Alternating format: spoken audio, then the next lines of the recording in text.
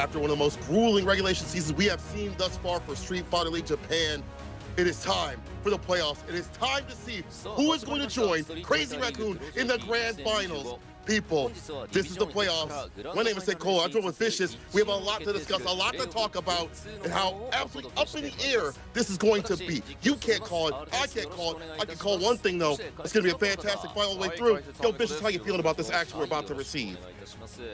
Very excited and also very conflicted with how things went down over on the first day with Division S. I still have no idea how it's going to be played out, right? We have our assumptions, but it all really depends on how these players acclimate themselves in the race to 70, right? We are going to break down the rules and regulations further on later into the show, but as it stands right now, man, we've seen how pivotal it is to ensure your player order and also character selection. Man, if you guys learned anything from the previous day, it's those two factors right there. You saw the recap. You had seen what had happened between these three teams. Nagoya, NTP, Oja, trying to fight for their life at the very end, going down to the final anchor game against Crazy Raccoon, only to fall short by 20 points. It's Crazy Raccoon who ended up moving on. Then, of course, the Titans atop the mountain. Good 8 squad. Can you adjust your vision on this one real quick, please? 20 points against Crazy Raccoon in what happened to be one of the more shocking surprises in terms of player order and also character selection. If you hadn't seen it, this is the first time we had ever seen Pugera pull out that Ed in specifically for Street Fighter League Japan, and also a very rambunctious player order. But most importantly, Shuto coming out the woodwork, playing out of his mind as the god of Division S for Crazy Raccoon. Absolutely bonkers. Let's go down the rules real quick. Once again, the winners of the playoffs are going to move over to the grand finals, one per division. Race 70, as you'd mentioned, we have the first to two, and first to 3. That's 10 points, 10 points, 20 points, respectfully. But instead of having an extra match or ending it there, we're going to actually flip the script. The away side will go to the home side and vice versa. We'll keep going until we get to 70 points in total. And the team with the higher standing obviously is going to be in the home side and things starting off. All the players must be played by the anchor game on the second set. Seeing everybody pull up, and I think that has been the case throughout league thus far. Everybody has had to be at the ready, which is going to be a point of talking point, I should say, for Reject, but we'll get there when we get there. Right, and again, speaking of the teams that are going to be participating for Division F, right, it's the top 3 teams, which is also hotly contested. It's going to be first Zeta Division going up against Hiroshima Team Iguza. If you guys have been following along, their point totals towards the end of regulation season for Zeta Division Geekly, 210 points. Followed up by Hiroshima Team Iguza with a whopping 290 points. I think that's about correct, but I wanted to double check one more time. Okay, cool. I'm not crazy. It was 290 points. An insane amount of points to have for themselves in such a stacked division. The guys who sit at the very top, just 10 points above that at 300. So that's how tightly knit this division was. So that top spot, you know, I feel like this is a very contentious season overall. This one a little bit less towards the end, the previous division.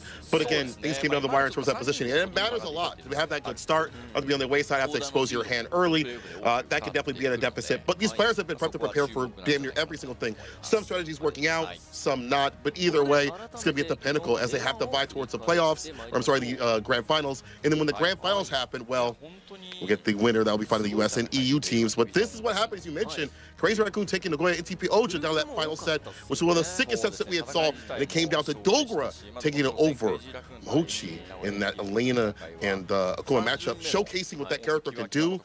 What people kind of left to the side, he had developed her to the highest point and took her to another point of success. And just a team, I feel like being able to switch characters, styles, and things like that, and find that W in the middle of the league takes a lot of work, but they're well rewarded.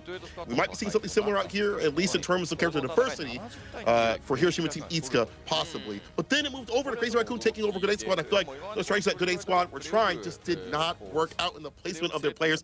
And as you mentioned, Shuto just being an absolute god of war out there, claiming victory after victory. Yeah, one of the biggest highlights that we had seen between Crazy Raccoon and Nagoya NTP Oja that wasn't highlighted just yet. There was an opportunity for the side of Nagoya NTP Oja to throw up KB as the anchor spot again to defend themselves in the anchor position, but they refused to, right? It was Otani who actually scored the very important initial 10 points to put them up to 50. And then when it came to Kazunoko up next, KB decided to step up to the plate. That wouldn't have helped them either way, right? Even if they won, that only would have put them to 60 points. Then they relied on Mochi to take down Dogura. If you had looked at the record overall between KB and Dogura, it was so much better. Like the fact that Crazy Raccoon put up Dogura in the anchor spot, it was quite the surprise. But KB, he decided to put himself against Kazunoko first, and it was just mind-blowing. It was absolutely mind-blowing because Kazunoko ended up taking the W in the run back. So I'm actually thoroughly surprised. And then, speaking of surprises, Crazy Raccoon, Good 8 squad, what had happened in set 2, right? It was down to the wire when it came to like set 1. Gachikun, Kawano, both of them managing to take the better half of that exchange against Kazunoko and Dogura, which felt a little bit expected, but not to that degree. It was actually very, very close-ended for both of those matches. But Shuto coming out to surprise everybody, at least in Japan. If you guys have been taking notice, Shuto has been dominating Sahara throughout the regulation season and then some in the CPTs, EWC. That has been an ongoing thing between those two. So it was still going to be unpredictable no matter what going into like the second set, especially with how things played out from Good 8 squad and putting that order in. Not being able to accumulate any more points with their order, their character selection, it was unfortunate. Crazy Raccoon ended up playing like gods, running away with it. That's how it is. They're all playing for a big portion of this pot, 15 million yen. That's double the price that we had previously, all spread out between the first, second, and third players, and all given by the sponsors that have been supporting so much of Street Fighter League, including Tile Holdings, Red Bull, Galeria, and even more. Suzuki, and even more than that. There have been so many people that have been out here giving support to these players. We have even more support with the awards, which we'll detail here in a second. But I just love the fact that these players are playing for not only the W to represent Japan, to be the best team in Japan, and also finally get to US and EU, but also to get some scrap on the side. It's really good that they get to play for even more than just being the champions. Yeah, pretty significant deal, right? Like, being able to claim the title of World Champions also gets you into Capcom Cup for the following year, right? That was like a new addition that had been announced towards the end of 2024 during that final announcement up on stage. So that's a pretty big deal, being able to like not have to worry for yourself, your teammates, being able to be a part of the singles division of Capcom Cup, right? So that's a pretty amazing deal.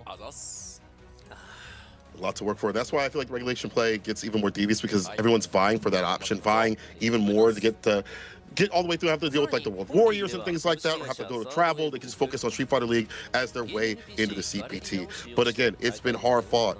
At the beginning, it's hard to call who's going to take it. We've seen some of these gods bleed, and even more so recently lose. So at the very least, at least for Japan, we'll be getting a new champion overall, when we haven't had in a while, and possibly a new champion for the World Championship, which is super cool to think about in terms of the level. It's also cool to think about how so much support has been coming through the VTuber side of things. Vispo has been doing so many good things in terms of interviews, talking to the players, getting more knowledge and information. So if you want to know more about what's going through these winners' minds, you can hit them up after they do the winners' interviews and hit the either translations that they have, or if you're a native speaker, you're going to get even more in-depth information from them. Yeah, it's kind of wild to think about, right? Like, seeing how many collabs have come out of the woodwork for Street Fighter 6 and seeing that consistent support has been really amazing to see, first and foremost. But a lot of the Japanese fan base has really relied on like some of these big winning team interviews, and also some of the interviews coming in from like the losing side and also from the team captains. That also would not have been, I feel like, as effective without having Vispo this season. So big ups to them and for all of the hard work that they've been putting into Capcom Cup 12. It's going to be so difficult, right? I feel like playing in front of thousands and thousands of people just roaring throughout the entirety of the sets is such a wild feeling. I'll never be able to comprehend it as like a player, but I'll tell you what, as a commentator, that energy was 100% tangible. Like, it was to a point where I couldn't even like hear Seikola speak. I can barely hear myself speak, but I could also feel like the energy running through like my body, just because of like how excited everybody was, and for good reason, right? If you guys even check out Capcom_esports, you see how involved a lot of like the team is in relaying all this information, and then you just scroll through the comments. A lot of people have their eyes on Street Fighter League, so it's genuine energy and genuine support coming in from the land of Japan. And it also comes outside too as well. You see like how they've supported like the US leagues, the EU leagues and things like that, drawing fan art, rooting for certain players. And when the players are there, they're getting swarmed, they're getting crowded continuously. So again, the reference out there is amazing. It's electric. If you think they're quiet out there, it is definitely different. It is shaking the entire venue, as you mentioned. So if you can get there, please go responsibly. If you get the Capcom Cup, you should definitely go out there. Now, let's talk about the prizes. Grand Finals MVP, one player from each Grand Finals team. Division MVP, one player from each division. Rookie of the Year Award, Drive Gauge Efficiency Award, Drive Impact Award are what we're looking for. We already have given the Rookie of the Year Award the other division with Sahara. It's time to give away a few more awards out here today, here and now. And once again, that's 50,000 yen each, so they'll be getting some supplementary prize for their efforts and what they've done, especially if you land that Drive Impact where I get that one. Probably feels really good to be able to get off, but we'll be getting that real soon here. And I thank once again Street Fighter League for having these small little things right here to really give people reward for their effort. But it looks like we're gonna get one right now. It looks like it's going to be Drive Gauge Management Award's gonna go to Rejects on Fudo. All right, use 23.28 bars per battle on average to become first place in the stats. And it kind of makes sense. I feel like he's always been good about his drive gauge, and he's very. It's really seemed like it burnout, like when he was playing DJ. Same thing with Ed. I feel like he's really good at utilizing that and always keep it up so he can continuously loop that pressure with the drive gauge usage. And we see it right here. He is over KB, and it looks like Eita and Ryukichi. Wow.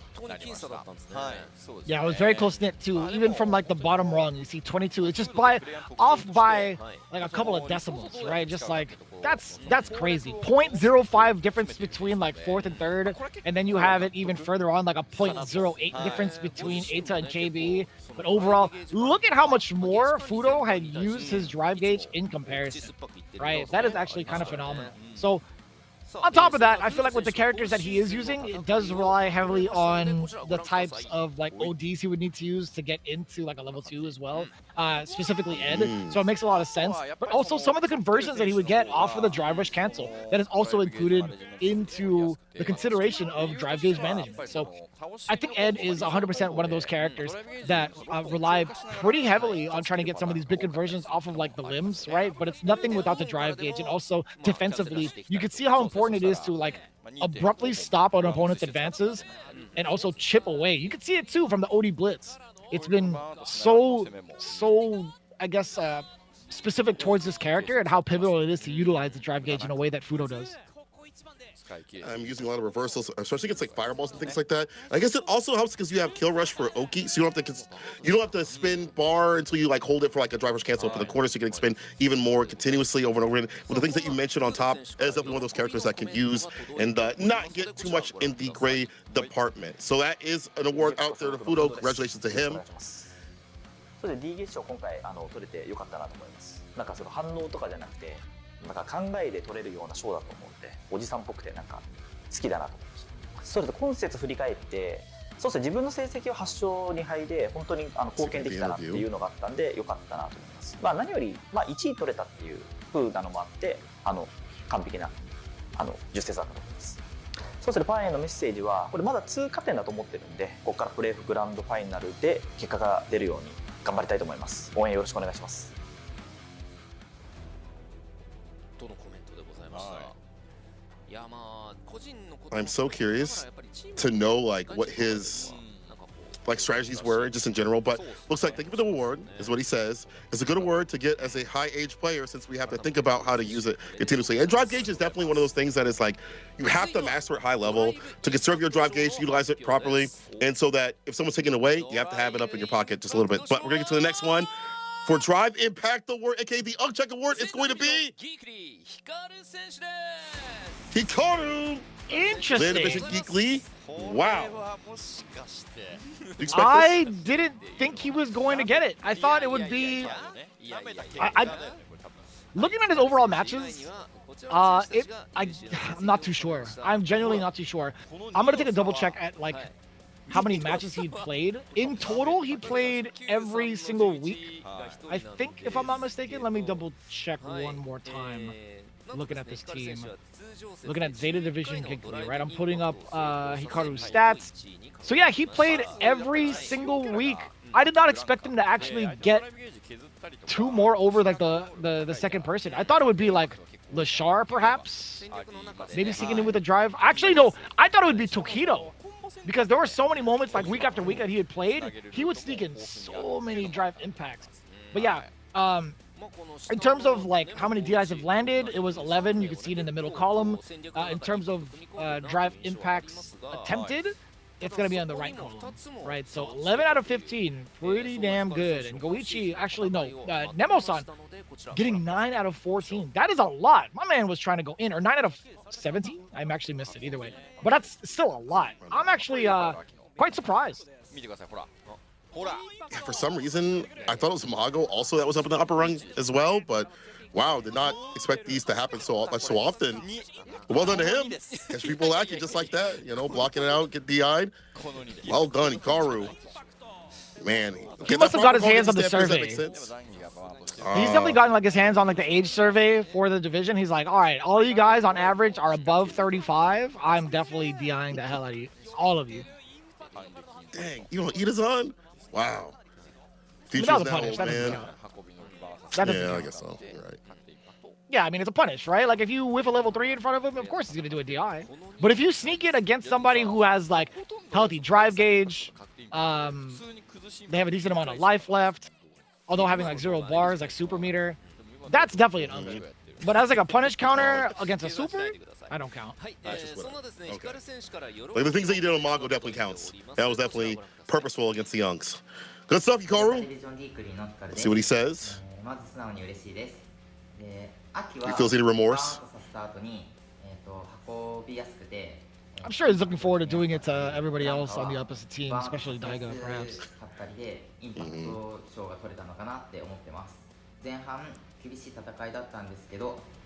プレイオフに出場できて嬉しいです。個人の成績ではあまり振るわなかったので、プレイオフで爆発させれたらなと思います。いつも応援ありがとうございます。この勢いでプレイオフグランドファイナルワールド優勝1本で頑張りたいと思います。はい、ということでコメントいただきました。面白いな。We're gonna get that translation in just a bit. I did like him mentioning to try to bring Japan's strongest talent into the World Championships towards the end. But his overall talent, I think, like his Aki was definitely one to behold in like previous seasons, and also like his work ethic had been one that had been talked about in previous interviews of like how many hours he thinks about the game and how many hours he actually executes. But looking at it right now, the actual translation, really happy about receiving the award. Aki is a character that has a lot of good situations to DI because of the ability to bring the opponent to the corner. My man was breaking down the lore and the physics of Aki. I love that. That's phenomenal. Well done and well deserved to him. He had a strategy of, obviously, if I take it to the corner, I'm going to stick this DI every so often. He said, I'll keep playing well to get to the grand finals, as you mentioned. Oh, this is huge. Division F MVP? That is actually a pretty tough battle to win against, actually. When we talk about Division MVPs, we were considering, like, actually those 3 right there in terms of, like, the top points earned. But Adley was actually the one balling out of control. This man has 120 points for himself. He has an 89% win record against everybody in Division F. Wow. Rookie year. First time playing like he's been out here for years upon years. We see the confidence in his play. We see it in the results too as well. And the first match that he had was like what, against Goichi, I believe, in the anchor position. And he took that 3-2. Taking on legends time and time again after that, like Tokido and many others. Barely ever losing. I feel like this is well deserved. I gotta give it to him. Yeah, he's been pretty cold, right? Like in terms of facing off against like anybody, like whatever position he's been put in, it's been mostly in the anchor spot. He has not felt or dropped any sort of like significant moments against players who have been veterans for so long, this guy's got ice in his veins, man. Like one of those moments you had just talked about, being able to react to the fireball, using that level 3 against Goichi. He has been a phenomenal player, and he's definitely no rookie, right? He is a rookie in Street Fighter League Japan, but he has been the real deal. After like looking him up further on, he is a monster out in Japan. And he's still young, still has so much more to go. I love that these young players are still like taking a lot of time to act like they're immediately getting into Street Fighter League and immediately bring that heat. His counter timings are really good. His conversions are amazing. His spacing as well. He's willing to use like kill rush back. His reactions are incredible. So once again, well deserved to him to get that MVP award. We'll see if he can retain that sort of energy throughout today because he's gonna need it. It's playoffs time. You gotta stick out for your team much as possible. We'll see where he's played. He's in the home position with Hiroshima Team Itsuka. Zeta Division Geekly is in the away side, and the winner of that will be fighting Reject, and those cats will be in the home side. 広島チーム戦のメンバーとしてストリートファイターリーグに出場しているアデリです MVP 賞を受賞した感想なんですけど、僕ストリートファイター5からストリートファイターリーグ見てて、ずっとこのストリートファイターリーグっていう舞台に憧れがあったんですよね。そんな憧れてた舞台で賞を、MVP 賞を取れたっていうのはすごい本当に嬉しいなって思いますね。いや本節振り返っては、すごい大変だったんですけど、それを乗り越えることでいろいろ成長できたかなって思えてますね。でその乗り越えられたのも戦のメンバー、アクアさん、響さん、アキラさんの3人のおかげだと本当に思ってるんで、本当にその3人には感謝しかないなって思いますね。あと高木も本節に引き続きプレーオフも頑張っていきますので、どうか応援のほどよろしくお願いします。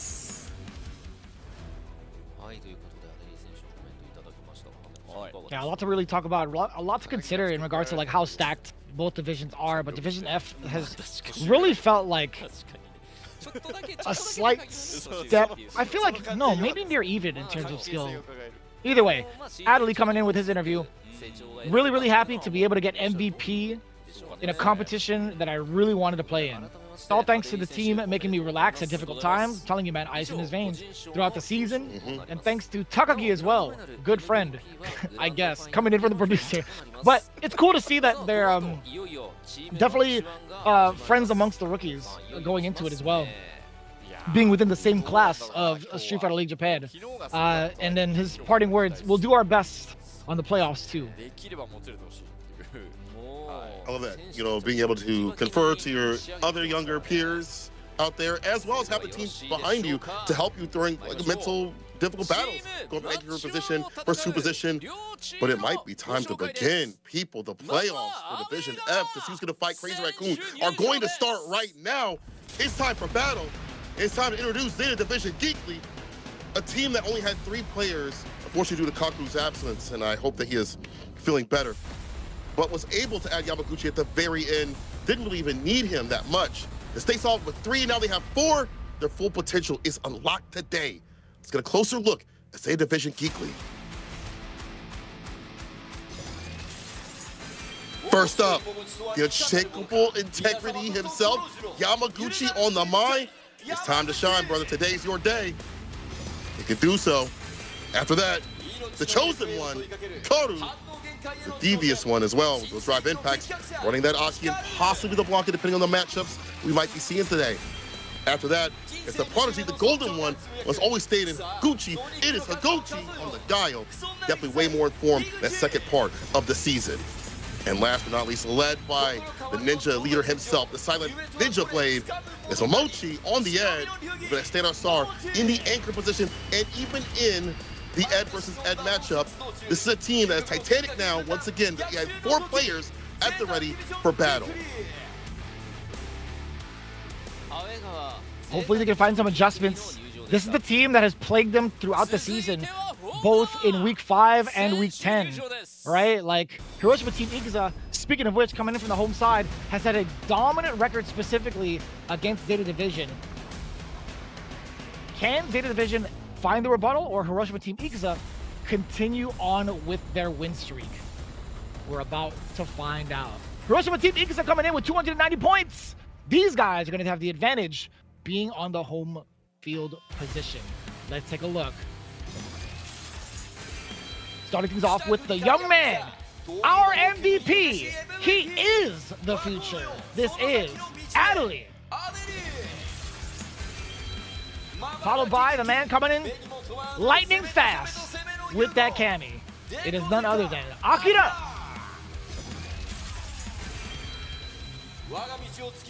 One of my favorites to watch, man. The only person to pilot the character that barely has that representation. The man with grappling instinct, Hibiki. Also another one of my personal favorites. On the TCG side, it's the duelist. It's Aqua. As one of the best coaches, one of the best Blanca and JP players, at least within Japan, and being able to facilitate his team correctly. With this in mind, when it comes to the race to 70, you are forced to have your fourth player in rotation by the time the second set is over.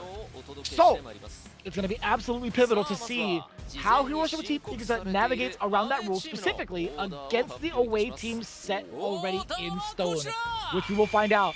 What's that order? Higuchi, Yamaguchi, and Momochi. This is actually kind of wild because the blatant fact that we have absolutely zero data on Yamaguchi within the realm of Street Fighter League Japan. On top of that, he's using a character that has been so apparently good. Like, she is more than just potential woman, in my opinion.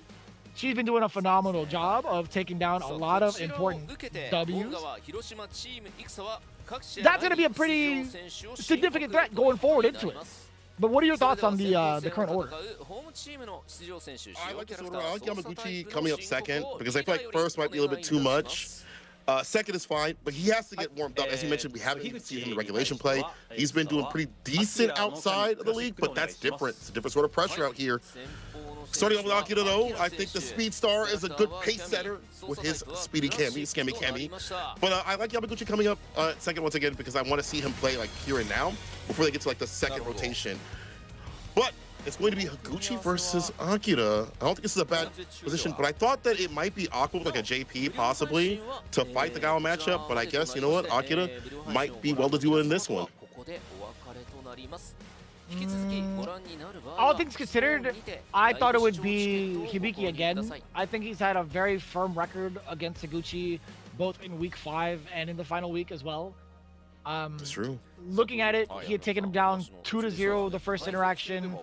The second time, it was 2-1, with Higuchi actually getting the first game and Hibiki just cleaning it up immediately.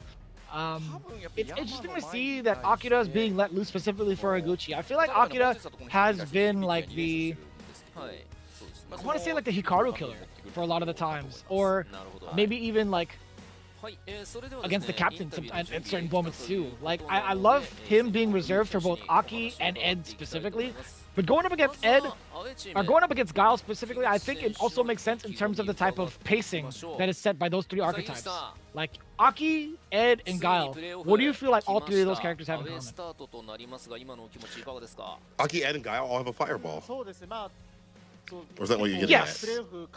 Essentially, right? The amount of control that they're going to be able to have with said fireball is going to be pretty imperative, but also the realm they want to rule at, right? The type of control they want to rule at on the screen. I think there's going to be a lot of like mid-range control from all three characters to set the pace and force your way in is going to be like, forcing your way in is going to be rather difficult. So what better way to do so than being able to disrupt the air approach and also having like normals that can contest with like a stand roundhouse and also like pretty solid counter normals, like a crouching medium punch to counter poke, right? I think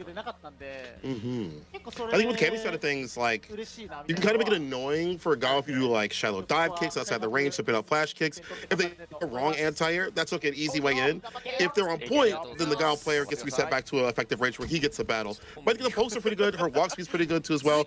If she gets predictive and reactive, you can somewhat react to moves, but not all the time. So maybe that's not even an option you really think about. But the aerial approach can be kind of difficult for Guile to always battle with, but we've seen Higuchi be able to be in the proper spaces at the proper times, in and outside of league when dealing with this character, like and outside of like dive kick range with stampede kick, able to poke with that. Maybe he'll get that back fierce. Other players have done so effectively as well, like Lex. So we'll see. It's going to be also a match where both are kind of in the same realm in terms of like playstyle. I think Akira is way faster than any player out here in League, or most players in Street Fighter in general. But I think Higuchi's pretty active himself, though, too. Yeah, it's just a matter of like the way the character is designed, I feel like he can get somewhat aggressive, but in comparison to Cammy, it's not even like the same type of comparison. I think there is some merit to what you're saying in regards to like how Higuchi can set the pace and also can like scrap up close and find some of these really clean counter hits and force a lot of errors for some of these whiffs to happen. But I think Akira, with the character like Cammy, is going to be like one step ahead. So we'll see if that actually comes to fruition or not. Also, like the fact that you did mention that this could be a character or a person that could also be played in other positions. So when things get rotated, could also be a counter as they go up on the away side. But we'll get there when we get there. We'll get the interview. Maguchi says to start the playoffs, there's a lot of pressure. We played the same place every day from November, so we're confident in our play. Akira says it was a great match yesterday, and I want to play like that, but for now I feel really nervous. But we practice under pressure until the pressure doesn't matter anymore. We'll do our best. Akira is one of the types that wears his heart on his sleeve, but he has been a lot more hot than cold lately. Keep up that heat. First match, Gucci versus Akira. Let's get it. Already getting that heavy kick, the three-piece, the sonic boom to lock him down. Oh, he goes in. Oh, no, the bait. Oh, they're blocking the overhead. Not going to be your turn to act. Akira trying to press the button anyway. Punish counter against the parry. Fear's coming on in, knocking on the door. More than enough damage. Just enough damage, actually, coming in from that throw. Higuchi being able to seal the first round. Mid and long range so far, so you're going to have a effective time. The anti goes in on his own terms. Upside down kick. Punish counter, though. No crumple just yet. That's what I was talking about. Get predictive and reactive, but not able to get the hit that he needs. Off the back fist.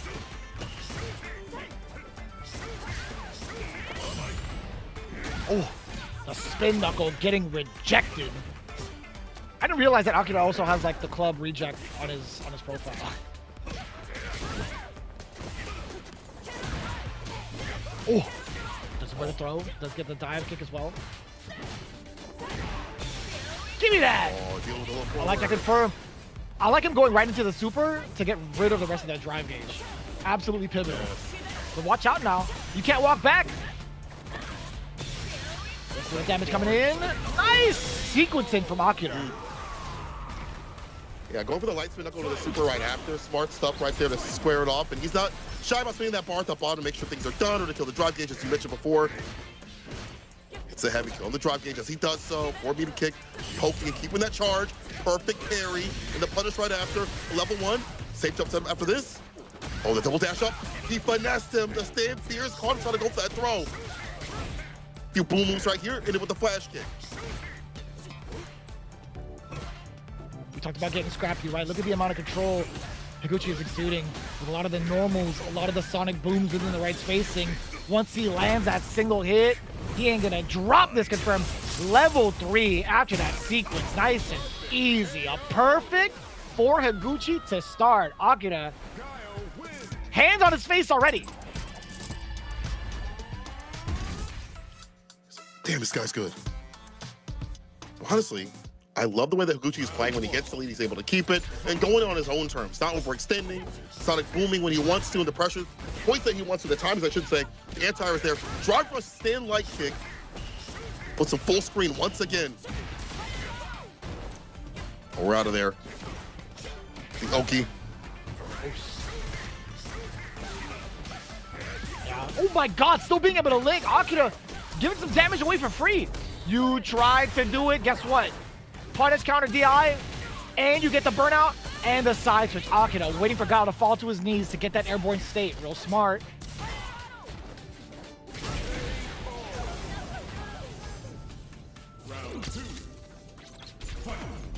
Absolutely insane thus far. I still can't believe that actually hit. That flash kick is raw. Flash kick Tartar. Set point, Higuchi. Go for the Drake Bang, commit to the bit, walks back, no bite.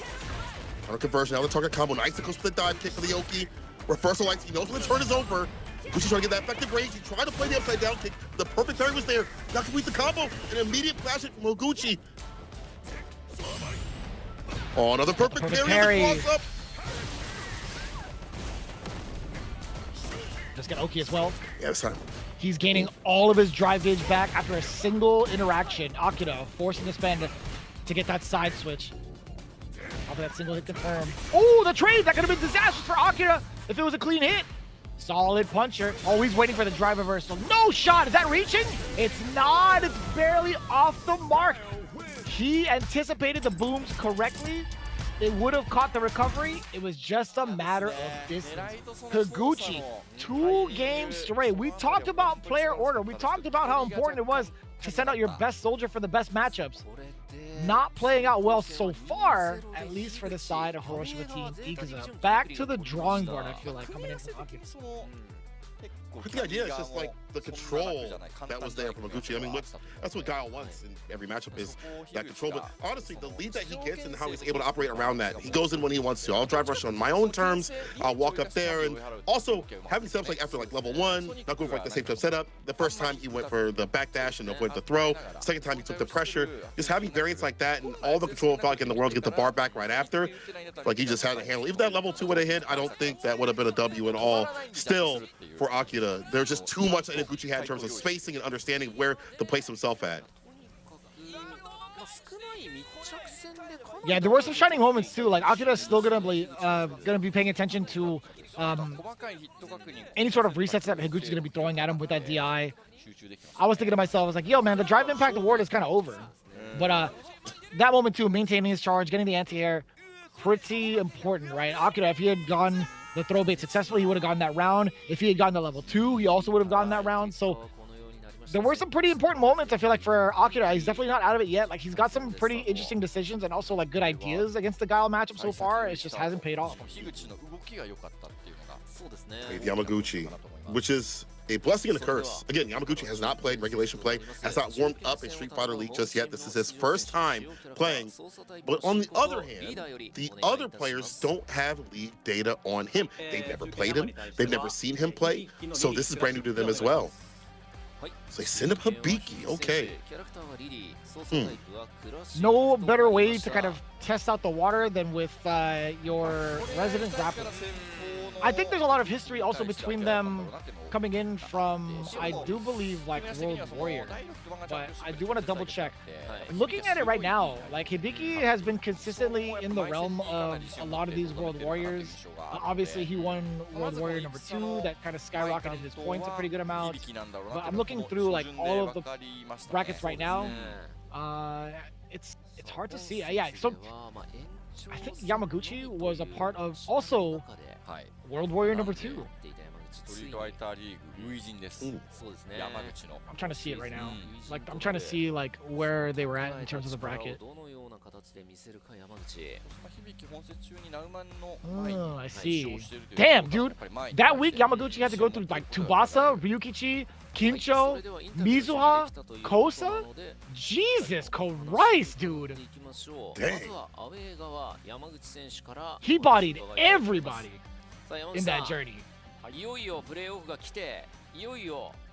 Outside of league run, looking kind of devious. I think his highest placement at like the offline CPTs was like 9th to 12th for Evo France. There's a lot of good work out there too as well. So yeah, I mean, like outside of league, he's been shining with the character. But again, league puts on a different sort of pressure on you. It makes you a lot shakier. You're playing for other people, you're playing for points. There's a lot more study on you in general because they can just focus on you, hyper focus on what you're doing.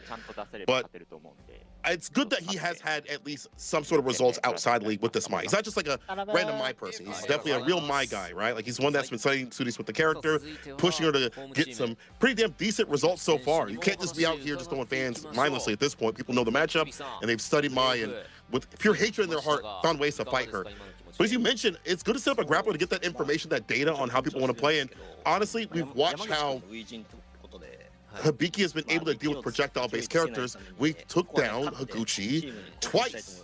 So he's going to understand the game plan in terms of people throwing out fireballs. Obviously, a different sort of speed and structure, but the idea is there. He's been a big improvement, a huge improvement for his team since we last saw him last year. He has been a standout star in outside of league. So it's great to see him utilize his character to a high level. Yamaguchi says, it's finally time for me to play. Higuchi did a fantastic job, and I'm confident on getting a second win against Lily, who had practiced and got improved on in the most with that practice. I wonder who he is playing against to get that practice with out in land Japan. Like, who are you playing to fight Lily, bro? Like, at this level. I have no idea. I'm trying to think if there's any sort of like international presence that had gone to Japan to help conduct that practice, but I am still like at a loss as to who we could have practiced against for this. But either way you spin it, I mean, like, if he says it, I'm confident in it. I'll believe him. Fair game. Or maybe people from like Asia or like Madhawk. I remember that name, Madhawk. That person comes up every so often in terms of the matchups. But again, Hibiki's so different. I mean, he's taken his character up to such a high level that is it going to be the same? At least you get the baseline of the practice. But if I had Hibiki, the beast himself, it might be something different. On the reverse, we haven't seen Yamaguchi play. There's no data on him. Let's begin. Yamaguchi's first introduction to League.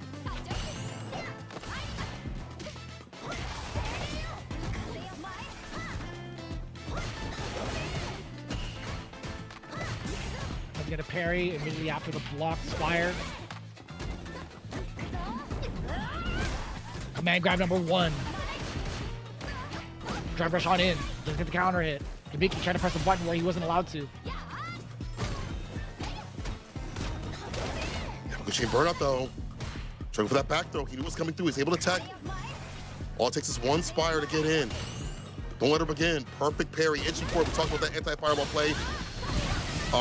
Immediate Kagero no Mai. We're back with bar. Enhanced fans. A dash up. Dog's gonna be a throw. So did I. The shimmy was there. Mans was aware. Should be able to get another level 1. No, excuse me. Different routing. Back at burnout though. He's got 2 of the Windstocks on him too. Yamaguchi's in burnout. Hibiki could go for it again. Oh, the held fan. Oh no, that's extra damage. Yeah, he still gets the good burn off of that. He tried to bait out a throw at the last second against Hibiki. He was standing his ground too. Excellent defense, and now the offense coming in. Instead it's level 1, winning by Hibiki. Back him up. On the drop gauge right now, Yamaguchi's been spending quite a bit of bar. Able to cover the corridor, however, over the corner. Defense gonna be tested here. Drive reversal. They got room to roam, but be careful. Don't get back. Ooh! Is there. Beautiful stuff at the tip of the toes. Empty command grab, extra typhoon. Stock up again.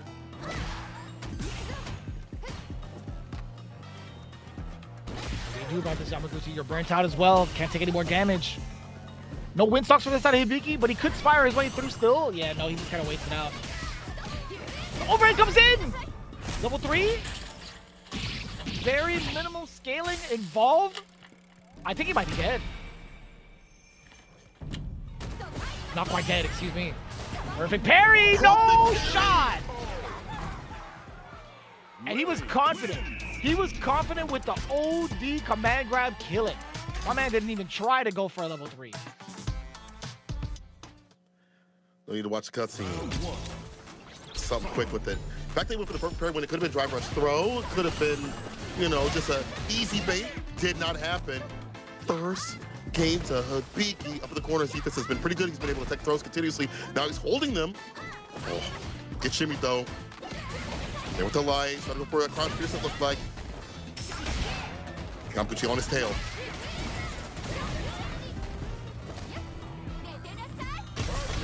Excellent structuring of offense right there too. Yamaguchi coming in with the rebuttal as that perfect, or with that perfect, excuse me. As that perfect gets us into the next round. And speaking of which, Yamaguchi back at it again too. He threw a fan just to kind of reset himself. It wasn't even like anything crazy about it. It was just like a regular old fan to ensure that his turn was still there, standing medium punch. He could get a double perfect, which he will. Yo, Yamaguchi giving Hibiki false senses of hope in between the offensive sequences. I like that. He's starting to prey on Hibiki's certain Hibiki tendencies now. It's hard. You don't really have the defense like other characters. All you have is that super at the bottom to your name in terms of defense. You up in the corner, and then how things start, there's no bar there. So you're relying upon like drive reversal, delay tech, things like that. Now gets a button off of the counter, gets some distance right after it, stocking up, interrupting extra damage here. Drive rushing in, crouch fears, spins the stock. He's nice and close, it doesn't really matter now. It's harassed with the drive gauge, no. Stock up again, corridor. Great reaction against the fan. extending the combo with the level 1. Dash up. Throws tech. Yamaguchi. Fierce drive rush on in. Tech back from Hibiki. More fierce, a wild horn. Back-to-back fierces. So difficult to contest. I'm telling you, man, her ranges are mad deceptive. Being able to control from that distance doesn't really feel like she should be able to just because of her stature. But man, she's essentially mini T-Hawk. Then the stand medium is poking you and interrupting things like that. Like, it's a very difficult character at the fight in these ranges. Can you get out? It's a raw sweep. Just finds a reward. Drive reversal at that distance. The perfect parry gets right back in. He's harassing the drive gauge. Like that idea. Buffer up in the corner. He takes him there. Drive reversal again. In the grave, but it'll be well spent. As long as you're not back thrown. Take a little bit of chip. Just get your hit. Never mind. Yamaguchi's fine.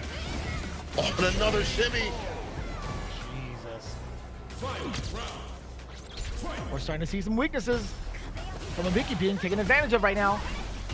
The Windstock is successful. It also lands a hit against Yamaguchi trying to drive in. Forced to use that drive reversal, totally understandable. Doesn't want to be within range of a +2 scenario up close against Hibiki, but he has to do it again. Drive reversal, once more from Yamaguchi, forcing himself into burnout on his own volition. The punish counter coming in from the Spire.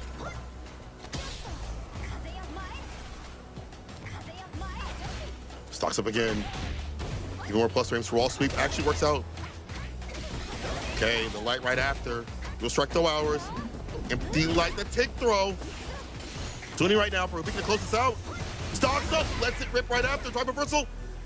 But the pushback doesn't matter. Hibiki has all this bar to give right now, all the health to as well, and all the room to walk back against some of this pressure.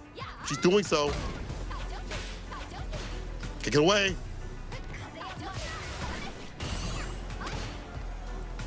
Oh, no punish. Oh my God, I thought it would be over. Oh! He thought he was gonna be on the mark with the DP.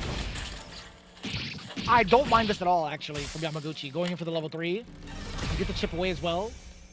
How does Hibiki spend his super? He tried it! That was the counter hit! He dropped it! Oh no! No way! In the back throw! What is that, dude? What is that? Come on, man. Yamaguchi, what happened, bro?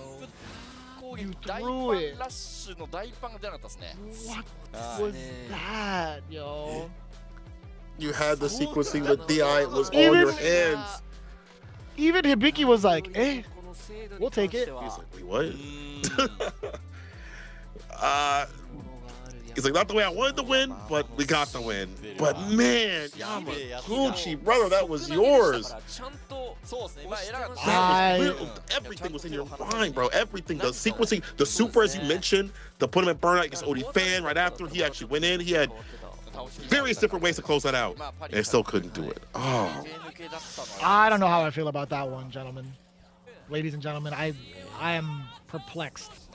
I am genuinely perplexed as to what could have happened from Yamaguchi's side for that error to occur. But silver lining, Hiroshima Team Inc is on the board. Tying it up 10 points apiece now.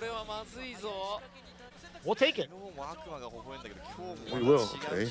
DI happened. Why even go for a parry or DRC right there? I don't understand. Just play a button. It was over. Just stand fierce, meet him, whatever you wanted. But you know what?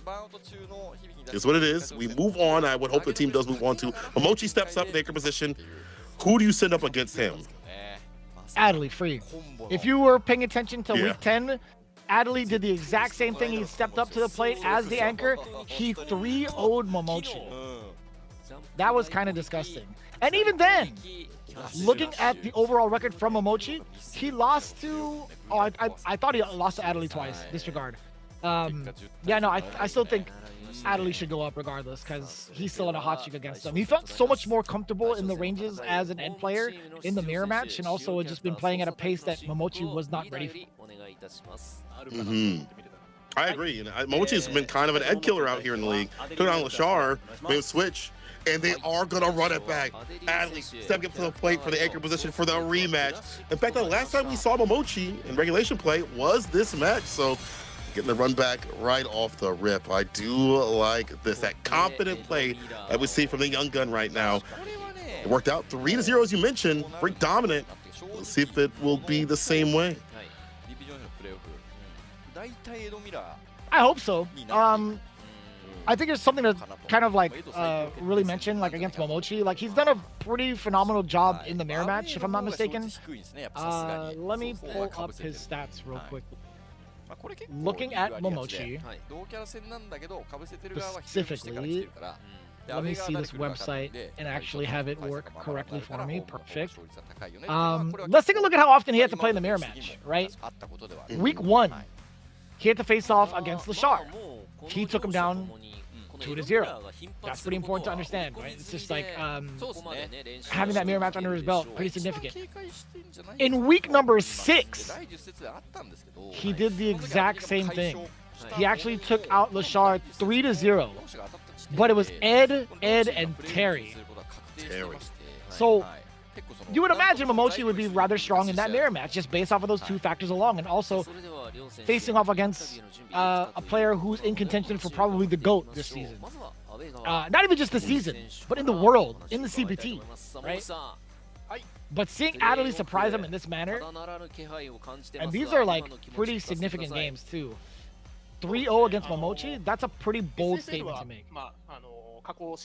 That's huge. Again, that's his path of collecting the legends, their souls on his way throughout Street Fighter League in his first iteration.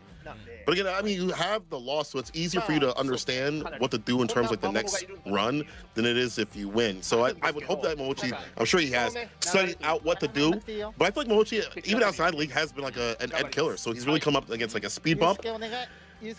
Man, this is going to be ridiculous. The run back, I can't wait for this. Mirror match aside, no matter what, I think the mirror match for this one is kind of fun to watch in the first place. But the fact that we're getting the run back for the first of 3, when there's history between these two, that's very, very recent as well.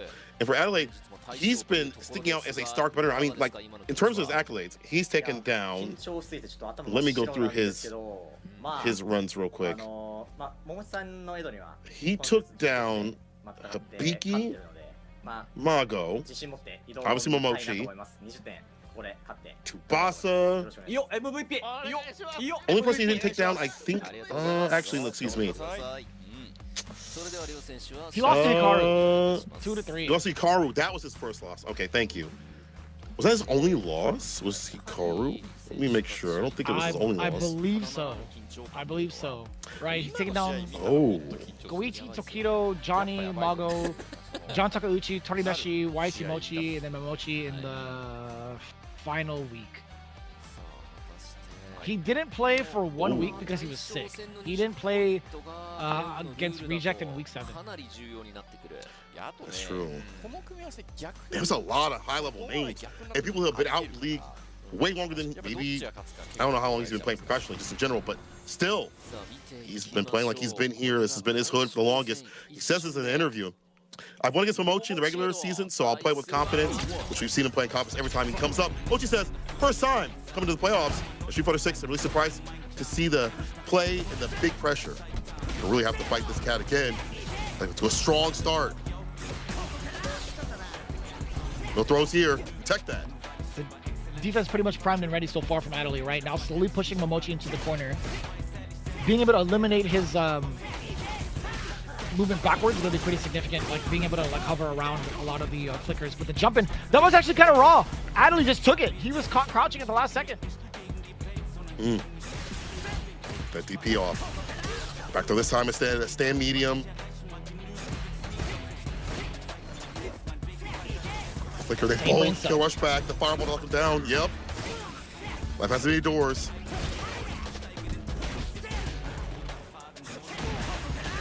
Ooh, what a whip from that distance! God. Memorize the ranges. Spark with the fireball. What a jump over now from Momochi. Being able to spell the rest of it.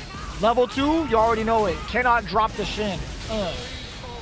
Actually, not even needing to go for the shin for a mid-range conversion. Mid-screen conversion with that much damage left on the table. Nice and easy. Just finishing it off with a Cobra Punch.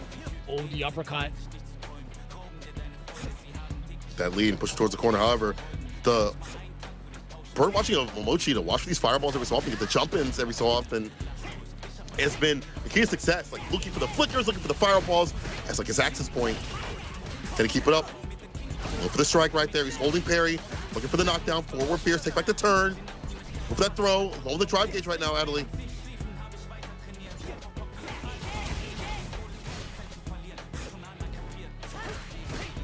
I knew it. I was thinking to myself, is Momochi gonna bank on trying to find another jump in? But instead, Adley missteps forward, does get a punish counter against him. Momochi tries to bait on a throw. Adley backs away instead of trying to anti-air.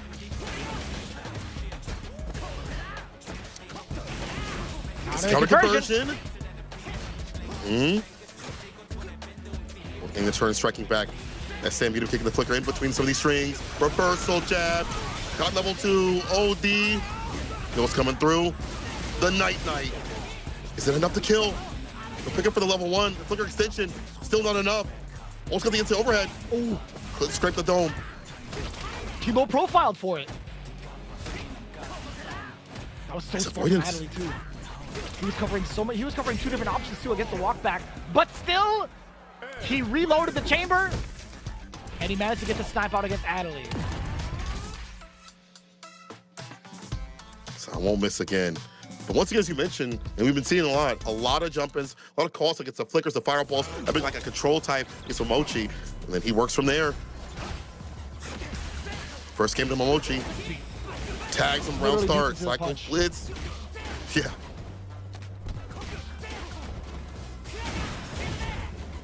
Give me that. Had to ring out with the reversal. Attack from Momochi. Does get clipped on the way over though. Little bit of a counter hit coming in from Adley. Nothing too significant out of it thus far, right? Although trying to set the pace against Momochi, he hasn't really been able to like find any successful hits. He's been actually the one on the back end, like throwing out a lot of these OD uppercuts to prevent Momochi from playing offense. It feels, although he's walking forward, it feels as if he's still semi on the back foot a little bit. I agree. Feels like there's a lot more control and a lot more hesitation. A lot more spacing that Adley's had to do compared to Momochi, because there might be that devious jumping coming through. Like an OD flicker possibly. Fireballs are starting to add up. Now equal. Actually a little bit more on the side of Momochi in terms of health. To play his way. The jumping tags him low. That distance not working out for Adley. Knockdown. Ryoki baits out the ODTP. Only I can let that rip.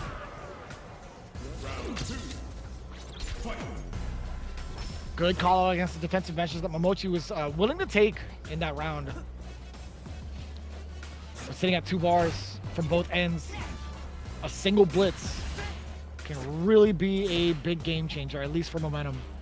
Adley looking rather dry, just building himself back 3 bars. Oh, the punish counter! Adley was swinging for the fences. He was just chilling there. He was waiting. He was looking like Mashima from Ippo. My man was just waiting in that stance. Swinging at nothing, hitting the boogeyman. Jump back again. He's been realigning himself so much. Oh, trading with jab. Anti-air is there. Kirush to keep the bar up. That's what we need more of. Them knockdowns that don't use any drive gauge up and get that Oki going and flowing continuously. Oh, I don't know what that was. Gets the crumple still skin. Spin the bar, gonna go for the Oki. Catch the throw right after though. Active on defense, no active on offense with a drive rush jab. Staggering every so often.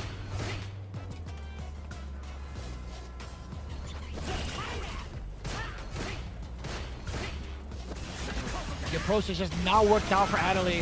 Momochi stopping him dead in his tracks, killing him where he stands. How many big finishes has he had with this level 2 so far? I think like what, 3 or 4? No, 3, excuse me. Momochi, again, just really egging Adley on in like so many different ranges and so many different looks. It's been very difficult for Adley to even approach. Drive rush forward, keeps himself safe, obviously medium into the drive rush. Had a stand jab afterwards, back-to-back throws now. Flicker to check. Speaking of flickers, Adley's trying to snipe away with at least a medium to move on in. Drive rush forward. Trying to drain Momochi's gauge, perhaps, right? He does see yellow. I get rid of that. Is that all bait to throw out something where you can get a jump in? No, it's not. It's confirmed. Straight in the speed bag. Okay, a bit of a lead here. Has him up in the corner. Side switch with it. Get a grip. I like that. Anti-air's there on the neutral jump. Oh, flicker. Mochi faster on the draw. the knockdown. Jump fierce, walk up throw right after. Kick throw. The fireball's doing a little bit of the talking. Dusts out the drive rush, just a counter hit.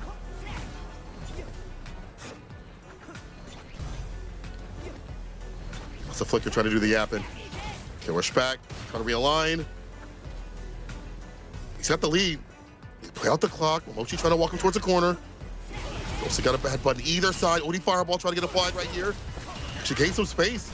Get harder for Momochi to come through. Let's get the throw. OD DP on the Cobra strike. Hey, the antidote. Level 2.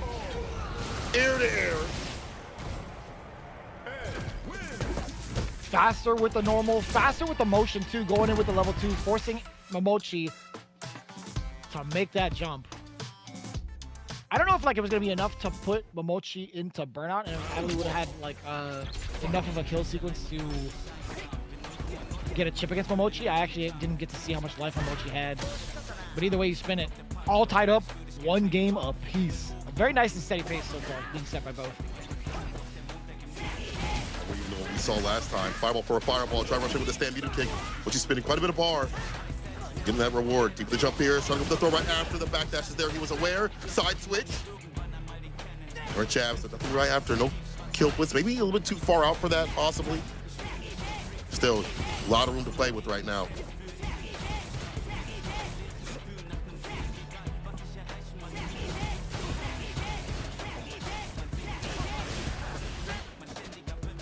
A little bit of a fireball mix-up between both ends, right? Throwing out the spark, throwing out different speeds.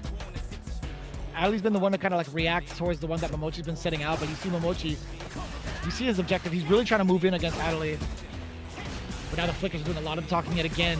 Shifting between 2 different specials has been really setting the tone for both characters, for both players, excuse me. Yeah, more on the side of Rice for the flicker for Momochi. Trying to charge up at Stan Pierce, I believe. He got tagged for doing so. He's way too ready for that. One more touch. Stan Pierce, the chip, that's gonna be it. Up around. I feel like I see a lot more flickers from the side of Mochi in some of these ranges where it's hard to even play a button. Okay, rushing back, he won't close. He still plays a button. He's getting him with the driver's throw right after. 4 Pierce plus 1. Come throw right after.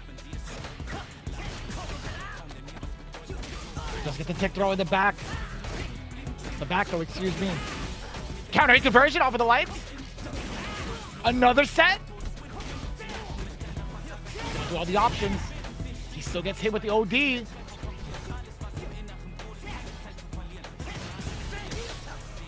That fake out, trying to make him jump. Trying to grab that berry so it get harder for him to find a way in. Back to the flicker game. Have the counter hit, maybe too shy of something else. Drive rush flicker now, okay. More variants. Drive rush fireball. On the other side, get the punch counter applied on the way down. Caught the landing frames, perfectly done.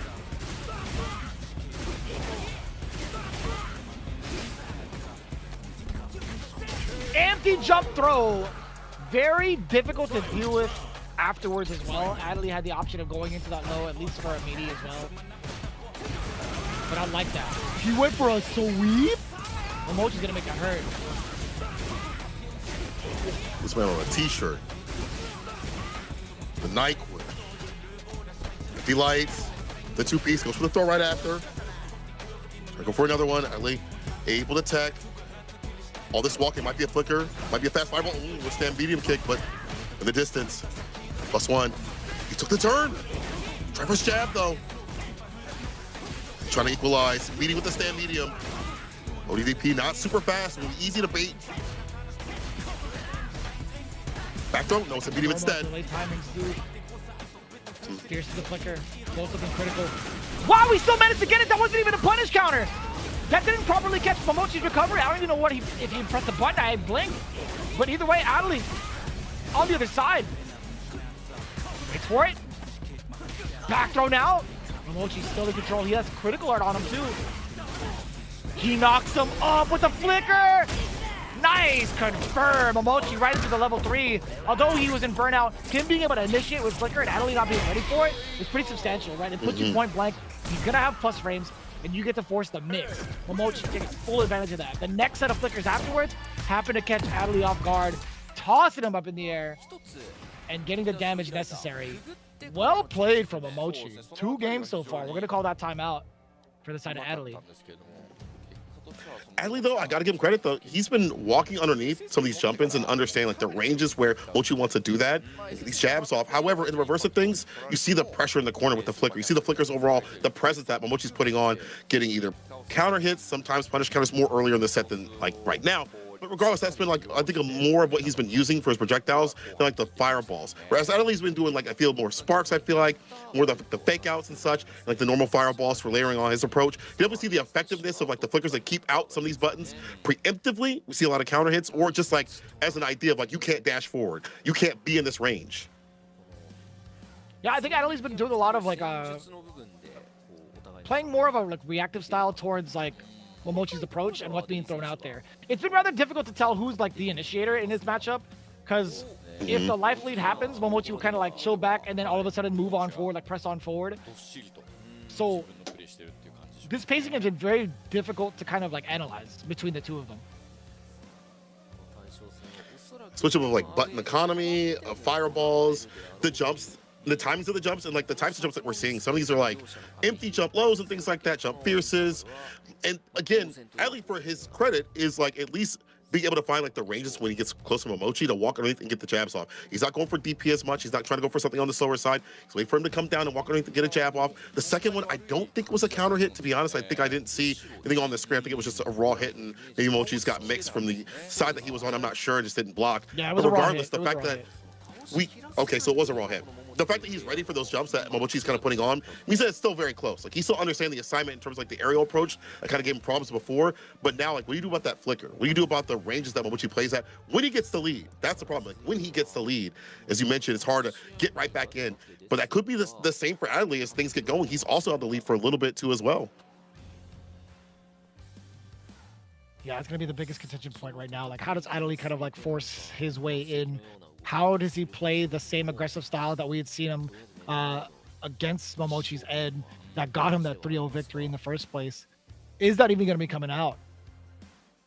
I'm not too sure, actually. I think Momochi's done a great job of setting the pace from mid-screen as well. So even like talking about it, it could change up drastically from one game to the next. See how this back and forth goes. One more Barks finisher, ground start from the side of Momochi. 4 fierce again. Back the turn, Adley. Gets able to the anti right there. Cycle upward now. The big jump fierce. Gets it down. Cycle blitz. That throw. Tech that though, however, lost so much health.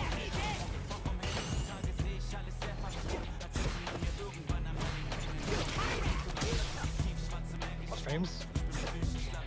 Very important tech from the side of Adley. He has been at the deficit, life-wise, a good majority of the time. And Momochi's inviting him in, too.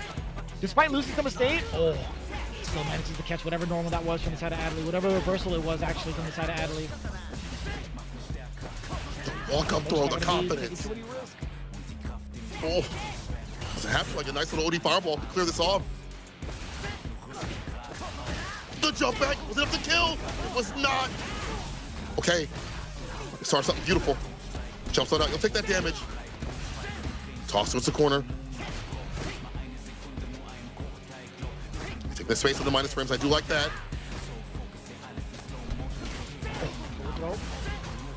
If Adley manages to get a hit, doesn't even matter. Momochi getting the trade against the lights.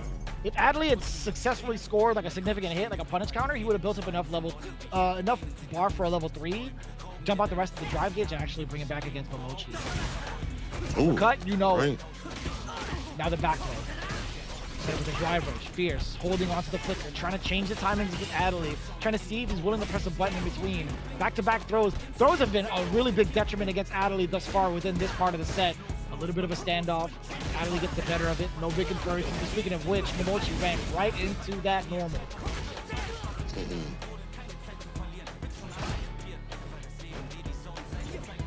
Anti-air, he's just jumping back. I like that from Momochi. Not gonna overextend too much. The throw, the tech is there. Stand fierce to the flicker. Dash underneath. Now he's taking a page from Adley's book. In terms of defense, all the bar in the world at the bottom can't throw a fireball. But that's super. In the chamber. Attacking the stand, medium kick, a flicker right after it. Oh, yeah. OD for an OD. The throw. He's gonna get the counter in, dump out the rest of the gauge.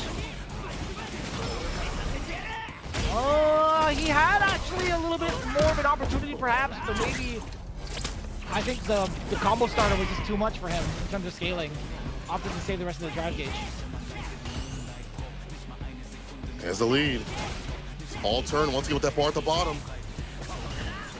That super just waiting to be used. Pull close, only for the throw.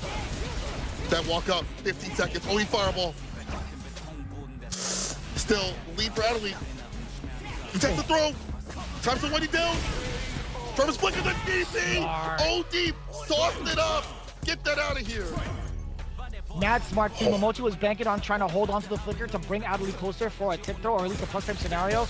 Adelaide making the appropriate read, whether the flicker comes out or not. Still within range for the uppercut. Excellent decision making, but now it's Momochi making him pay for his last transgressions from the previous round. Being able to get the OD flicker. Start off pretty convincingly. Like a lot of damage already coming up against the side of Adelaide. Momochi actually needs like a single hit to really run away with it. Can he find it though?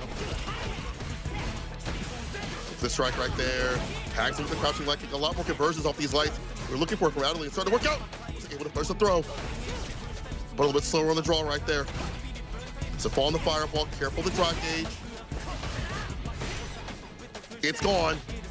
That medium flicker for Fierce. Tags the throw right after. Very active on defense is Adelaide. Gets opened up with a counter hit. Trying to go for it again. The interruption. Go throw. He's back with bar. That tech. Put him back in the green. +1. Hold the throw, Momochi. Ooh, he caught him moving. He thought a throw was coming. The conditioning is there, Adelaide. So is the level 2. Is the level 1 off of the Cobra Punch. Really well played. Just enough to build that 1 bar off of the Cobra Punch 2. The conditioning has been established. Multiple throws over from both ends. Adelaide tying it up 2-2. I love this set.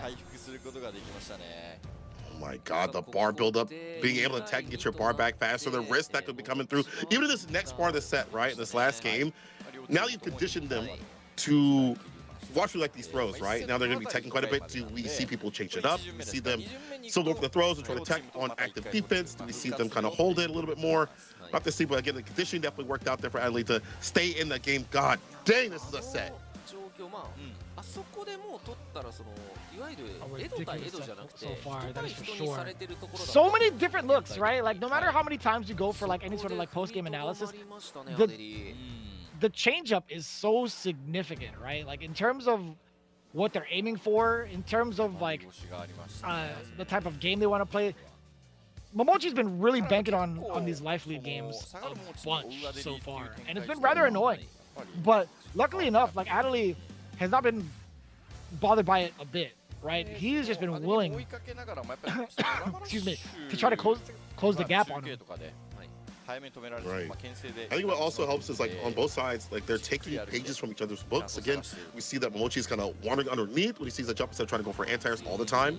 But the reverse of things, in terms of like the throw teching that's been happening on Adelaide's side, when he sees like I need to be active on defenses, as you mentioned, he's like, I'm not afraid to attack these throws. I could get blown up, get opened up, could die for this, but this offensive habit is working out for me, so I'm going to keep running it. That's that confidence we've seen in the regulation play. That's that confidence where it's got him where he's at right now. We're seeing more confirms from him off like crouching light kick, counter hit, or even punish counter. Before, I think at the beginning of the set, it wasn't nearly as much. Maybe it's recency bias, but it does feel like he's a lot more active with his confirms. He's finding a lot more off his hits. It's the final game now. It comes down to this.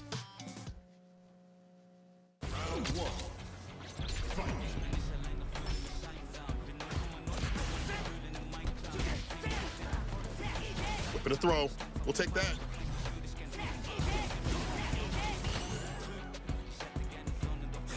Playing as if the tournament was on the line between these two, right, in terms of the pacing. Despite that little bit of a drop earlier from Adelaide, maintaining this life lead is everything for him as well. I like how he's kind of intimidating the space too. Like, although he's walking backwards against Momochi, there are moments where he kind of like jitters forward, right? To kind of like let Momochi know that you're still going to be within range of my flickers, or at least the standing medium kick. Rush is back. I like that. In the DI. I don't know if he's seen one all set. He's raw like that, able to triple him. He's in with the throw right after kill rush. Struggle with the throw. ODP is there to stop him. But low on the drive gauge, that might be a little bit of a win for Adley. Less to worry about in terms like OD fireball, ODP. Back in the green though. Which he held tight, held his ground.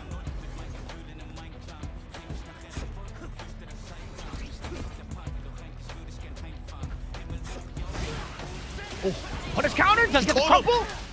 OD flicker, doesn't finish the rest of the combo. Totally fine for Adley. I think he's okay with that, right? He's still gonna be able to build some decent bar. And yeah, making it her with the OD. That was actually much better for Adley either way because he gets to build level 2. On top of that, he was rather healthy. He still had some drive gauge left to him. And now he gets to initiate like this.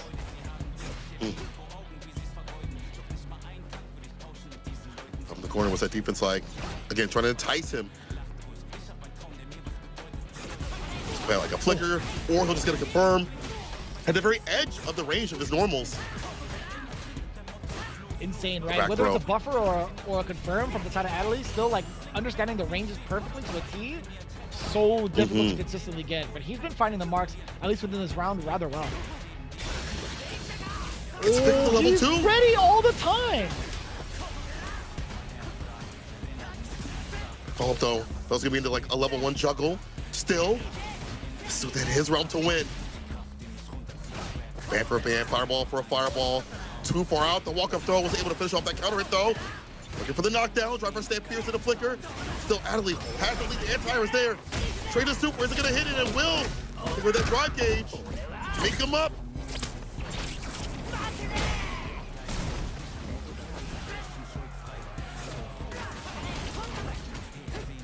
A lot of chip damage.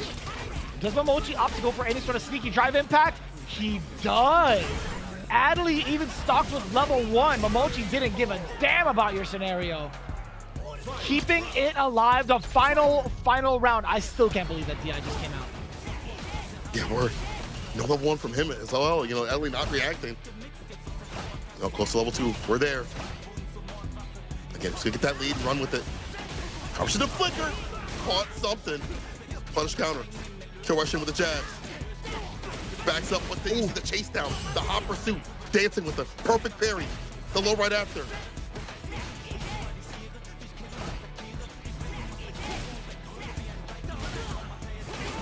I see anti-air. High enough to get the cycle blitz.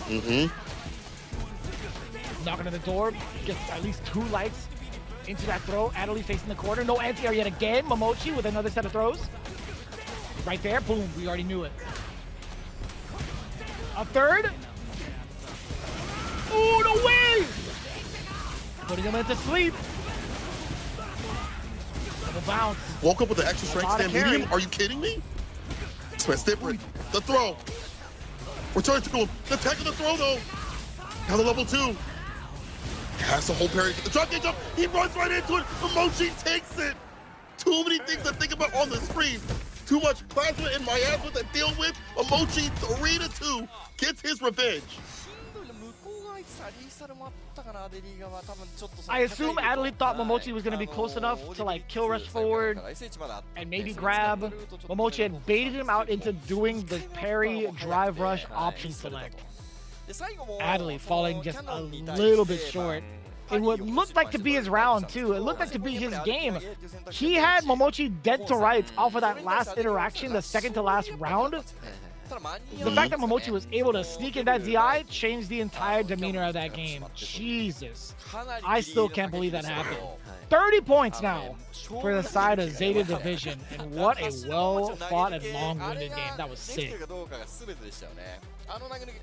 Both of them playing at the very edges of their normals, and then the flicker coming through to get like the punish counters. Then you see the adjustments of them getting active, like Momochi getting active, like in the round starts with like drive rush jab, and then him Adley in the reverse doing like drive rush flicker. There were so many like back and forth moments and different things you would see from Ed and in the mirror match that it made this a really excellent watch, to be honest. At the very end, as you mentioned, baiting out the drive reversal OS right there, or drive rush to the OS. After that first fireball coming through in the level 2, following up, making him flinch, that's 2 on the arm. And as you mentioned, 30 points in total for Zeta. Look at this, this is devious. you are a jerk for that. Yeah, he's like, oh, I gotta go forward. But only thing that is there is a level 2 to meet you. That was wild. He just drive rush forward into weight. And Adelie dashed in. That is rough. I can't even imagine what Adelie was looking for, or at least trying to think about.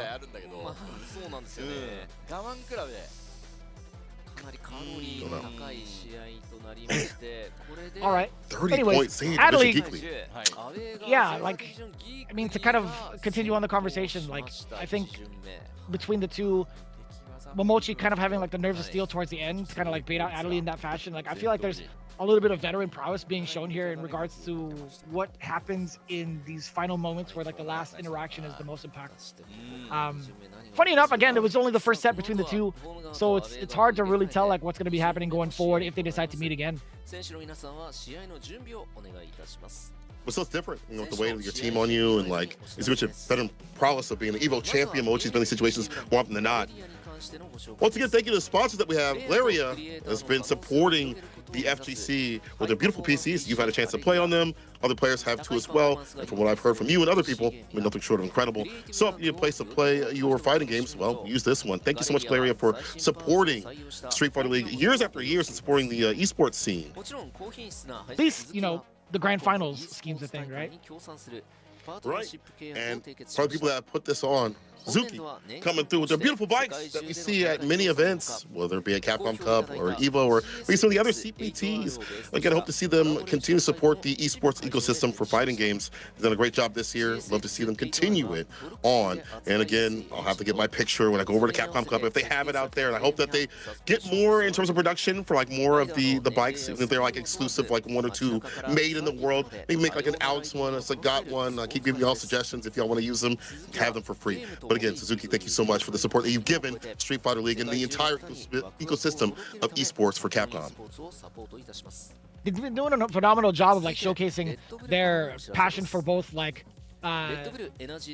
motorcycles, obviously, like automobiles in general, but also like being able to make these type of collabs. That's a pretty big deal. I'm actually quite impressed by Suzuki lately. But also, speaking of big deals, hey, we get a little bit of extra Red Bull going into these bottles. Can you believe that? Actually pretty sick.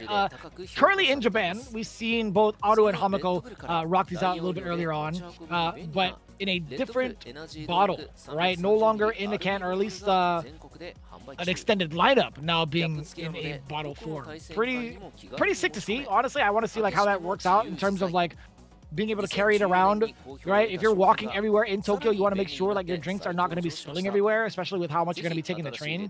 I think it's a pretty good deal being able to seal it again. Kind of curious to try it out and kind of curious to see if they'll come out with different flavors. Then we're going to try out these controllers. Punk Workshop, the controllers are out. And I'll tell you one thing. I want that Goichi stick. The golden Goichi stick, that is super sick. They're all really sick in their own right, having these players represent their brand on their sticks. And I hope that at some point, maybe all the players can get their own versions. That's too much to ask because there's a lot of players out here for the league, but it's cool to see like more variants. But even these are super cool. A leverless Goichi one would be great, but the Shuto one looks super cool. You see the leverless ones right here for Gachikun and Pukera as well. Really excited to see it, and also the big collaboration coming in with Street Fighter League and Punk Workshop. I got to get my hands after the one on the left. The one on the right is mad clean, but I like the fact that they have like the coordinates too. I don't know exactly where that's going to lead to. Maybe it like leads to like the heart of Tokyo, or at least where the grand finals is going to happen. Either way you spin it, really excited to see it. Also excited to see how the rest of this matchup progresses. Hiroshima Team Ikiza versus Zeta Division Deeply. That's going to be continuing right after this. 再開は約5分後の17時32分頃を予定しております。それでは一旦失礼いたします。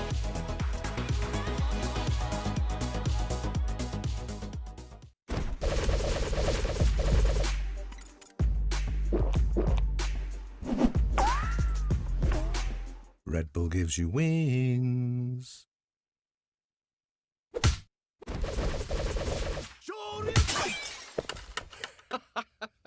Red Bull gives you wings.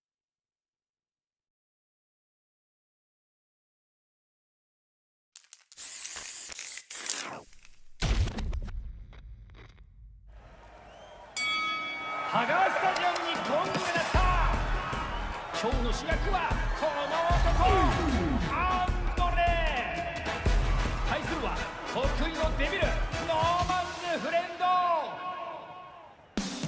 悠然と歩み寄る巨人、冷徹無情のデビル、巨人の襲来をどう受けるか。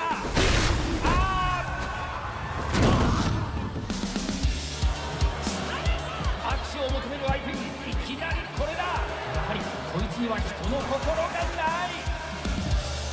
やかましいぞ。ロングはとっくになってる。容赦なし。誰の味方でもない男、アレックス・リンガー。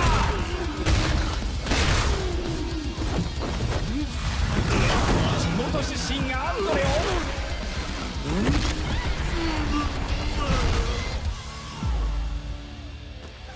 ハガースタジアムのマットに沈めた。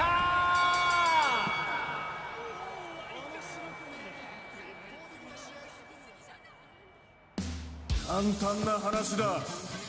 弱いやつがくたばった、それだけのことだろう。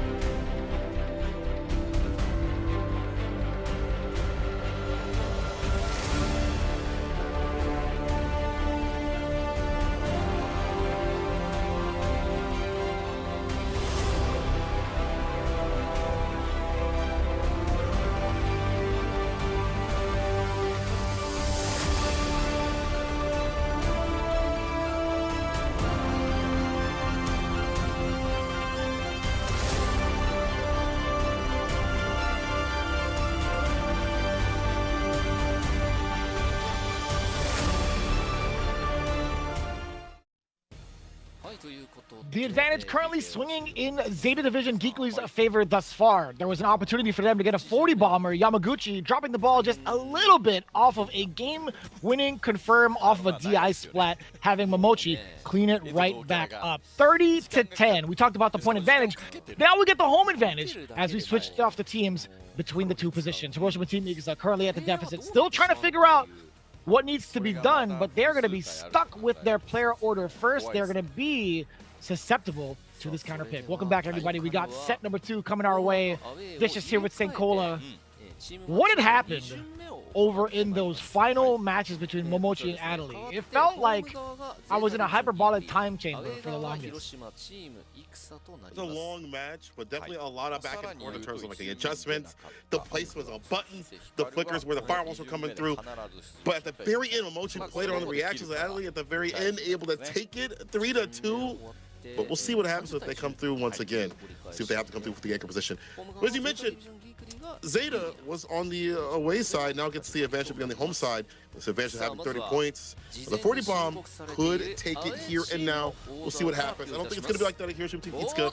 Definitely can make the return, no receipt. We'll see what happens in terms of the character placement. Oh, Aqua comes up, Akira, and then Adelaide again. Well, I guess that makes sense for him to be in the anchor position. But Aqua needs to be played. He comes up now with the Blanca. So looking at this right now, this is actually kind of tough. Overall record coming in from Aqua, he hasn't necessarily had like the best win rate. He's currently sitting at 40% with 30 points to his name. He's been kind of like facilitating a lot of the team's success in regards to like placing them in certain orders for the away side, conferring with them to where they would want to be on the home side, and also doing a lot of the research in regards to like his live streams, right? He's been dissecting a lot of these players and trying to make sure these players are ready for the counterplays. So with that in mind, like if you saw how dominant Zeta was in the first set, there is a high possibility for this 40-point ball game to go in Zeta Division's way. It's just a matter of whether or not Aqua's gonna really kind of like provide a big surprise against Zeta Division. Granted, he hasn't really had like the right amount of data. I don't even think he was able to play against this team, if I'm not mistaken. Yeah, so week 10, he didn't really show up. Looking at week, I want to say 5. Yeah, week 5. Yeah, no data on Aqua in regards to playing off against this team specifically. Might be a benefit for them, you know, in terms of not having any data on him, in terms of how he's played. We've got data on him in the league. Be able to watch his, see if it, I'm sure, from that, or watch the matches. But in terms of playing him, you haven't had that. But Higuchi, in the past 2 matches, at least in regulation play, I feel like he really stood out, I should say, especially the Daigo match when he took Daigo down and kind of took it a very dominant 2-0 against him. Either way, though, I'm curious to see like how this matchup's going to go. I don't really get to see it too often in this season, I feel. Like, maybe Lex doesn't really run into too many Blanca players, if I'm not mistaken, or the paths don't really cross. There's not that many Gao players. Now that I think about it, there's not that many Gao players, like solo Gao players, or any of them really, that are left besides Lex and Higuchi, as dudes kind of went to the wayside of the fan. So, what do you think about this matchup overall?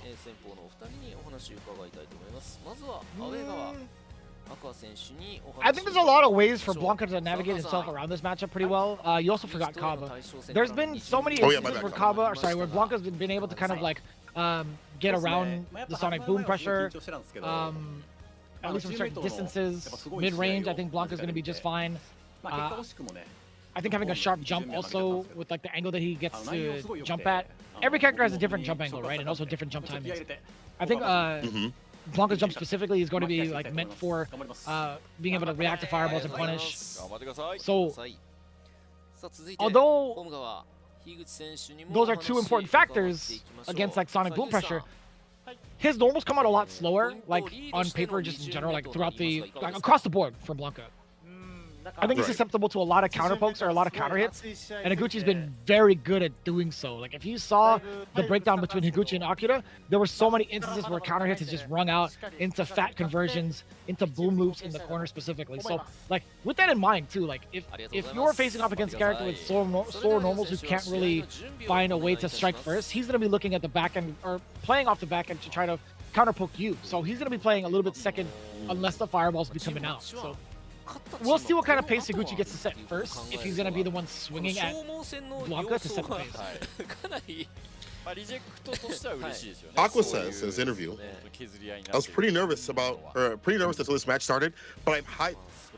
No, now that I saw our team play fantastically. Unfortunately, we didn't get a win as we wanted, but it will start from here. So him leading the charge is going to be very big. But I agree in terms of like, how is Higuchi going to set the pace? How do you play around it? Air Blanca ball also might catch some of these anti-air tips. You know, he has the stand medium kick. He's got the crouch fierce, the flash kick, and air throw sometimes. But having that might help out in terms of making it harder for him to come through in the anti-air approach. Sonic moves on the ground though, is how we start things off. Does get the punish counter. Gets the crouching medium punch. The anti-air is there for Higuchi. They're almost coming in from Aqua to kind of like keep Higuchi away, right? The corner harassment is going to be so significant against Blanca. Punish counter again. On top of having like slower startup normals. A lot of recovery on that crouching heavy punch, right? Near 20 frames. Dear God. The reward is so good, but man, if you get hit. And the interruption, as you mentioned, just slow on the draw, and now using drive rush in there with the lighter buttons. Taking advantage of the counter, but not the execution behind it. Higuchi might have been able to kill there. Right back in, it doesn't matter. He'll get his lick back regardless. Again, a very aggressive start that came in from Higuchi. Backed away first, immediate drive rush forward. Again, we talked about him setting the pace rather early. It's been the big advantage. Him having Aqua in the corner, it just makes it so difficult to contest against. But we do find a sneaky way of at least getting some space created off of that forward throw. With punish, not going to be able to get a full conversion though. Should win a lot more. Where's that level 2 coming through? Be able to hop over the fireball. There's the activation now.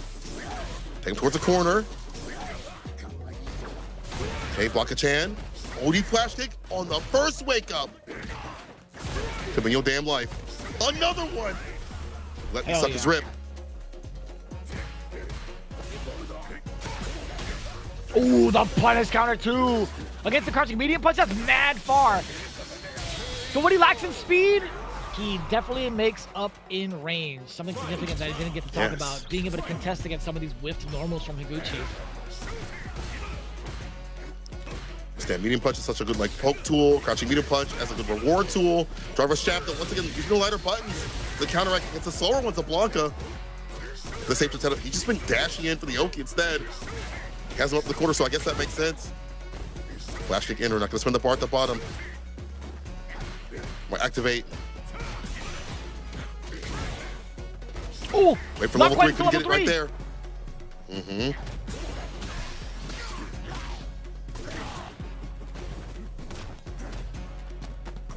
Damn, and the delay. He walked up so much before that back medium kick, came out.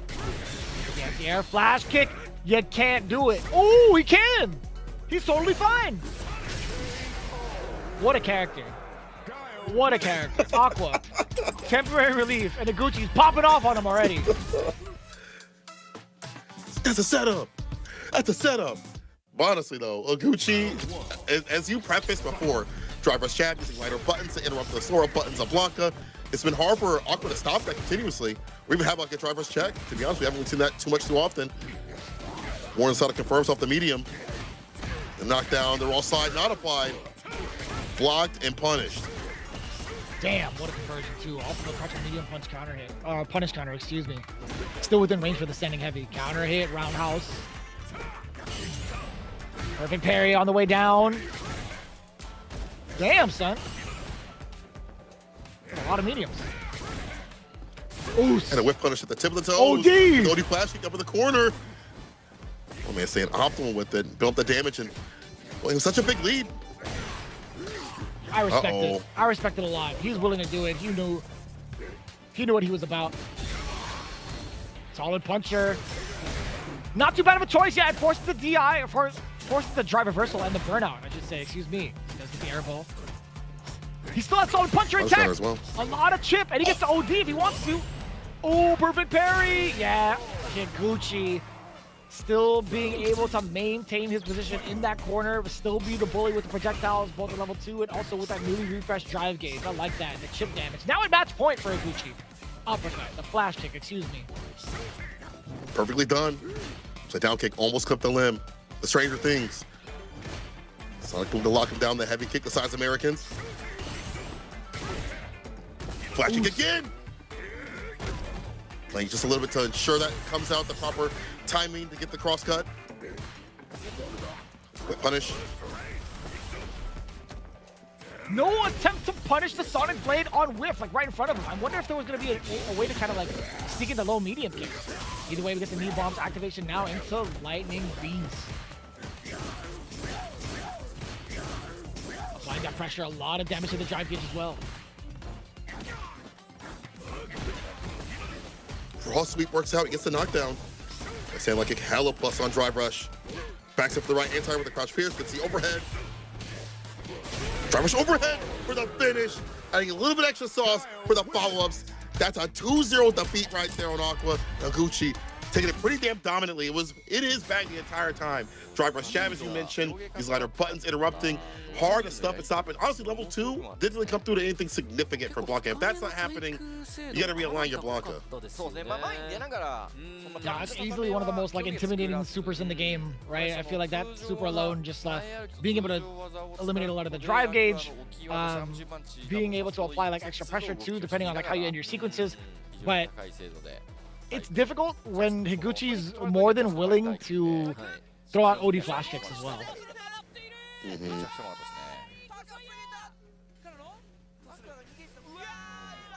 Just to catch the OD Sonic boom. He always had green gauge, it feels like, or got it back at the right times. You mentioned here the perfect parry.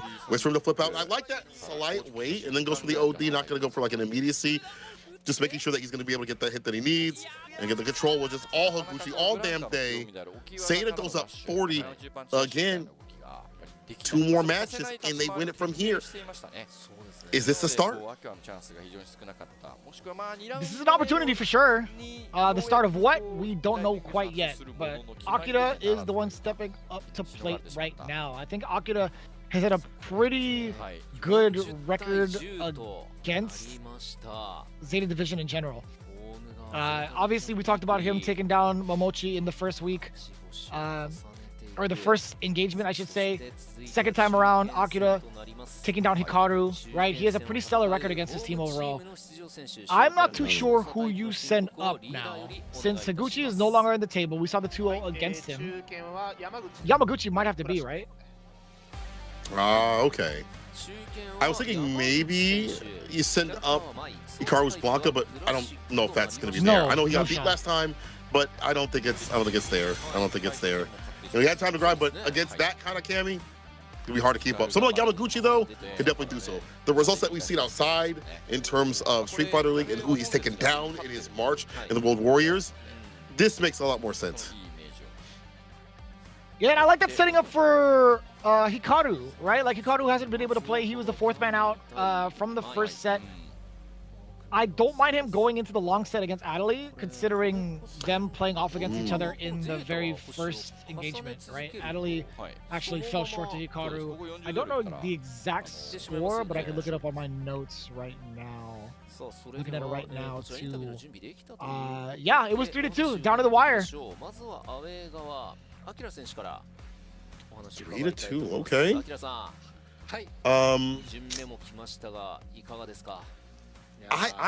Yeah, I would like to see Hikaru go up. I wouldn't mind a run back though with Momochi if I'm not, you know, not gonna lie. But no, he's forced to go up. Oh yeah, you're right, because he hasn't played right. You're right. Doesn't have a choice. Okay, that's still gonna be a good match. But for this one, Yamaguchi, well selected. See if he can keep up with the Speed Star. Once again, he was so close to winning. This could have been a different position right now for this team, but mistakes happen. We'll see if that happens again, or if he's able to stay a little more solid. The shakes out. So what are your ideas and thoughts about, like, not the matchup player to player, because we've seen Yamaguchi kind of just drop that game-winning combo, in terms of like Cammy and Mai, like now that it's progressed so far? I don't think it's that bad for Cammy. She has ways around some of these like these normals and projectiles with the dive kick. Now that you have a bigger hurt box on it, there's a bigger chance of like a jump in, like a jump heavy kick or a dive kick working out for you. Spin knuckle also through like the fireballs if you get the right read and positioning. I think the normals and also like the speed can keep up with the character. I think if it was Killsy or somebody else that said that Cammy can kind of keep up with the character. Like she don't win against Mai, but she can keep up and make it like a nice 5-5. So I think somebody like Akira could take that Speed Star sort of style and call some of these buttons. However, Yamaguchi, in the way that he plays in terms of how much he spins, puts himself in burnout a lot. And I wonder if that's going to be like a problem, where Akira can advance and kind of push him towards the corner, like spin knuckles and things like that, and then take advantage of him being just in burnout in general. Like, I wonder if that would be a problem for him. I think if he does it on his own volition and manages to land like maybe an overhead, like if he does like drive rush into something or like extend a combo, I think it's totally fine as long as he maintains his advantage over the character's like current state, whatever it is, off of a knockdown, off of a block string, etc. I think that he's picked picked his moments well to be in burnout. Like, I think he's done it like revolving around like whether or not he is level 1, whether on defense or is currently active. But we'll see how that plays out going forward, if that's going to be the case, if that even matters. One of the things I do enjoy about Mai is her being able to initiate a lot of different spacing traps, right? Although Cammy does have a lot of versatility in regards to like navigating yourself around the fans, if it's too far out, spin knuckle does get blown up. If it's too far out, shadow dive kicks also can get like followed up with a drive rush into a punish. That's true. Like preemptive save can also stop a dive kick before it happens, but not that one. OD get the side switch, gets a DP right after. All right, quarter position until back throw. Oh, he was ready for that. Nice and easy. Yamaguchi. Easily stopping. Prepare for everything. Akira dead in his tracks. One now, shimmy game. The backdash. No DRC to lead himself outside the corner. No Oki. The elbow rush right after. Oh.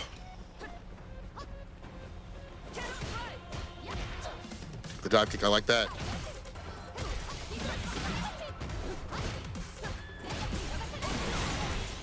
Overhead does get eliminated. That Overheads. process has been shown so many times over also in the previous set.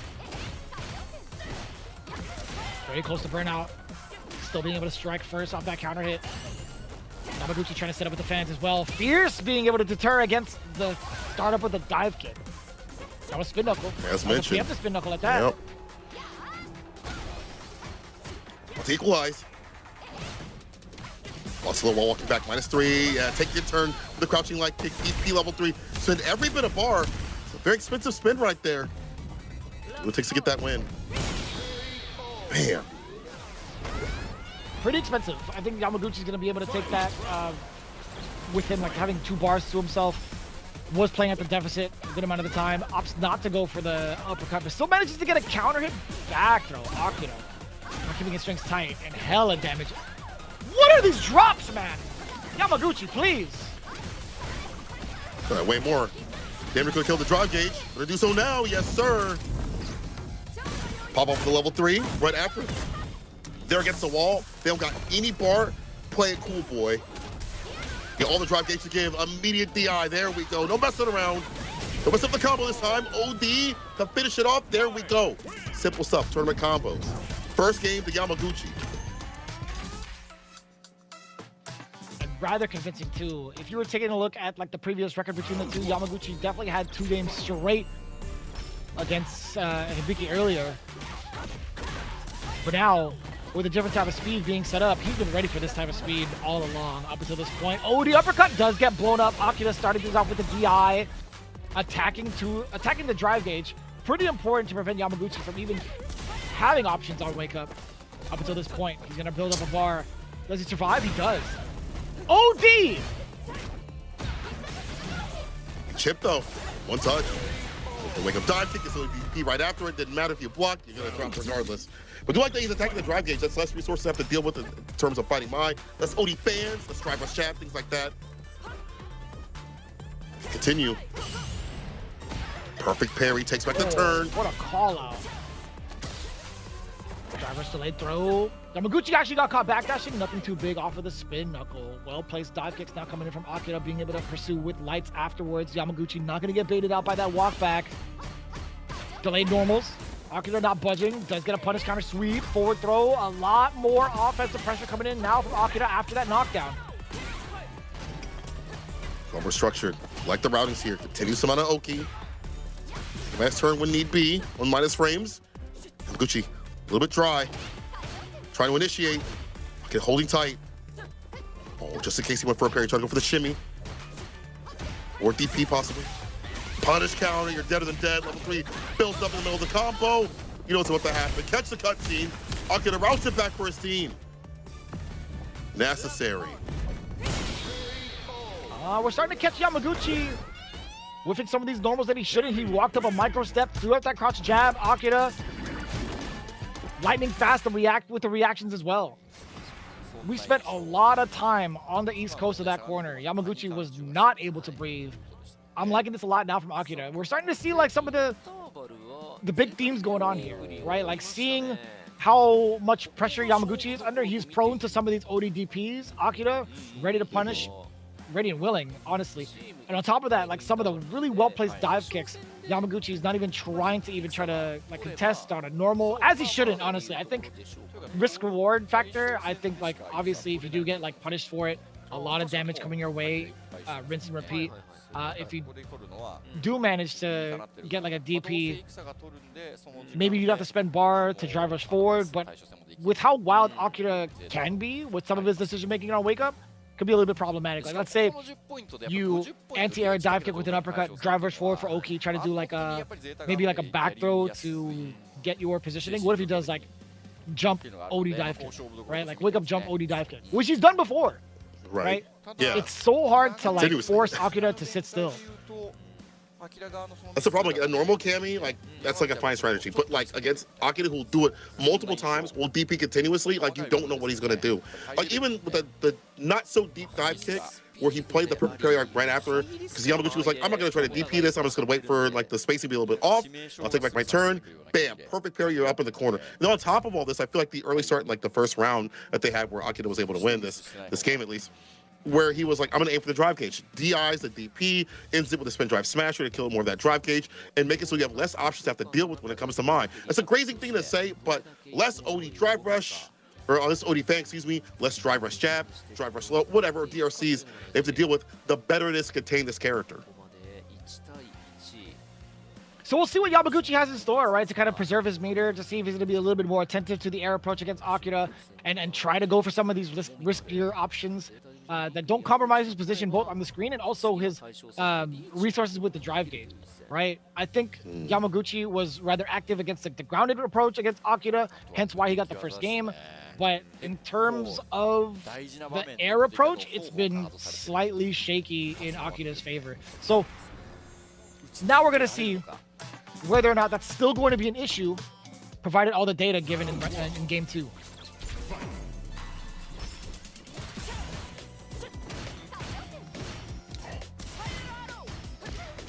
Action spiral arrow takes back the turn, gets a counter conversion up in the corner. Walks right into that stand fierce. Face to face out of the corner space. Gets the Oki right after, even though the back rise. You gotta be careful. Oh yeah, no fake stuff here. The DP is ready against that cancel off the backswing blow. Off of the what? Oh, backswing blow. The back heavy kick? It's the input for her lurching back heavy kick. Yeah. I thought it was off of the... We're talking about the hooligan, right? Like what? Well, she canceled off that heavy into the hooligan. What I mean. I see. Yeah. Yamaguchi. Well, solid right now, and he is just running into everything else. That Pierce is doing so much. Well, that's not even like Yamaguchi's fault. That's Akira just taking a couple of too many steps forward. There we go. One of the big questions has been answered. Yamaguchi, and again, drive rush forward. The exact same scenario that we just talked about, right? Mm-hmm. Back to neutral, hits the heavy. Time these buttons better. The fireball saver so often interrupting the spin knuckle. Talked about it before. The fireball's creating that variance. Hits the brakes and waits. Grabs the parry. Oh yeah, don't go for the crosscut DP. Just go for the throw instead. The low, level 3. Yamaguchi takes on Akira. Slows down the speed star. Becomes a speed bump. And that means that this next match coming up is everything. 50 points for Zeta. And there's a pretty decent chance that Hikaru can do it. But giving the flowers where it's deserved, Yamaguchi coming out with his debut over at Zeta Division, at least within the league, he has been on standby for the longest, right? But he's definitely shown up where he's needed the most. This Mai has been exceptional. Granted, he should have gotten the W against Ibiki earlier, right? There could have been a big 40 bomb. In fact, what? 40, 50, 60. We could have been at like a 60-point ball game, technically, with how well these guys are rolling. But still glad that he was able to clean it up. Also make those fine-tuned adjustments that we were talking about. And also being able to set up Hikaru for success. Though, I feel like Akito is kind of playing a little bit too ahead. Like he's kind of walking up, as you mentioned, stepping forward a little bit too much. And that led to too much damage just racking up. And Yamaguchi also keeping that bar up as he should. Less in the bar department, more to spin on his own terms. Now comes out of this, the run back. Only person to take down Adley. Karu. This is a possibility. It could be 70 to 10. I don't want to prophesize no demise out here. I don't want to try to end things early. I like to see more games. But man, it's a possibility. I mean, just looking at the way that Adley's playing, I think it creates a lot of space and opportunity for Hikaru running that Aki. Like, one of the most important things that we see Aki in terms of offensive pressure revolves around the bubble. One of the also finer things that Aki has against this matchup too is being able to hover around the flicker with Cruel Fate. I think that's a pretty important factor to consider. It's up to really Adley to kind of play a little bit closer to the chest. Not in terms of like not whiffing, but more so, I guess, closer to the player rather than closer to the chest. My mistake. But having to force himself in a little bit of a closer position against Hikaru is what we're expecting. However, once you get within that range of Serpent Lash, it could be a little bit problematic, especially if it crumples. I want to say, like, one whiff button, like a Stampede kick, could be a light lash into you having poison, into like the two-step process. First part of the process, apply the poison. Second part, apply the damage. And Hikaru is definitely going to be doing that. He's very active with this character. As you mentioned with the fireballs as well, also possibly locking down the character that is Ed, so he can't play his normals, do what he wants to do. He might have to go band for band with the fireballs or spend more OD. It was down to the wire last time they played, but again, this is definitely very doable. Hikaru's been out here. He's been a little bit stronger in terms of mentality because he's been at league overall. Maybe not in terms of like results, but he's been in these positions before where he has to clutch it out for his team, at least during regulation play. So there's a possibility that that might help him here more now. But Adley, though, if he get back to that robotic style that he had before, get his revenge, could stay out for his team, give them more of a chance to move through and possibly give us more games. And he needs it right now, too. This is potentially the final match for Hiroshima Team Ikusa. Coming in with like such a very solid performance with 290, like making a vast improvement. When we talk about like players that have, or teams that have made like such a significant climb, we've made that comparison over at Division S with Nagoya NTP Oja, where it felt like a lot of it was against them, just based off of like the team composition. We didn't know that KB was pretty much a monster with that mind. It feels the same way with like Hiroshima Team Ikusa with the inclusion of Adley. What if that also leads to like a negativity around him because everyone has their eyes on him again? That guy is so strong. It's like, this guy that we have to focus on, develop strategies. We've seen it at work in regulation play, but with KB, we start to see him falter a little bit. People start to understand how to fight his mind, deal with things in the playoffs. It could be like that out here. I think Momochi is starting to get a better handle, and he did get the victory for that reason on how to fight Adley compared to how that 3-0 was previously. So regulation play is that sort of different style and different time period. You have the training arc. I don't want to say training arc, I guess tournament arc, but the true dark tournament arc starts right now. In terms of the interview, Adley says, the last game, I had some mistakes, but I've changed my mindset, and I came to win in this game. He has to. Once again, his team wants to proceed. He would have a chance. I kind of wonder if he's gonna like bulldog his way in against Hikaru to even prevent him from even like striking first. I want to see what happens like with Hikaru under pressure. I don't think Aki has like the best defense. I think she doesn't necessarily fall in the same category as like a Bison or a Sea Viper. She does have access to a command dash that is susceptible to grabs, but I still think outside of that, it costs a decent amount, and it doesn't force the character off of you, right? It doesn't force the player applying pressure off of you. It's just an escape option, a temporary one at that. Yeah. At least for Ed, though, he's gonna have to drive rush up to get that throw to make it be real. But as you said, might be a temporary band-aid.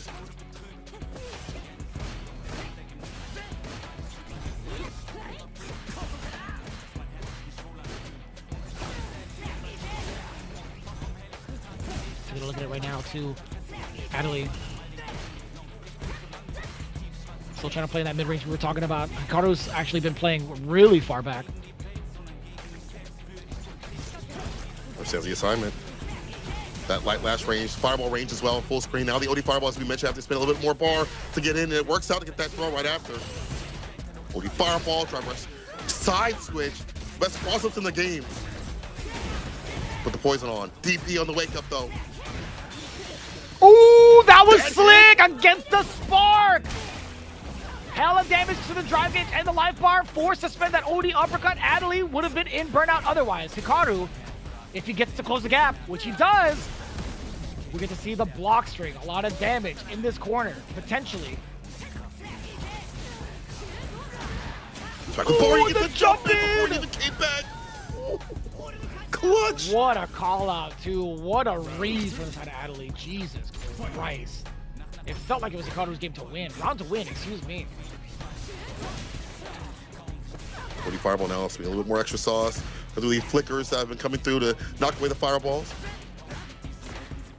Stand medium, crouching light kick right after the flicker gets the knockdown. It's a snake stance.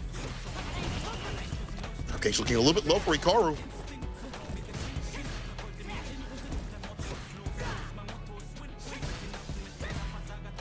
Server has to create some space for himself. Adley just walks right back into positioning too. Stuffs out the bubble attempt. Off with a drive rush. Just faster to the draw against Hikaru. Not going for the level 3 just yet. Roll fake. Parry against the full fake. It's gonna be a problem. Oh, couldn't get the pickup right after though in the level 3.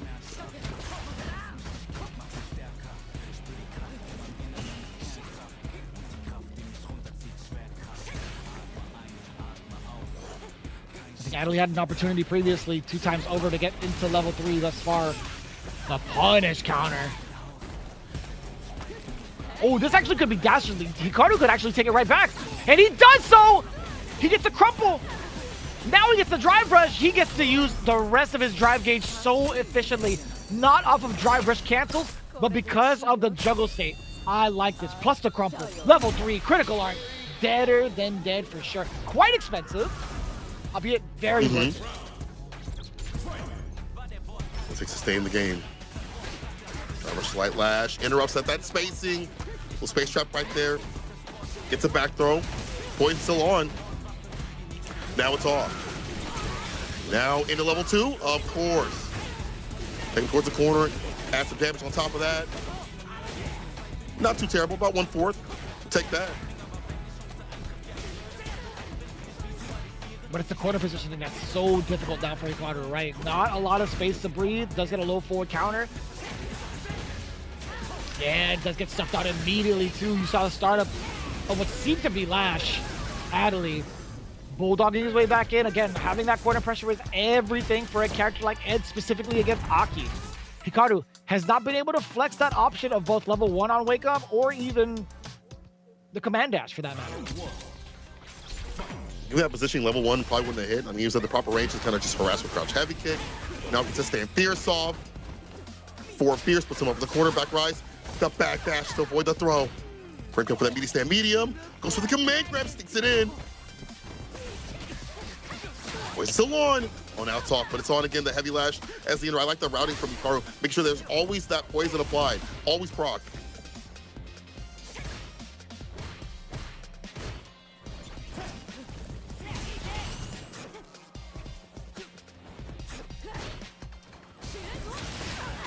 OD gets a pickup.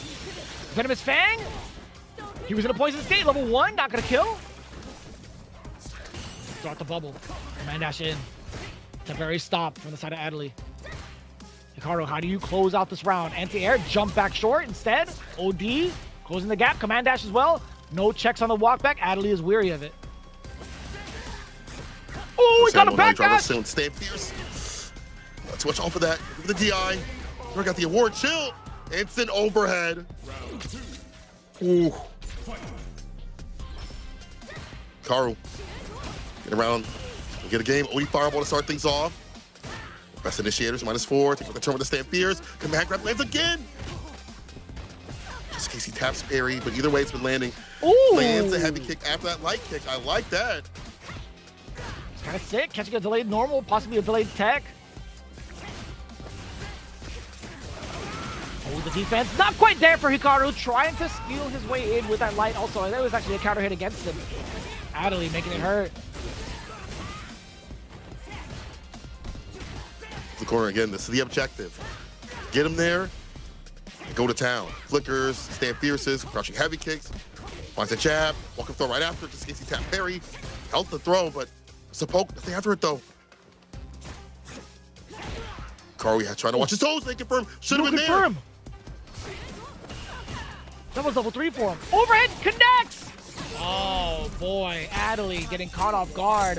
Whether it's command grab, whether it's drive rush forward into the overhead. That's the second time around he's been clipped by that. All tied up 1 game apiece. This is so scary for Hiroshima Team Ikuza, by the way. Hikaru, at least him being on the board this early? Yeah, you're forced to take the timeout for sure. Immediately. Do it. I mean, during Hikaru's interview, he said, I win, we win the match. And I won against him last time I played. It was practice for this matchup. But here's the thing. Here's what Hikaru said. I have practiced until I got sick, so I'm going to win. That's the kind of dedication that you mentioned earlier, where he has been spending hours upon hours of his day playing, understanding this game, deliberating over it. He practiced until he got sick. That's wild to me. But you see the results. He's bringing it back. And again, take the time out now because don't do it too late. I like his spacing, though. I like his defense. I like his optimization. It's looking real good for Hikaru so far.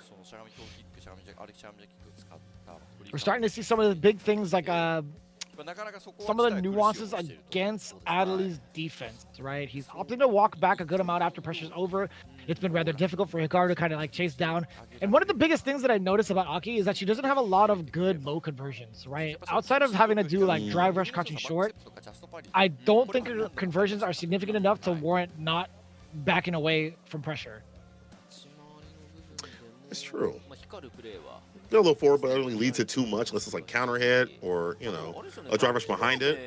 So like you're fine to walk back, but that's why we also saw like drive rush crouching light kick, and then he did the heavy kick right after to either catch a tech or walking back with a button. Because sometimes I feel like Adley will like walk back, crouching light kick to kind of cover his approach or cover his retreat a little bit.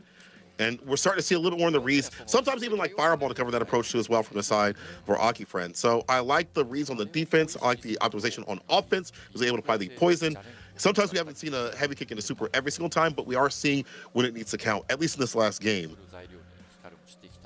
Still down to the wire though, game to game. That's where we're at right now. Yeah, I'm loving this so far too. Just the pacing being set from Adley, right? This is the type of aggression that we kind of like recognize him for throughout the season. But also watching him play defense against a character that's not thoroughly represented is pretty fun to watch thus far.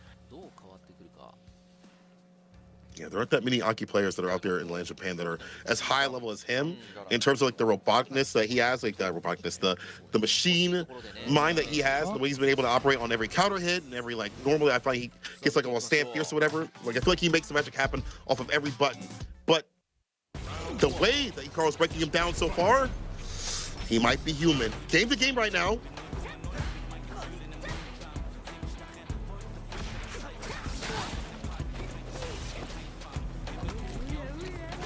One is kind of throws. Poison is applied as well. Yeah, being able to put the puddle out too to kind of like force Adley to like walk into it. You have the life lead. Kind of scary to put out sometimes. Mono would always kind of like warn me against that. He's like, yeah, putting out the puddle seems kind of dangerous because they can react to it with drive rush punish. Set out though at the proper timing. Yeah. Like that. One step of the two-step process done. Adley backing off. Ooh! Yeah, baiting up the uppercut. Hikaru well aware. We talked about being able to expose defensive tendencies. Adley, another one of those instances just getting taken off the board. Hikaru's breaking it down one by one! And another one being abused. The throw bait. Yeah, last time he went for a heavy kick, this time baits off the throw, gets a fat punish, poison applied. Whip punish is walking outside the effective range to lull him into that false security. Yeah, go ahead. Press some, I dare you. Oh, he's in burnout. It's a burnout, don't let him get going. Totally fine with him. How about the rest of the drive gauge? You already know it. Level 3, a very convincing game number 3 with 2 rounds. for the side of Hikaru as well. Damn, son. He got the Nightshade Chaser into the level 3. Nice and easy. This is looking kind of tough, man. Adeli's getting broken down. Defensive measure after defensive measure. Immediately right back into it. Didn't have a choice, obviously, because the timeout was used. Counter it. Rush couch low. Forward throw. That's it again. Ooh, out of the command grab this time. We do get the side switch from Adeli. No throw though. We'll get the counter combo right after with the stand medium. Nice and meaty with it. This is the lacking slack of defense that she's known for. The flip out, the throw right after. Caught up on the corner, and the drive rush throw is going to seal the deal. Having the bar to be able to enact that wheel strike throw. That drive rush, they did nerf him. That throw loop stuff. Adeli puts around the board. First time in a long time.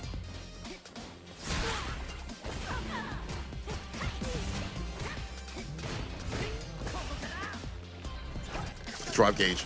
Carl, force it back up.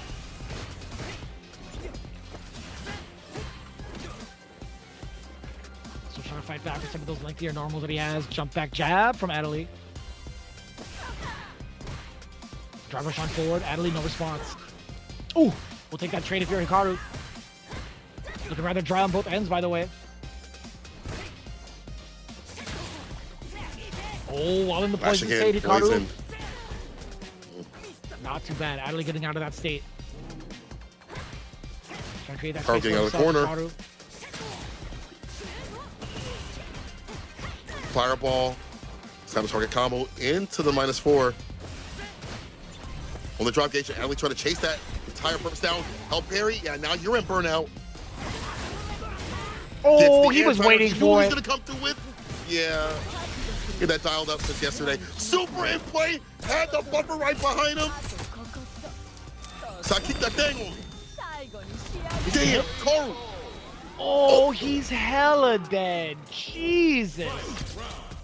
4,000 damage, my mistake. Tacking on a little bit of extra. Jesus. Wow. Dude, this is it right here. For State of Division. Match point to move on. Can Adeli survive? We're at the bottom here for Hikaru. That's on defense. Light Lash may not even need it depending on the way he plays. Bringing down the defense that Adeli's had. -4. Backs away for the OD fireball to come through to initiate again. No anti right there, the jump fears. Claims the dome. Numerous times too. Adeli has not been able to anti-air Hikaru successfully. Oh, punish counter! You got the stagger as well. Same jump. Forward throw. Don't tell me you DI here, right? Okay, thank God. I thought he was gonna like show off with that new shiny trophy that he has for the award. Immediate halt to the drive rush. Adeli's turn to play finally. The bounce. Towards the corner. Okay. What's the defense like? Take throw. Hikaru has hard at the bottom. Good level 1. Gets tagged. Another level 2 coming through. Of course it is. Yes, sir. Set it up. Send it off. The forward fears the flicker. And the follow-up is enough to kill. Still in this. He was between Iska and Adam. Oh my God. By one decision, could have been anything from Hikaru, like a wake-up level 1. Oh, Lord. Straight back into it, of course. This is almost the exact same way it's played out in week 5, by the way. Like, down to the T. Like, it was a win, loss, loss, win from the side of Adeli. That's crazy. It's the exact same sequence of wins and losses. Hikaru land the command grab right there. Back on the menu. And backs up with the bar back. Perfect parry.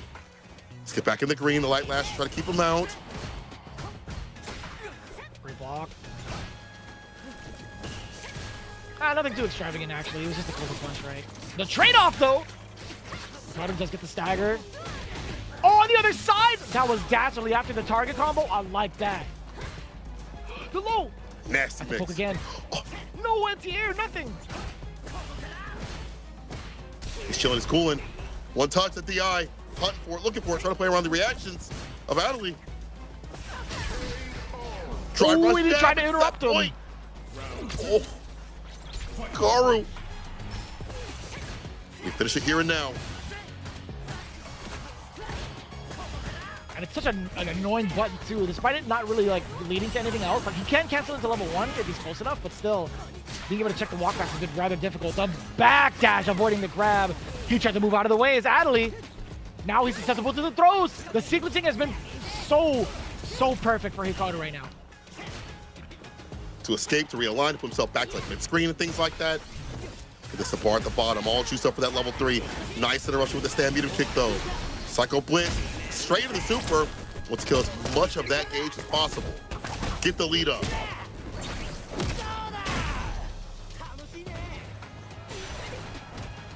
Command dash. So at least bring him back mid-screen. Doesn't want to be susceptible to any sort of block string pressure, any sort of DI, but it doesn't matter, yo. Adley. Don't drop it, man. Only like a sequence and a half. One solid conversion. Adley does manage to score it. Final round between the two. Insane. Hikaru sitting at 3 bars, by the way. None of this. The perfect parry, nice interruption. Has the time to do so. Off the low. Oh no, we got tagged. The stand light kick. No button from Adley. Back throw.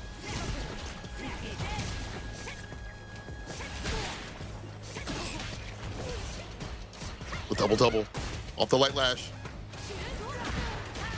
What a jump it again! The perfect read for Adley. Burn out of Hikaru, forced to use the drive reversal. Don't run into that forward fierce. He can confirm it to level 3. Blue fade on the way in. Don't get hit, Adley. He puts himself in the burnout. Now. If Adley finds or if Hikaru finds a single opener for a sequence, he could get a giant block string on him. OD, level 2 now. That's why that comes through. What? Level 2 right back at him. It's gonna hit. The fireball to lock him down. Oh, no way. Back the bar. This gets a reversal. Walk him throw though. Car with the drive rush, crouching medium kick, tags him on the way out. Crouching medium punch, should be able to finish this with a speed bag cycle style. Adley for his team stays alive.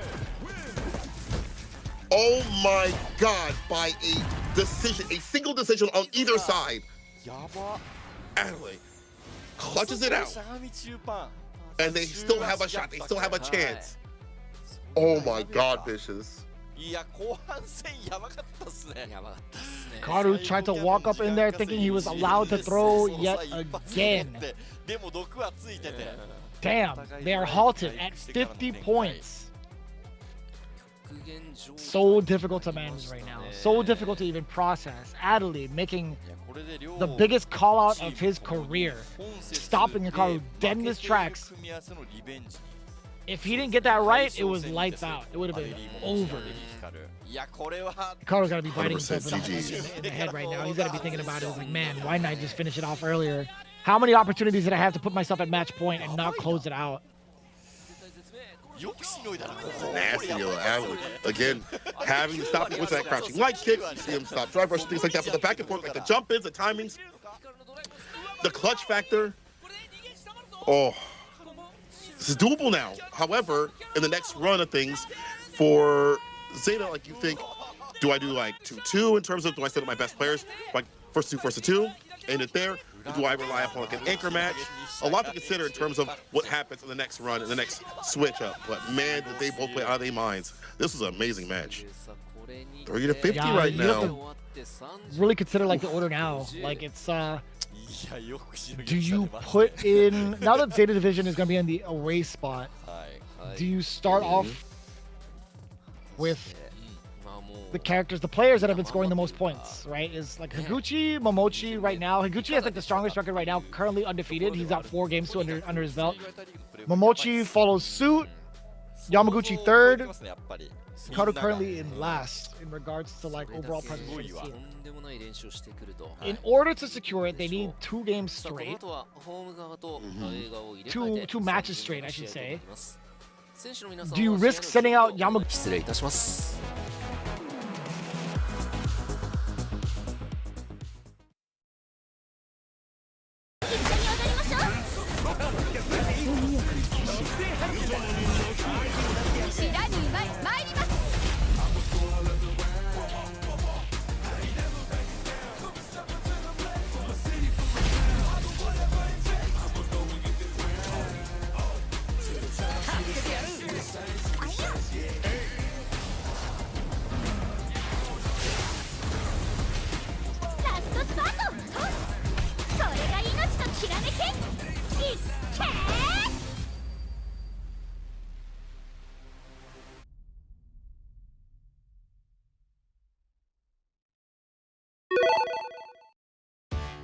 カプコン40周年記念サイトカプコンタウンがリニューアル。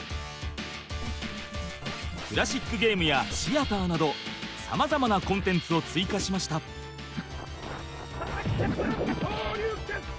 その他にもたくさんのコンテンツを遊んでいただけるよう準備中です。カプコン ID に登録してカプコンタウンを今すぐ楽しもう。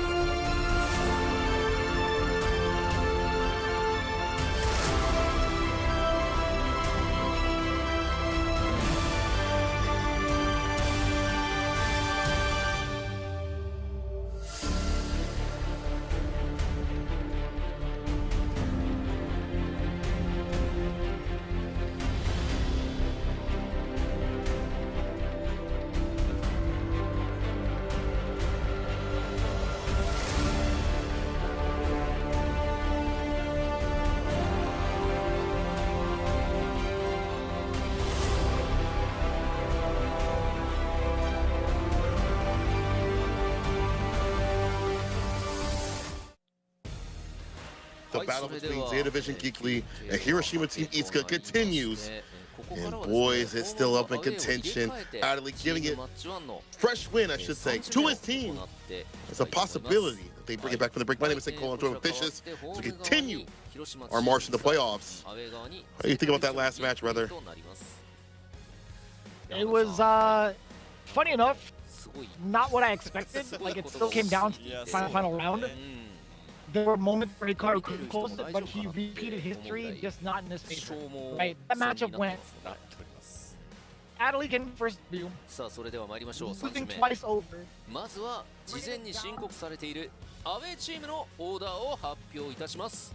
オーダーはこちら。 We're gonna get the order real quick. 先方樋口 Okay. ガイルクラシック。 Here we go. Higuchi, Yamaguchi, Momochi. This is somewhat similar, I think, to what we said. With of course, Hikaru winning the wings.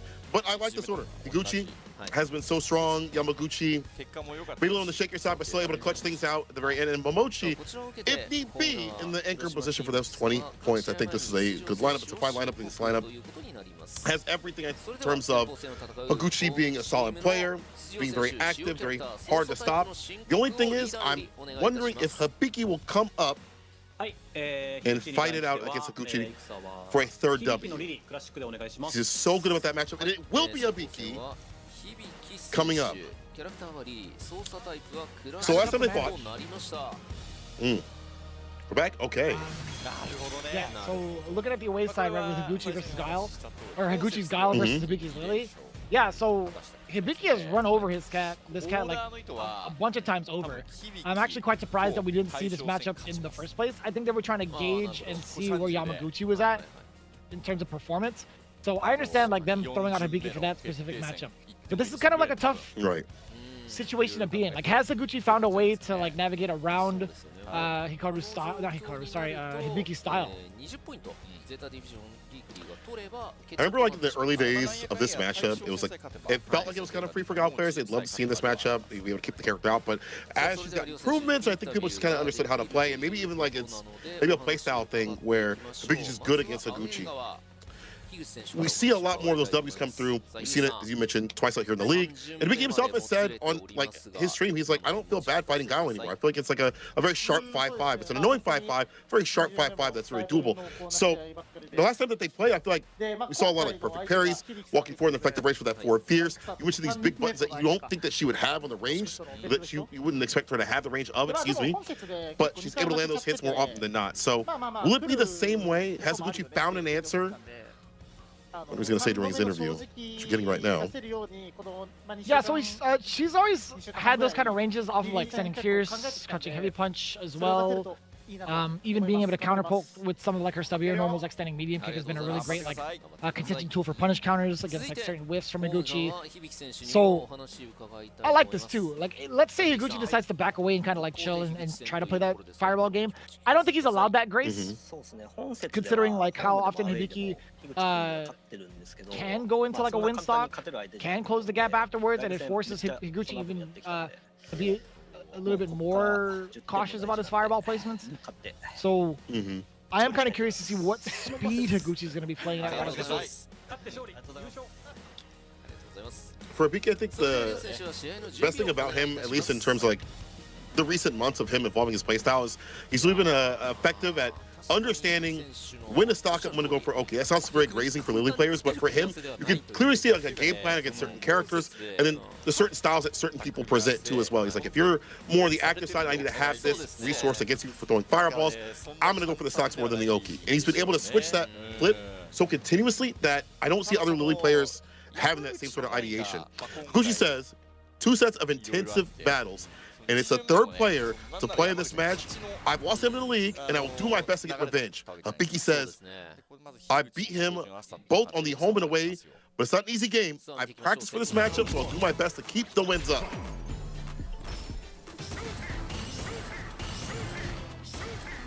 Yeah, a lot more fast-paced booms, and also a mix between like the medium and the heavies coming in from Higuchi. Actually, maybe the lights, excuse me. Talk about that range as well, Hibiki. You get a plethora of different hits. Yeah, being able to link that flash kick after the drive rush, crouching medium kick, excuse me. Ooh, hella damage coming in. As soon as that corner was locked down, Higuchi was ready to go on the offensive. Hibiki getting caught with too many buttons. Back on the offensive again. You like the perfect parries. The trade.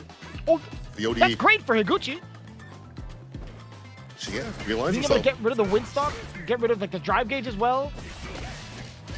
Oh, counter hit again. A lot of faster approaches from the side of Higuchi. I'm liking this. Counter hit.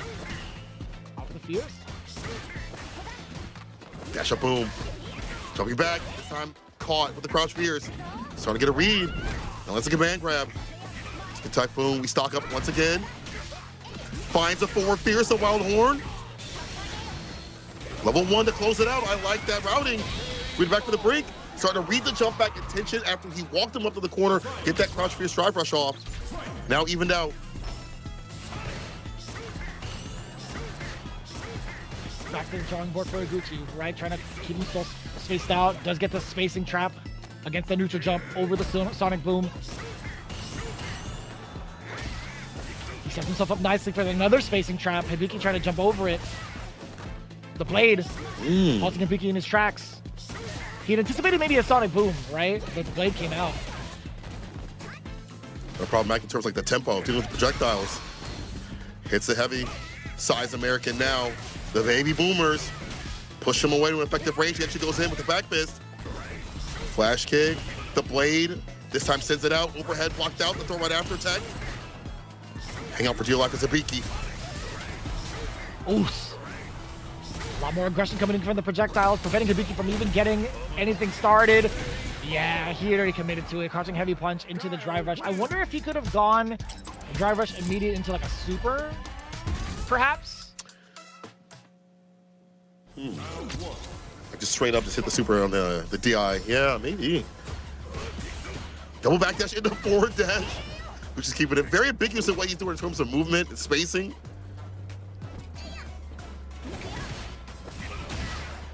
Yeah, punish counter on the way in as well.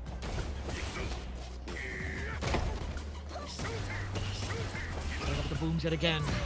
Drive rush on in, and he gets a big bait once again. Hibiki looking visually frustrated, actually. Visibly frustrated, excuse me. Make him pay for it. Flash like check. that. Overhead! Yo, kid. Hibiki's getting crossed, man. His ankles are getting torn up by Higuchi.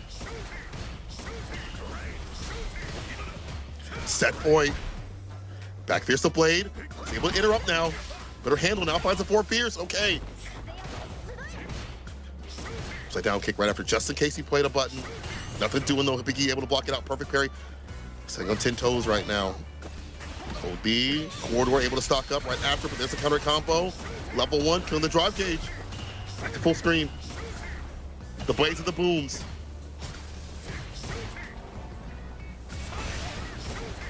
Scores the knockdown as well as the burnout.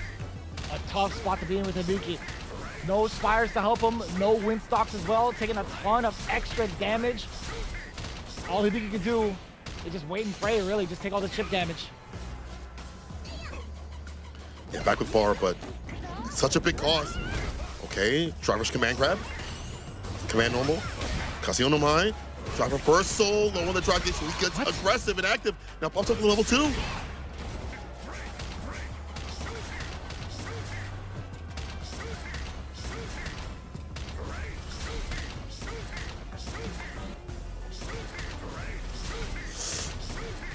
Get back in bar soon. Much chip damage. Oh, what a reaction to the Sonic Boom! Not enough yet. Walks up within the range. Damn, Hibiki so meticulous with his spacing towards the command grab. And very ambiguous too. Higuchi was forced to sit there and block. He couldn't afford another hit.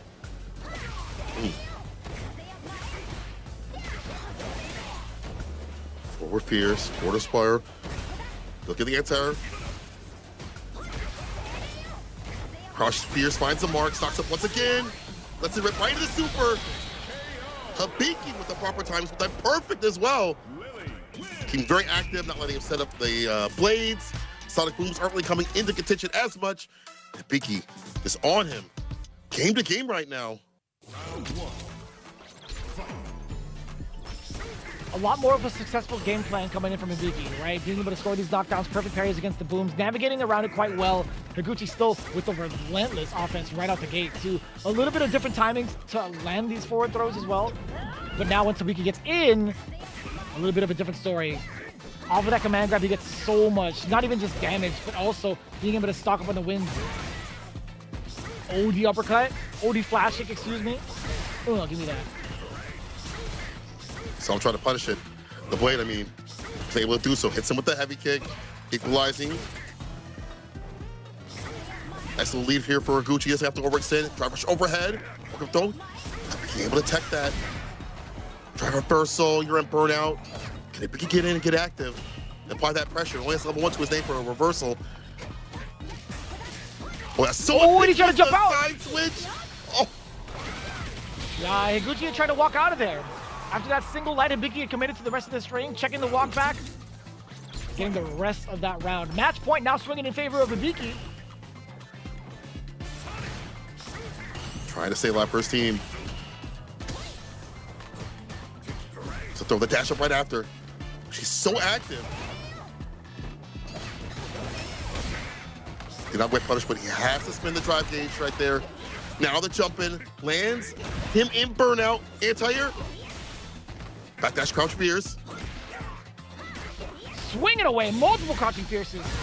Level 1, he had to spend it, right? Higuchi was just looking too beat up, getting too bullied in that corner. Almost got the whip punish. Now back with bars, Higuchi. Try to go for the bazooka knee, the low. Command grab, right? Command grab? No, it's a regular throw. Oh, see, I thought so too. There it is. Yeah, it was a matter of time. So, one of the biggest tells there, Higuchi was already like fearing the command grab off of the way he was moving prior to like 2 instances. Hibiki, excuse me, managed to get like the forward throw, and then he was like, all right, now for sure. With just this much pressure, being in the corner, not too much damage left over, I can't apply this command grab. It's like clockwork for Hibiki. What a run back. Wow. As you mentioned, the perfect parries, the spacing, interrupting the blade as it comes out with the low. Just dissuading He didn't like get the to rhythm interrupt that. the blade. Not once. Towards the end, he hit him with the crouch mini kick. He did hit him with like one crouch mini kick against the blade, but I guess the other blades at the very end weren't really dealt with.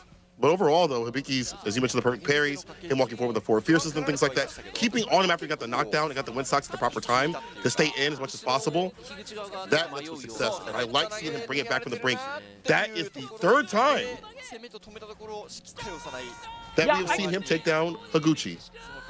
Did he interrupt the Sonic Blade? Did I miss that? He did with like one crouching light kick. That was like the second I thought he was out of match. range. Like, I feel like he was out of range every time. That's gotta be fixed. I feel like Hibiki's gotta like. Well, I don't think he has to worry about it anymore. But yeah, that was kind of dicey. Like him trying to contest against the Sonic Blade, but missing it every time with crouching short, or at least majority of the time. Because I don't recall him stopping the Sonic Blade once.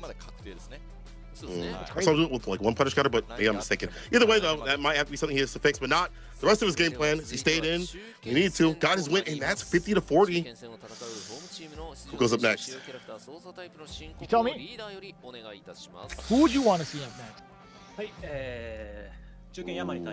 want to say Aqua. You know, I would like to see. Yeah, this is what I want. I want Akira to go up because I want Adelaide to come up. No, I said, pardon me, Akira to go up because I want Adelaide to go up for that mirror match for the finals. That's what I want. That's my vision board. I assume that's what's gonna happen, right? I assume that's gonna be the run back at the very end. So like right now, sit up Akira. This one feels a little dicey, man. I think it's hard to tell. Like I think no matter what, I'm pretty certain this just goes down to the anchor match, right? Considering Hibiki had just put 40 points on the board, or at least like another 10 to put Hiroshima Team Ikuza at 40. This is kind of tough. Even if Yamaguchi scores this one. しかもこれ戦が取ると40-0をこの30年かましたら終わりですよね。 Yeah, Nothing? I think you got it. You're good. Yeah, I guess I was thinking about the score in my mind. I was like, yeah, you're right. I was on the Y in my brain. I was like, this does matter. Maybe it's like a momentum thing though. But at the end of the day, you're right. The anchor match is what's going to matter the most. So Adley's going to come up at the very end, and then for this one, it's not going to matter in terms of points. But at least in terms of like momentum and like, alleviating people a little pressure and saying, hey, we could do this. Let's carry this momentum forward into the very end. You'd like to get that W. I don't think Aqua would do as well as Akira. I don't think if Aqua came up against this matchup, I don't think he would do as well personally. So let's just talk about what's locked in right now. Let's not talk about like I mean, Aqua is already going to be reserved for the that doesn't matter, right? Yeah. Cammy versus Mai is what's already locked in, right? I think Adley also is going to be locked in for the anchor match, right? So let's just say, for the progression of the conversation, let's say Yamaguchi does win. And let's say, what, that puts him at 60 to 40? If Adley brings it to, what, 60-60? Then we have to see the fourth player play, right? Yes. Oh. Then we have to see Aqua come up. It's the final match. Yes, that's... Okay.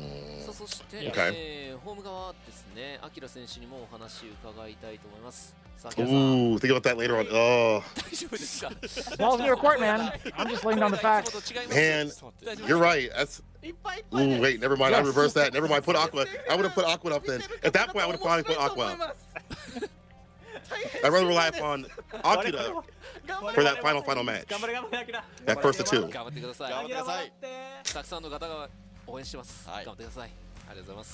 Either way, Yamaguchi is the interview. Yeah. We can't confirm the match win yet, but I know Momochi will be able to play much more relaxed if I'm able to win today. And once again, it's like a momentum thing. Like, if he gets the win, we take that momentum, right, that energy in this next match. And if he can do it, I can do it type thing. It's team battles. That stuff really does matter. Whether it matters or not, even if it didn't matter for like the points or whatever, that does matter. That does help push you further on as the next person. Akira says, I'm stressed out. I assume all the viewers are having fun watching this stream. Oh, yeah, I'm having a great time.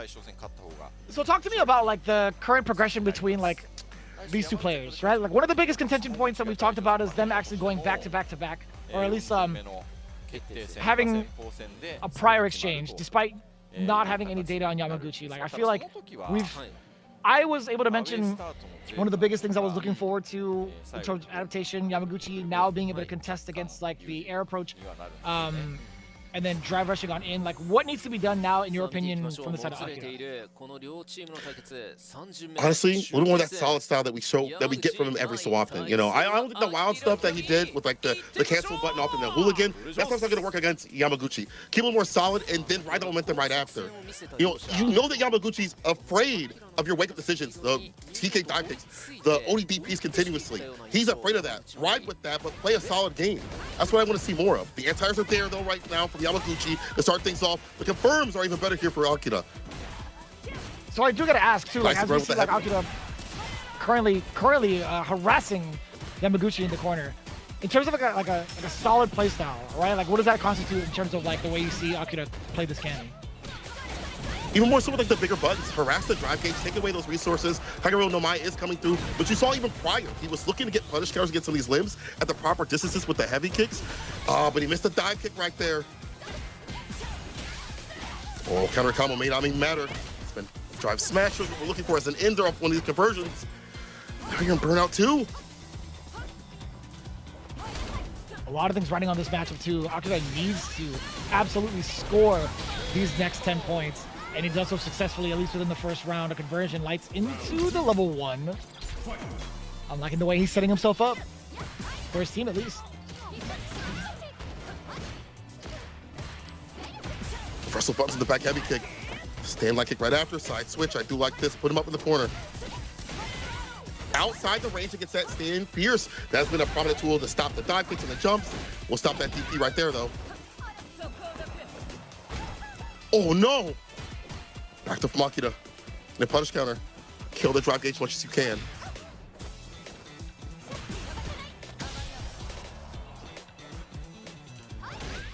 Single hit confirm will do it for Akira, by the way. Yamaguchi treading softly. Trying to find either like a whiff punish. Akira trying to bait any sort of movement off of the hooligan. So pensive between the two. He finds it. Nice and easy. Jump out the rest of the drive gauge. DP to level 3. Although, considering the life Warrior was positioned on the drive gauge, he might be surviving a little bit. You're correct. By a pixel. And burnout. Bolt and burnout. You better hit that level 3. Spin the bar. Maybe could have killed with something else, but regardless.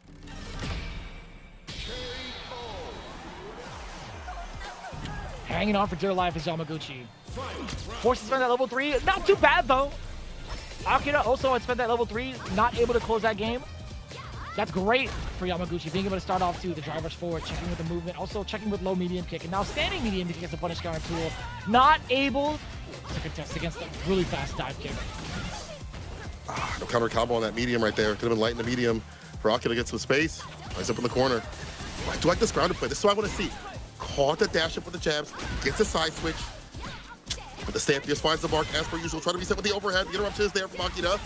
The speeds are. Nobody can keep up with him. Level 2. Gotta be. Akira. This is the way I want him to play. Nice and grounded. Every so often, maybe trying to have some like fast fall opportunities, belt DPs. Maybe it's not working, but still, the grounded play feels like a better way for him to fight Yamaguchi. He sent so many openers off a dive kick, though. I guess I shouldn't say grounded play. More of solid play than grounded play. But you're right, the dive kicks at towards the end. You saw the OD at the very end to open him up.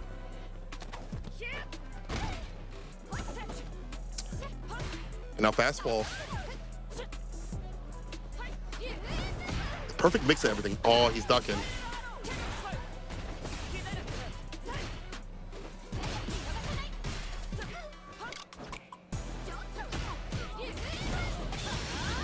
Just counter on the way over, level 1 activation. Yamaguchi's trying to play that roundhouse, just swinging from the side of Akira. Luckily enough, Yamaguchi didn't punish counter it, but he still manages to catch the airborne approach. Burnout is here. Super at the bottom. They react. Unfortunate. A little bit ahead of himself, putting himself in the corner. Those jumps, but let's take a set point so far. Yamaguchi.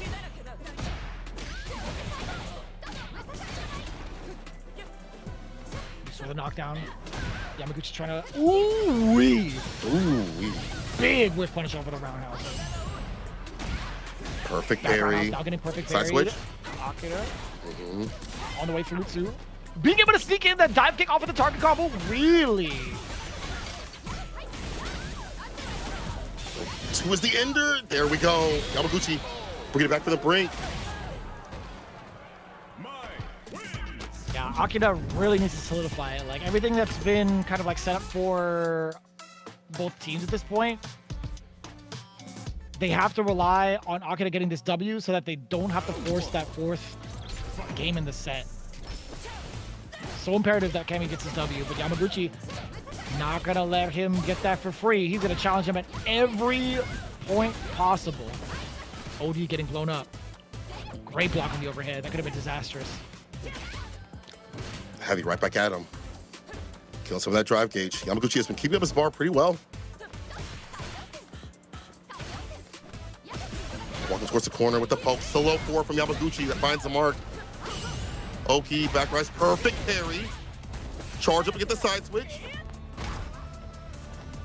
So to make it ambiguous. Low 4, no cancel. Will off the stand line kick though.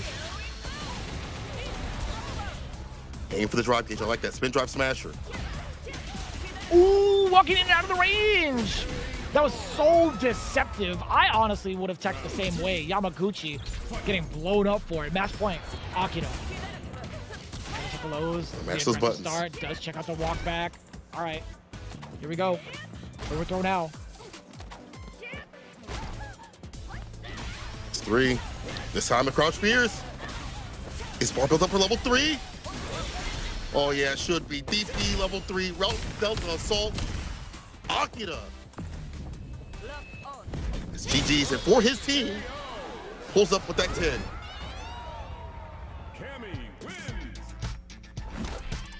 Now it's down solely up to the anchors between Momochi and Adley into the run back, the mirror match. I would assume, I think that's a pretty strong assumption going into this in comparison to like what in comparison to matches. I'm really hoping it. Well, I wouldn't mind it going down a final game, final round at a very slow pace. I just want to see how they adapt to each other, like little by little. Shows like the back and forth. But I do like that Akira was able to pull this back. You mentioned that he's kind of overstepping his boundaries a little bit, going a little bit too fast. He's able to pull back, more solid. The confirms that he needs. Aim for the drive gauge, as per usual. Use that spin drive smash that we saw as like the ender. Hit some of the heavier buttons for like punish counters and things like that. Well, Yamaguchi to pretty good job at some points, at least keeping his bar up, not being burnout. Overall, the solidity, the play that I want to see from Akira was there showing out. Now we go to Ed versus Ed, which I hope to see. Hopefully we don't get to see that switch up of, something different. But yeah, the run back. Ed versus Ed, it comes down to this. Oh my God. The last time these two played, one of the best mirror matches I've seen in a long time. And I expect nothing less this time. The adaptations, the adjustments. Ooh. So we'll see what's going to be different this time around, right? Like, I think Momochi being blown out during regulation season, now bringing it to a little bit of a standstill. Like, in between games, there have been like different gears being shifted from the side of Momochi in terms of his movement. Like, he does really play like the life loop game quite well. There are some moments where his like movement options do get predictable via jump, but funny enough, I feel like Adley's been wanting that. I think Adley's been trying to like track that down, like force Momochi into the corner, force the jump out of him, catch him on the way down numerous times, and it's worked temporarily. I kind of want to know now if Momochi's going to take more preventive measures rather than push himself into the corner. I want to see if he's going to be a little bit more active in regards to like Adley's approach going forward. At least in some of the round starts, he did sort of like driver's jab. He did initiate more often than not as the set went on, at least towards the end. So we might be seeing that as a continuation, because that felt like if he got that lead, as you mentioned, he would keep that lead. It'd be really annoying for Adley to try to play that back. However, it wasn't too far off. It's just like that final interaction of him playing around the fireball into like the level 2 and having just kind of run into it, playing around the prediction of that. So this could be still a win for Adley. It could go down to the wire. Anything could happen at this point. I'm just excited to see this. What I'll say about that mirror match, but the way that they played last time is incredible. The spacing, the hit confirms, the kill rush back, also like avoid scenarios and things like that, the constant minute. I'm gonna wait until I get the assistance for like the flicker or like for a button. I'll play around your button, try to get like a punish counter with a flicker against that. Like, it was immaculate. So I expect nothing less from this one, if not even more. Yeah, I think like in terms of success rate with the flicker, I think Momochi's had like a better end against Adley. I don't know if like anybody could actually like, as they watch this VOD, can actually get a statistic on that later on in the future. Feel free to DM me, because I actually think that Momochi's success rate with like trying to counter poke with the flickers was much more successful in comparison to Adley. I do want to see what happens going forward once. If whether or not Adley decides to be like a much more like aggressive type of player and also like check a lot of the airborne approaches that Momochi had, there were like a handful of times where I felt like there was enough space for Adley to react with like a DP, like any version really, at least light or medium, despite like the long startup to it. I know I still remember like Momochi getting the first game just off of jump-ins alone, which was a little bit problematic, and he kept hammering that idea, right? He was just like, you know what, if Adley is not going to be able to like air-to-air me like he did later on in the set, I mean, granted, it took a while, then I'm going to keep going to this well. I want to see if those are going to be like a contention point for Momochi early on, if he's going to like utilize these jumps as well to kind of like force Adley to think about it. But I want to see what the preconditioning is going to be like. If it's going to be any sort of way of like forcing him to play like the fireball game, forcing him to take the estate, etc. I want to see how that works out. I want to see what Momochi's thinking about more so than Adley at this point. I mean, to Adley's credit, at least towards the middle of the set, he would start like walk underneath. I don't know if that was like the reason why he wasn't DPing, because he was so focused on maybe walking underneath when it gets to like a certain range, when it gets close enough. And then outside that, he was like, I'm not going to spend my mental stack for that. I'm not sure if that's the kind of reason. But yeah, I want to see like what the spacing is to set up for those moments to happen for Momochi to get those jump ins. And same with the side of Adley, like, can he get those jump ins against like the flickers? Can he find the proper spacing to bait out that intention for the flicker and get the jump in on his side of things as like a reverse against that more often used flicker that we see from Momochi? That's a possibility. I think that also ties in with seeing Adley like start the rounds off aggressively. I want to see how that plays out. I want to see like whether or not he's gonna like stick to that idea, or at least have that idea in motion at one point in the game, one point in the set, I should say. It's such a toss-up too, because they're so aware of each other's strategies and what they're looking for. Like, I think in terms of reads, I think they're evenly matched when it comes to what the intentions are with the current playstyle. And that's what makes it so difficult, right? That's what makes it so difficult to analyze, and I think it makes it so difficult to like sit through some of these sets, is because they're trying to be like as risk averse as possible. And when they do take those risks, it's such a wild one at that, right? It's such a back and forth in terms of like the tools that they use. I feel like sometimes you see Momochi using Kill Rush almost as much as Adley, or even more than him, and the back and forth of that also makes it kind of wild and hard to decipher what's going to happen. We're getting the interview from both players. We're starting with Momochi. Curious of what they're both saying, because considering this is going to be it, and we see we'll be moving on to Fight Recheck right after. Having that previous match, I'm so curious to see what Adley is going to be doing in terms of like the initiation. Will be drive rush jab, will be crouching light kick, will just walk on in there. But Mochi says, it's an intense game, and it all comes down to this game. I thank my teammates for letting me play this anchor match, and will do my best to win. But who else would go up, I feel like? There's nobody else on this team, I feel like, that could weather the storm, the heat, the pressure that's coming through right now, or take down someone like Adley so continuously. Besides Hikaru, you could say that maybe, but like, yeah, I was gonna say, like, I think right now we just saw it. I will say for Hikaru, but at this moment, I would rely upon Momochi over everybody, though. That's what I'm trying to say. I would have loved to see Hikaru back in the mix, honestly. I think he had two potential moments to close the games against Adley. And I think with that sort of adaptation afterwards with Aki, I think he would have been able to do it. But either way, it's Momochi locking it in. Let's find out if it pays off. Hopefully it doesn't bite him like it did last season. I know he's locked himself into the anchor match a bunch of times over last season, and that was pretty impactful towards point acquisition. In the punish, getting active, get the bar back, spaced out, get the punch against the crouching light kick with the stand fierce, knock him down, pull him close. Real strike though, because he wasn't holding parry. I like that, the air-to-air too, or at least give some control against Adley in this corner. Looking rather dry too. Even if Adley scores a single hit, I don't know if he's going to be willing. And Momochi just to kind of equalize the drive gauge. He's continuously trying to harass bit by bit. Nice work, and it's OD instead of drive rush cancel, right? He's going to go for normal into OD. I like that. Looking for him at the distance has been on point. Caught him trying to do something to charge up stand fierce. No interruption. A level 2 right there from Momochi. Close it out. Don't let it be you.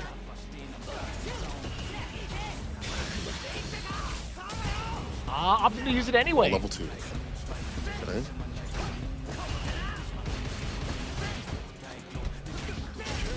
Nice and easy. Momochi still able to secure the round, building up a little bit of bar for himself.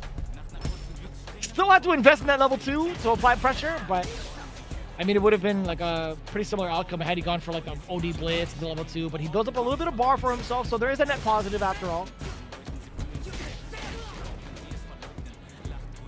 Dash up, taking some space. Once again, playing that lane style. Get that lead. Effective range. He almost got him. Almost got him checked with the drive rush. Excuse me. Oh, the whip punish just outside of that range, too. No crouching mediums in my house. Momochi was ready for it. That was a punish counter, still within time, still within range. Adley gonna make it hurt. Let me see what kind of dream you got. Double bounce. The damage. And the carry too as well. Right where you want him. Effectively anti-air if you want to. Go for the flickers, so OD fireballs in your hands. Throw. Yes, sir. Drive rush. No take throw right there. Just backed up just in case he went for the reversal. Bar a little bit light. Almost got the jump in. Level 3. I'm gonna hit it for sure. Oy.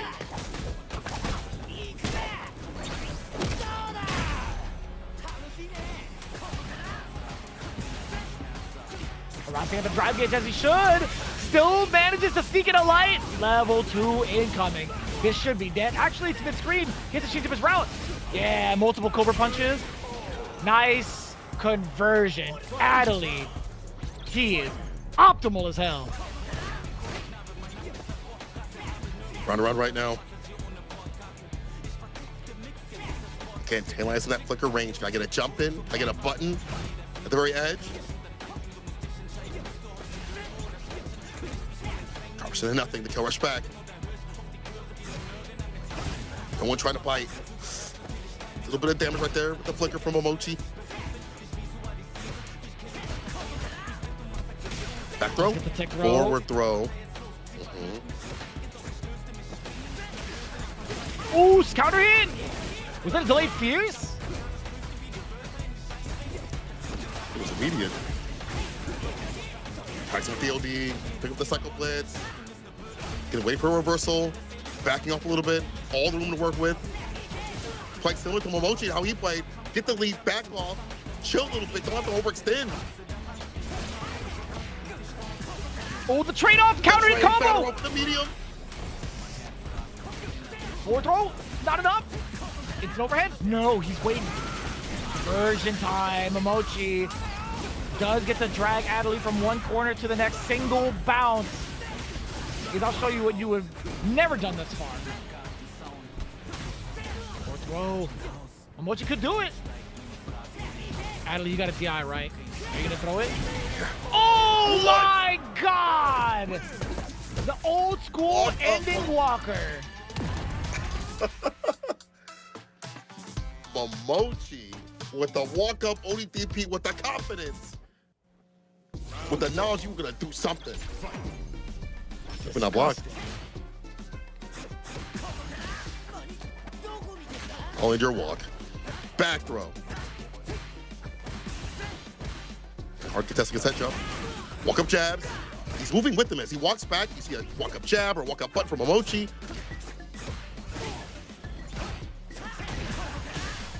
Whip punish two against the fierce Adley. Looking a little bit frustrated from that last round. Even past the jump is Momochi trying to charge about fierce. Does manage to get a confirm. Level 1. Kill rush on forward. Keeping it honest too. I like that Adley throwing in that DI in between that block string. So many flickers, it makes sense. Trying to go with the stand medium kick. He's got one right for him. A punish, Cycle Blitz at level 2 to ensure the victory. It's a little pop-up. I see you, Adley. A lot more activity from both ends, by the way. Slowly creeping up now as Adley. Drive rush does get interrupted. Momochi taking some stances of aggression of his own as well. Off of these drive rushes, but it's still so difficult. Adley, back it off a little bit. Does cancel the flicker. Waiting for Momochi, right? Inviting him in. Nothing. No TP again. Oh, might be a tell. Level 2. Taking towards the corner. For Fierce. Same jump setup. Sweep through with the throw right after. Oh, no back throw here. Jab just too shallow. Kill rushes to avoid the DI again. It's like I find the timing against the flicker. Not there. Momochi with the bait and the punish. And now the punish on the throw. It's all Momochi right now. Game around. Get to 2. Really important to note, Adley's just been very susceptible to a lot of the throw baits thus far, right? I think the conditioning has been set from even back in Hikaru's matches. Momochi taking full advantage of that now. Now he's layering the frame traps, right? Adley backing off, luckily. Not getting opened up.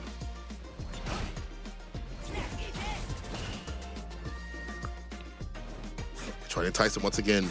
Dash up and backs up just a little bit. There's the back throw. Which with all the room to work with. Until OD pops up the level 2.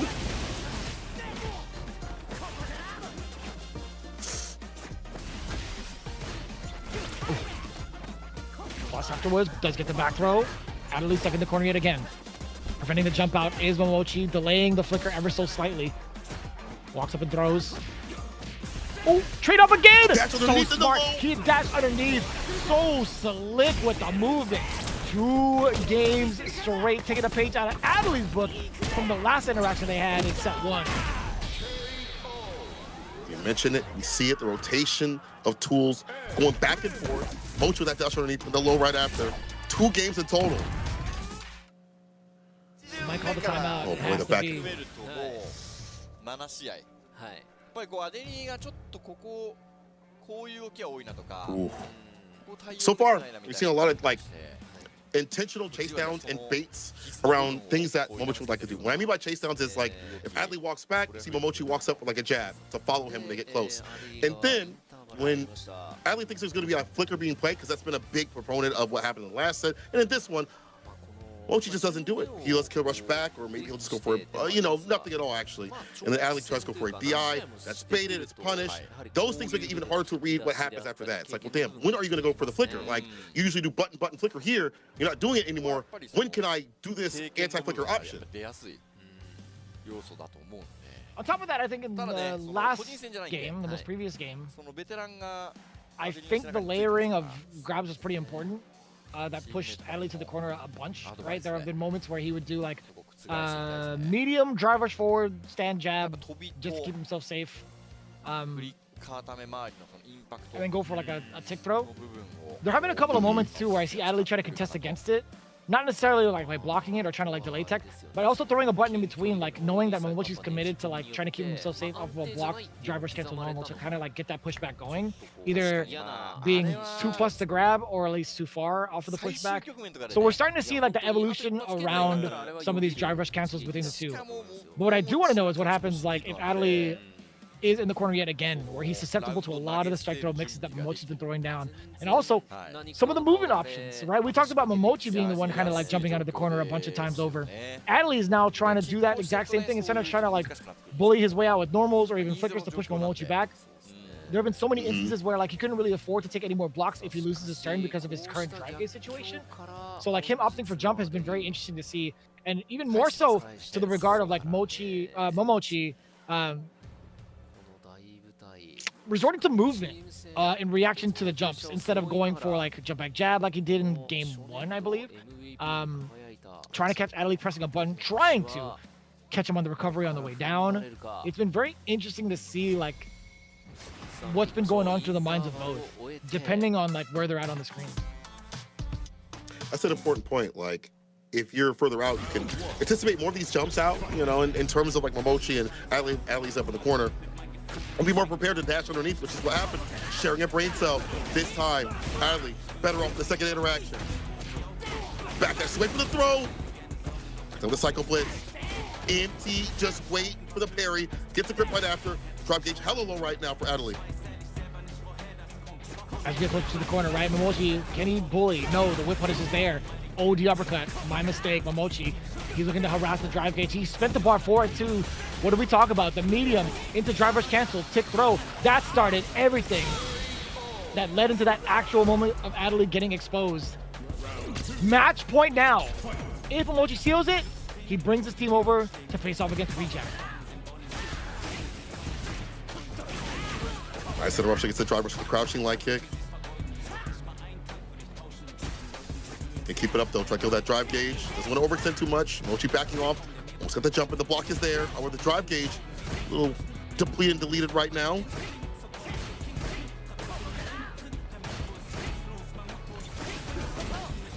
Oh, what a conversion! Pick up word. What a mad far anti-air.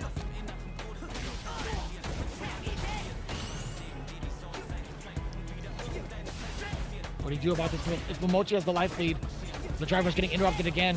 If it's raw drive rush, Adley's been very adamant about catching those. The first uppercut anti-air we've seen in a hot minute. All the walk underneath, excuse me. Cycle blitz, level 2. Towards the corner. You can judge the effective range that you need to be for the anti-airs to lock them down. Jabs, got tagged, trying to walk back. Momochi with the bar at the bottom, not gonna use it yet. One more interaction. Wants to be in that lethal range.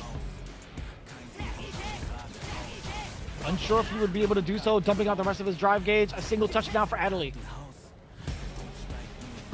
Could be by way of flicker. Could be a spark. Oos. He tried it too. He baited at Momochi. Even if Momochi had done maybe like OD uppercut, I don't know if that would have reached. Either way, final round for the 2.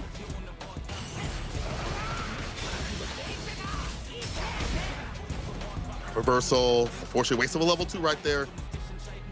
Mochi still with a lot of green gauge to give. And a lot of bar at the bottom. Delayed flicker. Takes the throw right after though. Reverse stand fierce to the flicker. Drake the drive gauge. There's a clean jump against the flicker. Finally finding a reset, going for a DI, takes to the skies. It's a back throw in the wake of Momochi. It's on the back foot, the throw right after the tap parry attempt.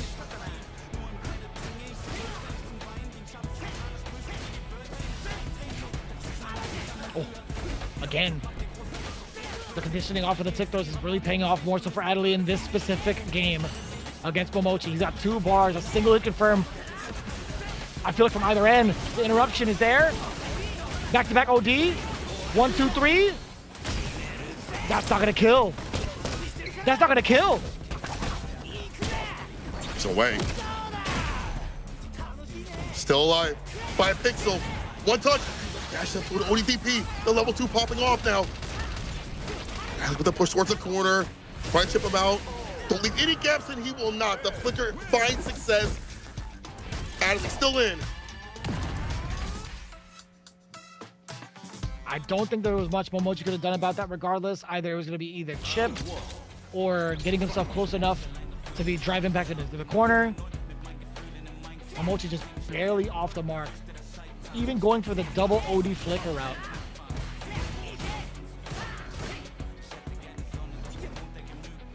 Size life from Adley though.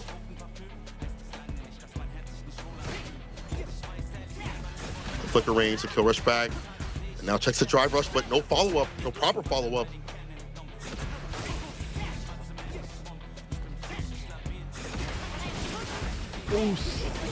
Just ducking out of the range too.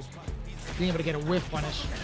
The exchange now better for Momochi off of that trade. 1, 2, 3. Dash up, trying to check the movement. Perfect parry attempt coming from Adley, backing away. Is at the deficit, excuse me. Does get the tick throw.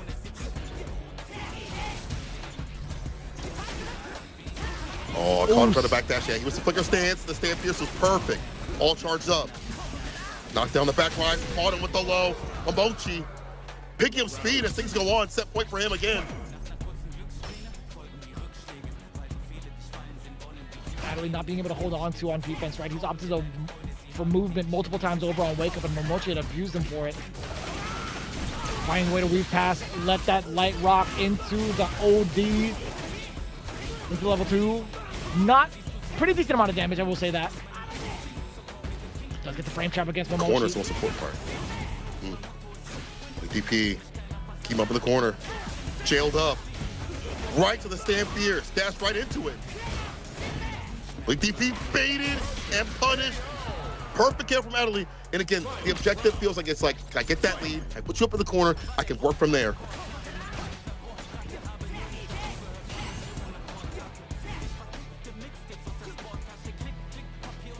That's the type of aggression we like to see from Adley. Does catch a counter hit, does catch a button from the side of Adley. Back-to-back counter hits now. Adley on defense.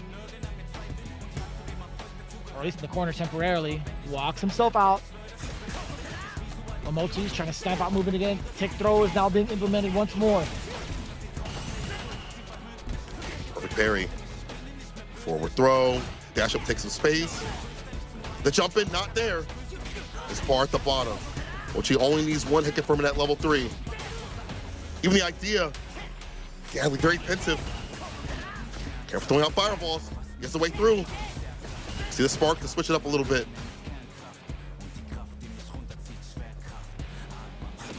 Mochi has so much left to work with. What a confirm! Adley straight into the level 3. That's critical art actually.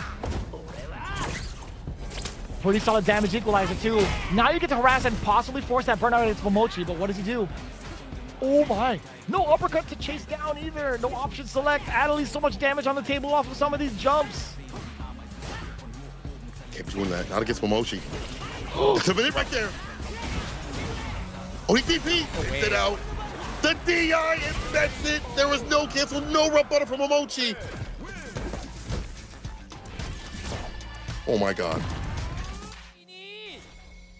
Another big opportunity missed from the side of Momochi. Adley took off a big risk with that drive impact too. He took out a deep breath as soon as the match was over. Momochi had all the meter in the world. But we knew the objective. As soon as Adley let that critical art rock, very limited on drive gauge afterwards. It wasn't going to be Momochi's turn. It was only a matter of time before that that burnout had occurred. Ali's hit confirms have been absolutely excellent. You saw at the very tip of the range for some of these normals being able to convert into like OD and the falls right after. And that back and forth is happening in terms of where they're jumping at, where they're spacing themselves at. Still very much down to the wire. And it's by minute decisions makings at the very end. Like minute issues, I guess I would say. Like Mochi, again, not spinning that CA at the very end or canceling into a super against the DI. But those are just like one decision mark off from winning it or taking it. It's the final game though. Ooh, this is nerve-wracking. Ooh-wee. We started to see some like changes to the options around drive rush from the side of Momochi. Not necessarily like from raw drive rush, but also just it's mostly just off of like block normals or even like hit normals as well. I wonder if he's gonna try to do some like maneuvers to kind of bait out reversals from the side of Adley, although that feels like a little bit risky. I don't think Adley's been susceptible to any sort of like big reversal decisions. It's so hard to tell what needs to be done from both ends now. That back and forth, both utilizing the same sort of rule book of the character, just in different elements, different aspects.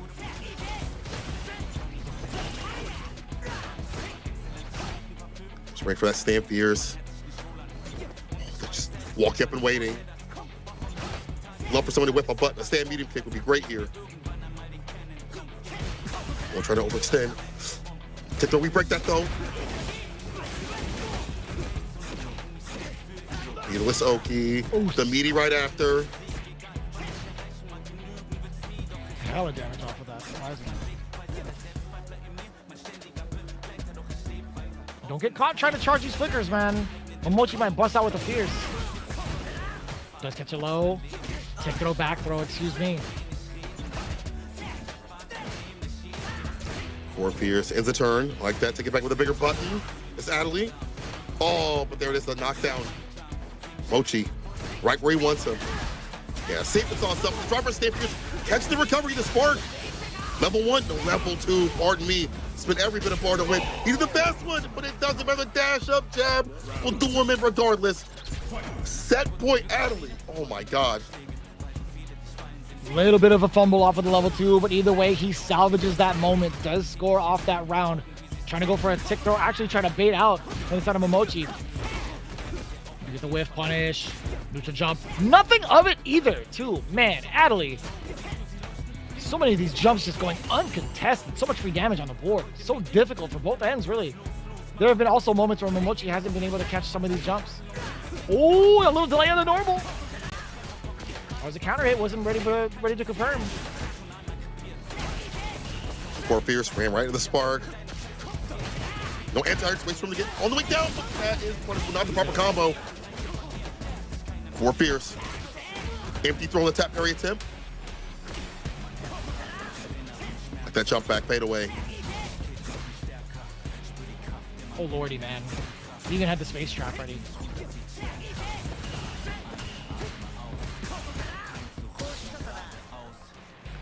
Even after two jabs, able to break the throw right after the DI from Adley. Oh yeah, you better hit this level too. Not gonna kill, but man, will it hurt.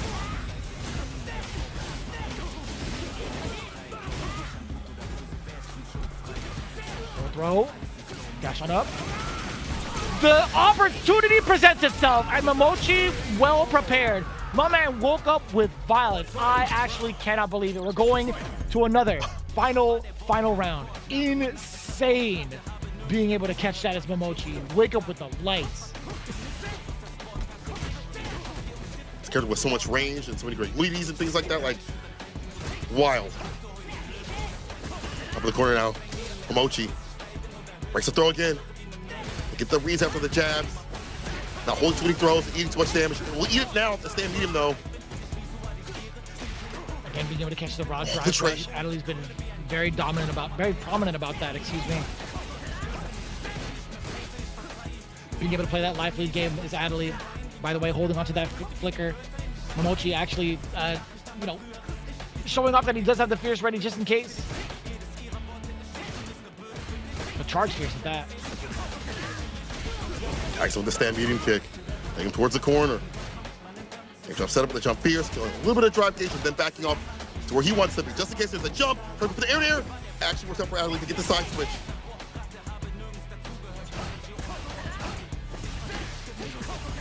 Oh, needs to dump out the rest of the damage. A little bit more in the tank. Got the upper, the blitz, level 3. This should be it. Momochi is banking on it not being so. He was looking into the screen closely. Adley, he gets the W. He does. Hiroshima Team Ikusa scoring the clutch reverse 3-0. Adley against Momochi. He was down 2 whole games. Opportunities for match point multiple times over for Momochi in both of the follow-up games. Couldn't close it out, falling victim to the MVP of this division. What a clutch play from the 19-year-old. Insane nerves of steel. As you mentioned, a young gun out here. First iteration for Street Fighter League Japan. They put him up to close things out so they can move on to Fight Reject. That's a lot of heat. That's a lot of pressure. And you were still able to perform. My God. After losing previously down to another close match. Man, Adam, well deserved. The faith in the team, well put on for him, and so much back and forth in terms of like how they were adjusting the spacing and things like that. Putting him up in the corner, who got the lead, and how they operated from there. So many great moments, but it came down to Adley being just the absolute clutch god for his team. I think there was also a couple of moments towards like the end of the set where Momochi was like banking on Adley not being ready for certain things. Like he let go of a lot of damage towards himself, trying to make that approach happen. One of the biggest openers that we did see was like going in for the drive rush and multiple times over. Not in this set necessarily, but also, yeah, that was a moment right there for Momochi to ring out with the super. But even before this whole sequence had happened from the side of Adley, Momochi had tested numerous times with like drive rush in throughout the rounds, really. And Adley was still ready for it, right? Like he's been so successful off of defensive measures against drive rush raw.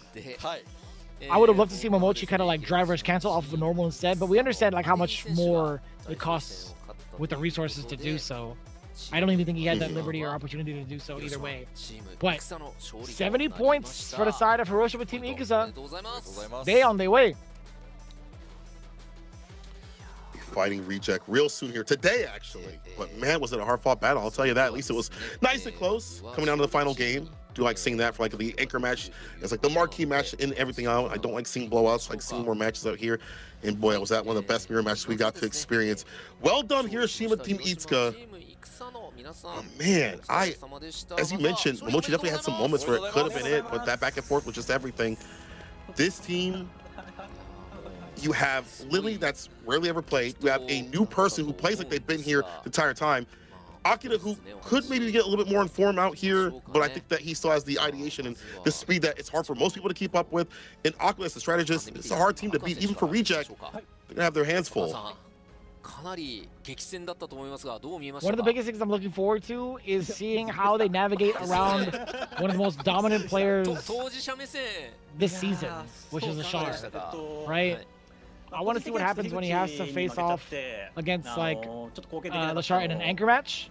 If it's going to be the Edmir or whether or not Lashar is going to switch over to the Terry. I don't even know who they're going to send out for Lashar in the first place. Now that I think about it, like Adley hasn't faced off against him, if I'm not mistaken. Yeah, that's correct. Ibiki has not done so at all. Also correct. Akira, perhaps? Yeah, Akira is actually the one to face off against Lashar. The first interaction they had, he fell short 3-1. It was Terry versus Cammy. And then Aqua was the one that stepped up against Lashar in the second instance, and that was Lashar playing second. And that was Blanca versus Ed, 1-2, funny enough. Oh, short up there with his Ed, yeah. So the switch up is here, and I'm again curious to see, excuse me, curious to see if Daigo's going to step up, because that having him as a prominent player, hopefully now, would switch things up in terms of who has to go up against Anakuma. Get there though real soon, but first we have to do these interviews. Aqua says the games were too intense. Personally, I'm sorry for not being able to win against Higuchi. I was gonna go for Hikaru, but Dice did not come out for that. Akira didn't look well at first, but then he won the last game. You saw him kind of get back in form the way he needed to be, pulling back, as you mentioned, and not overextending too much too often. And he said, also, Hibiki, why are you winning with Lily? I just can't believe it. I don't know if that question he's just that dude right now for this team. Like he's been one of the most dominant forces for this team. Funny enough, for at least some of the clutch moments, right? He has, although only 60 points to his name, a lot of the points have been via being in the first or second rank. I don't know how many anchor matches he has under his belt, but with a 75% win rate, I'd imagine like majority of those points came from starting things off, getting certain picks in the middle spot. He's been such a pivotal point in getting the party started for Hiroshima Team Iguza. Not necessarily by points, right? Again, it's just the high win rate that he presents for himself, for his team, to give himself, or to give the teams like a pretty big fighting chance. I wouldn't be surprised if we see him try to contest up against certain anchors. I'm actually looking forward to seeing that, but Adley's just looking too well informed. That guy's a clutch god. And they say to him, couldn't look at your game, we were too nervous, but really thank you for winning. I can't imagine the amount of heart palpitations they probably had to go through watching that set, watching the moment like the DI come out, like you really went for the DI right there when there could have been a super behind that. But they were able to secure that victory.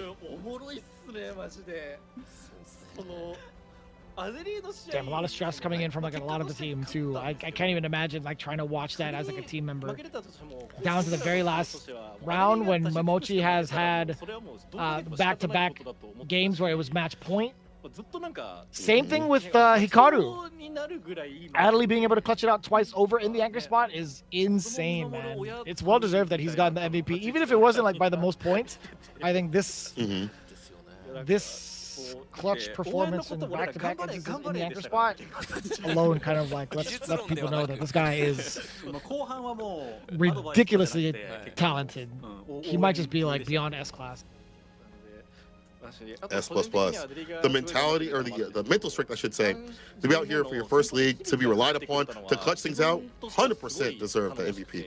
Vicky says, we were really happy we were able to win the first match because we lost here last season. Believe in Adley, and we really thank him. You definitely can see why you think that guy is really good. But also Hibiki himself, as you mentioned, has been a standout starter to start things off for like the regulation season. He's been a clutch factor in some matches that people didn't really expect him to be like that. And even outside of league, he's been super strong. It's a mystery in terms of how he's able to win with the character, but I think he's just been able to grind things out and be a better player overall, be able to pilot her to a level that people just didn't expect. Yeah, he's the only player on the team that didn't suffer a loss throughout these exchanges between themselves and Zeta Division. Right? He got Yamaguchi 2-1. He got Higuchi 2-1 again, continuously gaining that win streak on him. Yeah, it's crazy that he can't be implemented for the anchor spot, in my opinion. It's been kind of weird to see him like not be placed there too often, unless I'm tripping, because like I'm looking at my data right now. I see Adley up in that spot a bunch, and it makes sense too because he has hella points, right? 120 points total. Yeah, I do not see Hibiki in this spot at all. Maybe it's time, right? Maybe there's an opportunity here to possibly do that. The only time he'd actually been sent up for the anchor was against. They were on the away side. And they had to face off against Reject, and he lost 0-3 against Fudo's Ed.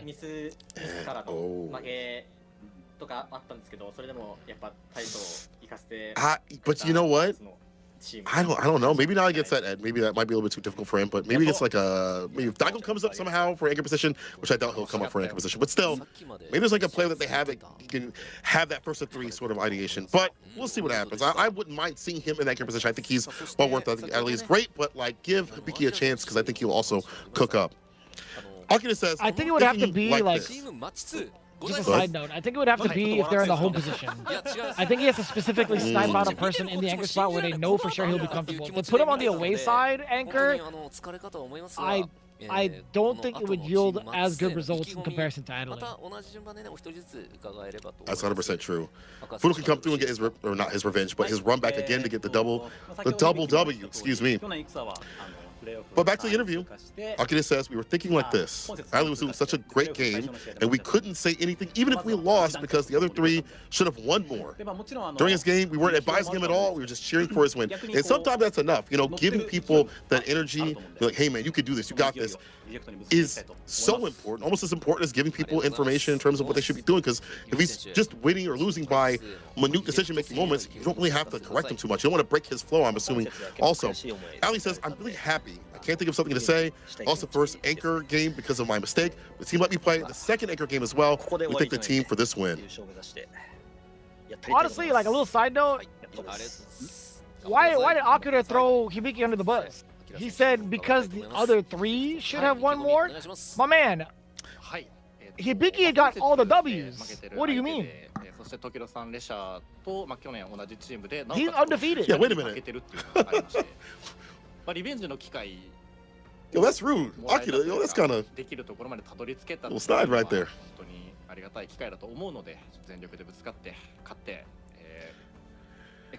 Well, I want to see if he can carry that same sort of momentum over in the next match. I want to see them rely upon him in the anchor match. Back to what you were saying before, what we were talking about. I'd like to see that rotation in the home side of things as well. But they won't be there. They'll be on the away side to start things off. Yeah, this is going to be insane too.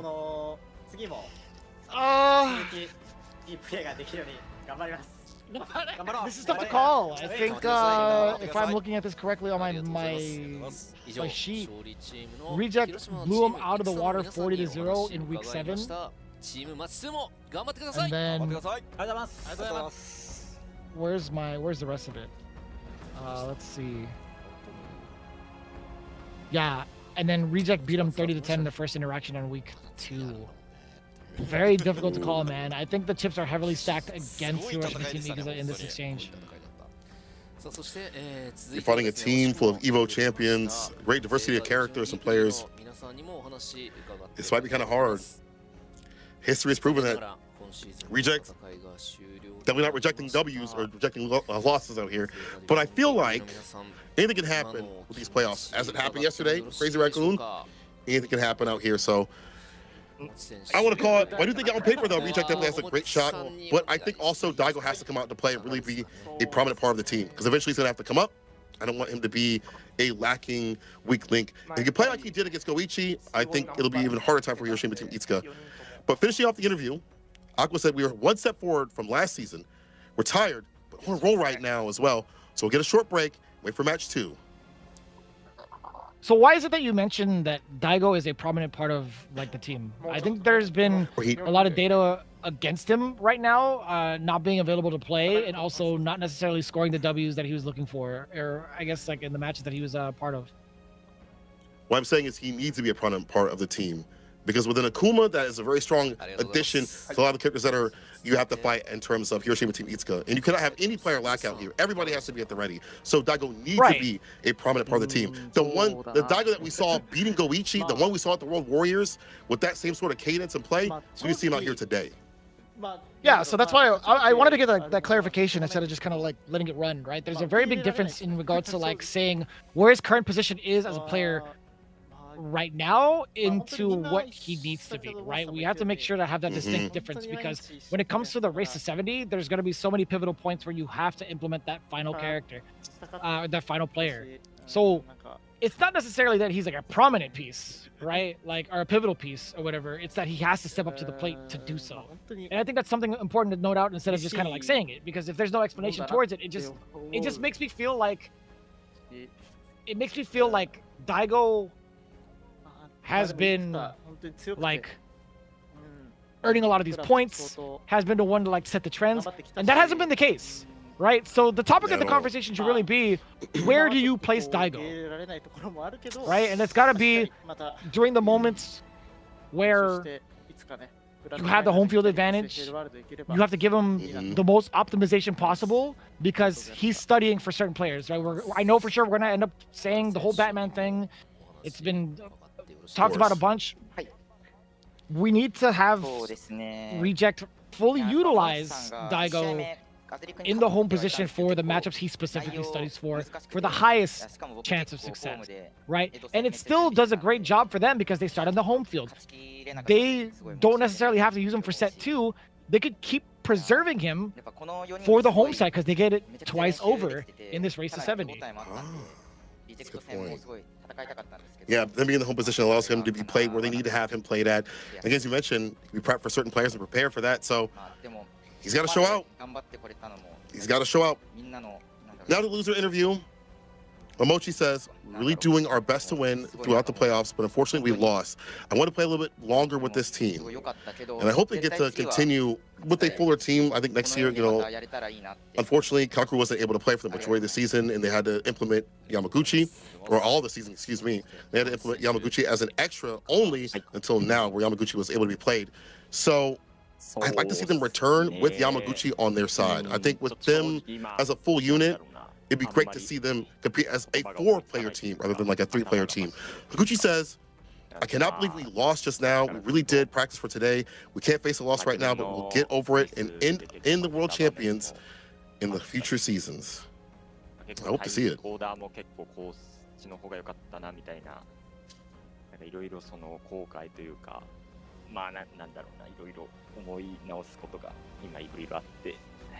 If there's anything to be said from the side of Yamaguchi, I don't think there's like any sort of remorse that he could have or any sort of regrets. I mean, him being brought into the latter half of the season with not too many games to play,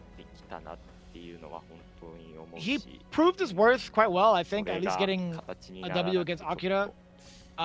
He should have had the W against Hibiki off of that single drop. Outside of that, I think he did the best he could.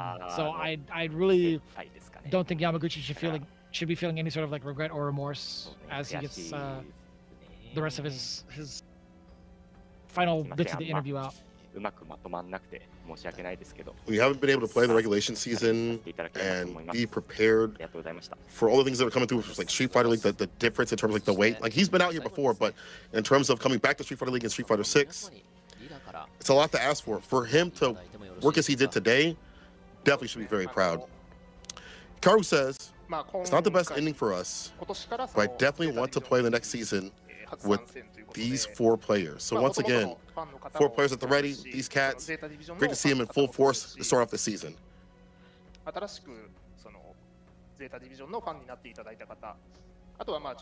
Yeah, a lot to look forward to for Zeta Division in general. It's just it was so rough to see him fall short in this fashion because they had, let's see, 1, 2, 3. They had 4 opportunities. They had 4 games where it went down to match point from Hikaru and Momochi. And it went down to the wire, especially for Hikaru as well. Down to like the last single interaction in the final round. And the same goes for Momochi too. Hard to find.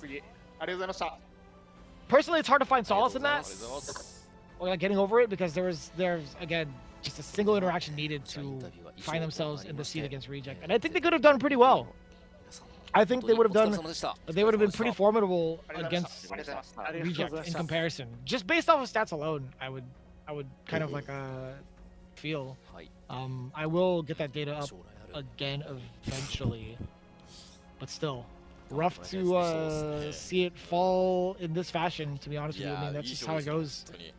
No matter how many hours you practice for, the better team's just gonna win at the end of the day, and that's just the nature of competition. But looking at it too, backing up my data with what I had said, I knew I'd remember this correctly too. In week number 6, Zeta actually took down Reject 30-10. That is a pretty significant blow to deal. Here, especially the hoodies and all the shirts and things like that. I've already got one I bought just to take with me to Capcom Cup. I can't wait. Really excited to see it. I want to see if like that merch is going to be like lingering on to Capcom Cup. I'm sure if we had seen what had happened last season. There were so many different booths and so many supporters showing off their merch, and all high quality too. I was actually rather surprised and really excited to purchase it, although my bank account wasn't as enthusiastic. But as it stands right now, I'm pretty enthusiastic about the chances for Hiroshima Team Iguza. They are looking rather sharp. Let's see if it's going to be enough to cut down the giants that is Reject. We'll find out right after this. 25分後20時10分頃を予定しております。なお休憩の間にチームマッチ1のハイライトもお送りいたしますので、こちらもお楽しみに。それでは一旦失礼いたします。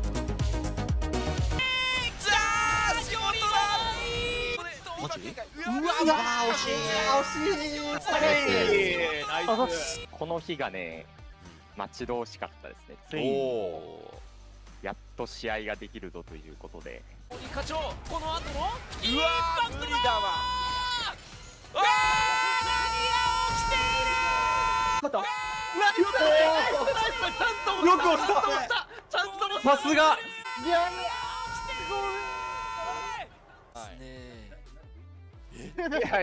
押すけど。しょうがない。この曲げるがでかい。回復したな。9からキャノンして、サイクキャノンで一撃したまで。いやー。投げてける。もう小さいキャノン。パリスキルしかない。いやー。スキルしかない。ナイス。マジで高い。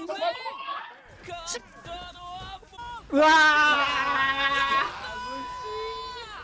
これは削りがドライブ帰ってきたぞ。上飛びジャンプするのか。中段も振って。いやこれはそう。いやもうちきた。いやごめん。いやちょっと立ち回りきつかったな。やっぱこれなんだな。こじ開ける。無理やりこじ開けた。今回はしっかりと勝ち切り。うわ、ごめん。いやー、うまい。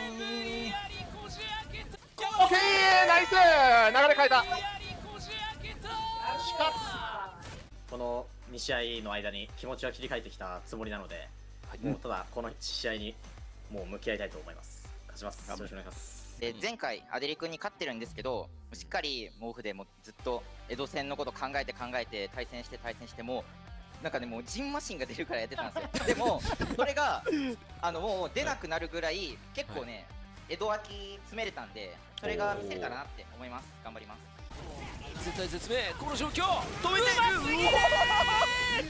健康一滴やるしかなかった。ミスはない。だけど光る。ここで止めるかアデリー。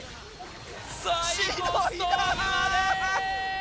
で。いや最後ストーリー。ナイス。オッケーオッケー。マジか。オッケー。これでドライブ復活。下段が通っている。どうする。通常投げ。きた。ここできた。本命 OD メキシカ。はい。やば。ナイスお前。すげえ。うわー、ピッチ。打撃。ゲージもたまりそうだ。これはコンボが電光石火。ついにきらめいた。しょうがない。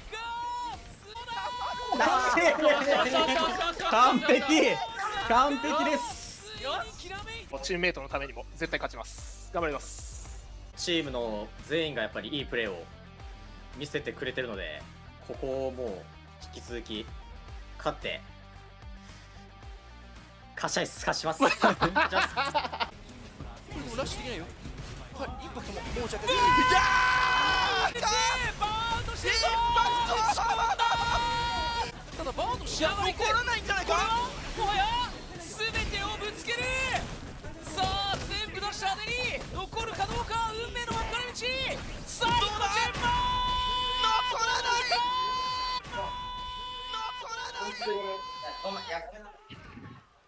い。いけ。しゃやばすぎるお前。やばすぎるよ。絶対足りないと思ったよ。いやありがとう。やばすぎる。嬉しい。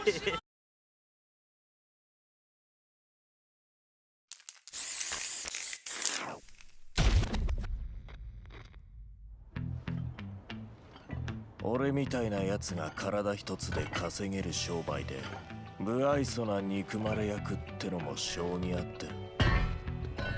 だけどふと考えることがある。ストリートでやり合ってた頃のことを。オーケー、始めよう。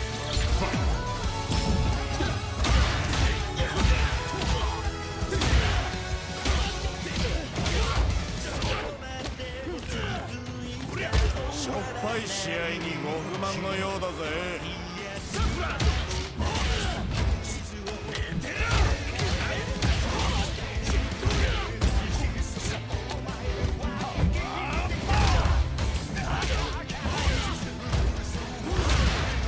覚悟しな。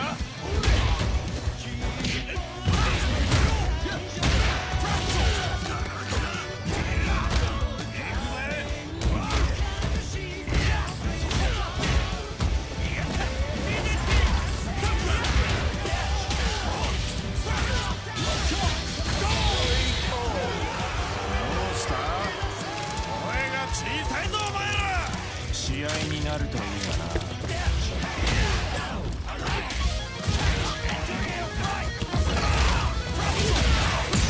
派手に行くぞ。おれ。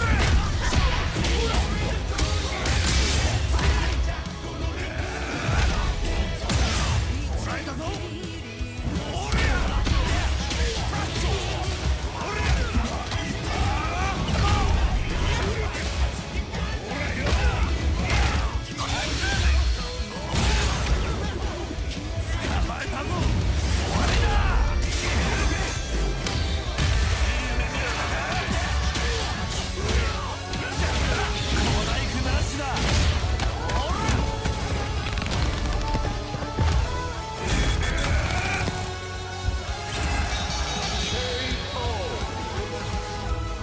これが俺の仕事だ。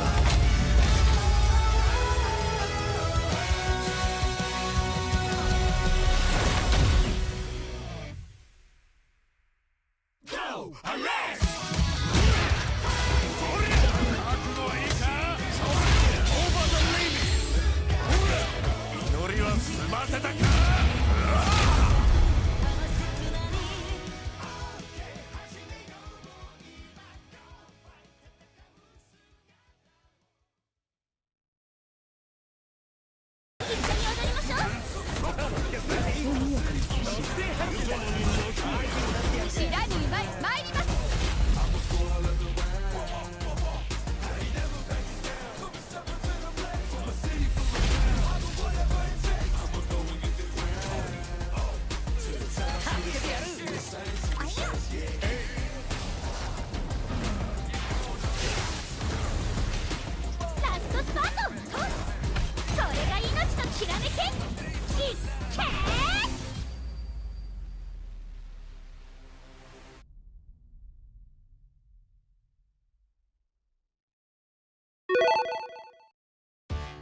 カプコン40周年記念サイトカプコンタウンがリニューアル。クラシックゲームやシアターなどさまざまなコンテンツを追加しました。その他にもたくさんのコンテンツを遊んでいただけるよう準備中です。カプコン ID に登録してカプコンタウンを今すぐ楽しもう。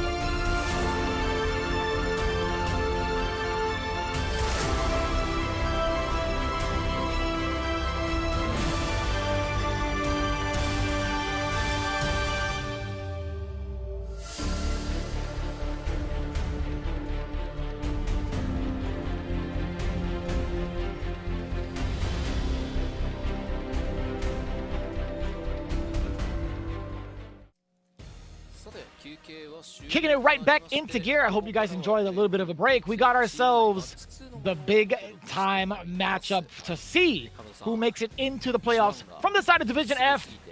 Hiroshima Team Ikusa taking down the big W against Day2 Division. Can they top with the Giants, excuse me, that is Reject. Vicious here with St. Cola to bring you the finale of Division F and see who comes out the big victor to face off against Crazy Raccoon. Could happen. Hiroshima Team Ikusa takes it. We'll have to see.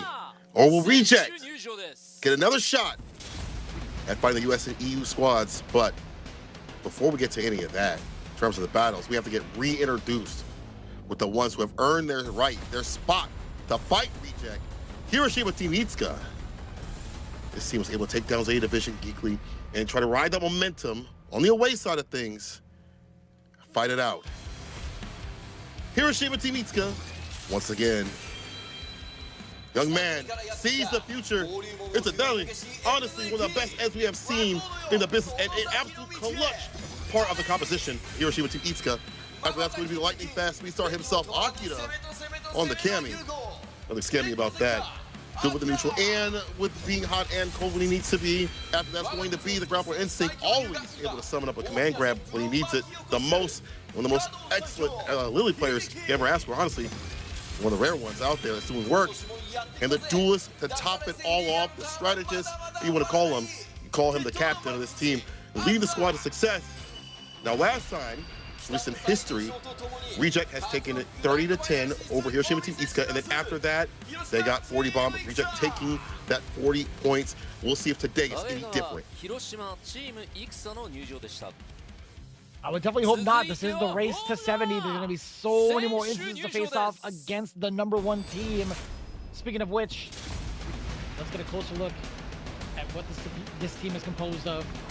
Players from so many different eras, so much consistency, but more importantly, champion caliber all the way around. An insane team at that. It's Reject coming into play from the home side first.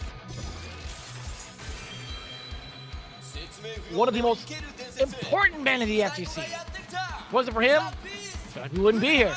It's the beast, Daigo Inohara. Following suit, the attack on heavy tank, the man who has been so dominant with both of his characters thus far, and it's Fudo. Man, we can't talk about dominance without talking about the golden finger coming in from Korea. Now living in Japan is Lashar. All brought together by the man who rejects the limit. That is Tokido-san as the coach, and also still sticking it out with that Ken. So impressive that he's still managing this character because he's having so much fun with him, but also trying to balance out a JP. But the full composition, back-to-back edge potentially from Fudo and Lashar, with the inclusion of a Terry and a Mai if need be from the side of Lashar. Then of course, Sleepy Daigo coming in with the Akuma.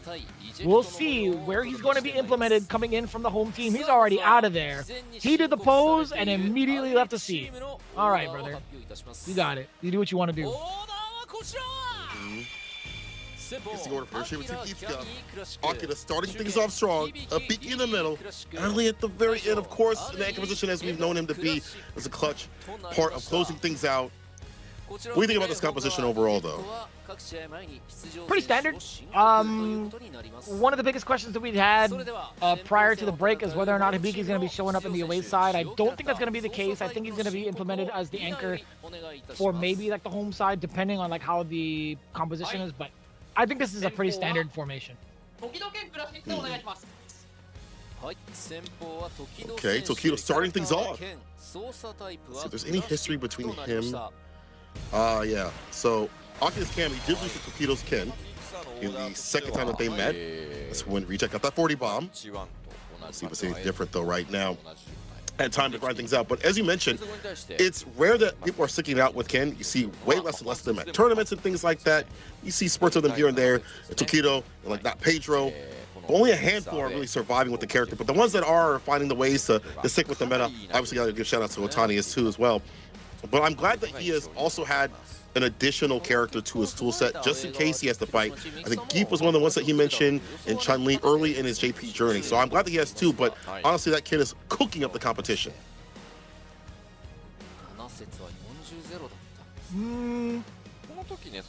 I think I can kind of agree with that. He's got like, what, 90 points to his name in total, right? Yeah, he's got a pretty high win rate as well, 75 points. So it's been a really good mix of being... I think he's been in the anchor spot a handful of times as well. I'm going to go ahead and double check that, but looking at it right now, as I pull it up, how often has he been in the anchor spot? It's been one time only, and it was against Hikaru against Day2 Division in week number 1. Took it down 3-2. Other than that, interesting. It says here on the list that he's got only like what, 60 points to his name. Maybe is there an error on the website? Am I QAing for the website as we speak? Hopefully not. But I'm going to double check that one more time. So, Tokido, where are we at? It is 60 points. Okay, so yeah, I'm definitely... It's definitely 60 points with a 71% win rate. Yeah, I don't know why it showed up as something else. Interesting. 71, so overall, not too bad for him. We haven't really seen a JP be utilized, and I'm wondering when that's going to be a part of his toolkit, or like what character he'll have to use it for a player. But for right now, starting off with the kid. So run back once again, he had won against Akira previously. Yeah, I don't see any significant changes that need to be done. I think having the home field advantage twice really gets determine whether or not he wants to continuously run this set against Akira. I think being able to decipher what happens in the first game is really going to like set the tone for the rest of the evening, at least for the side of Reject specifically. But I don't know who else I would send up there for Cammy.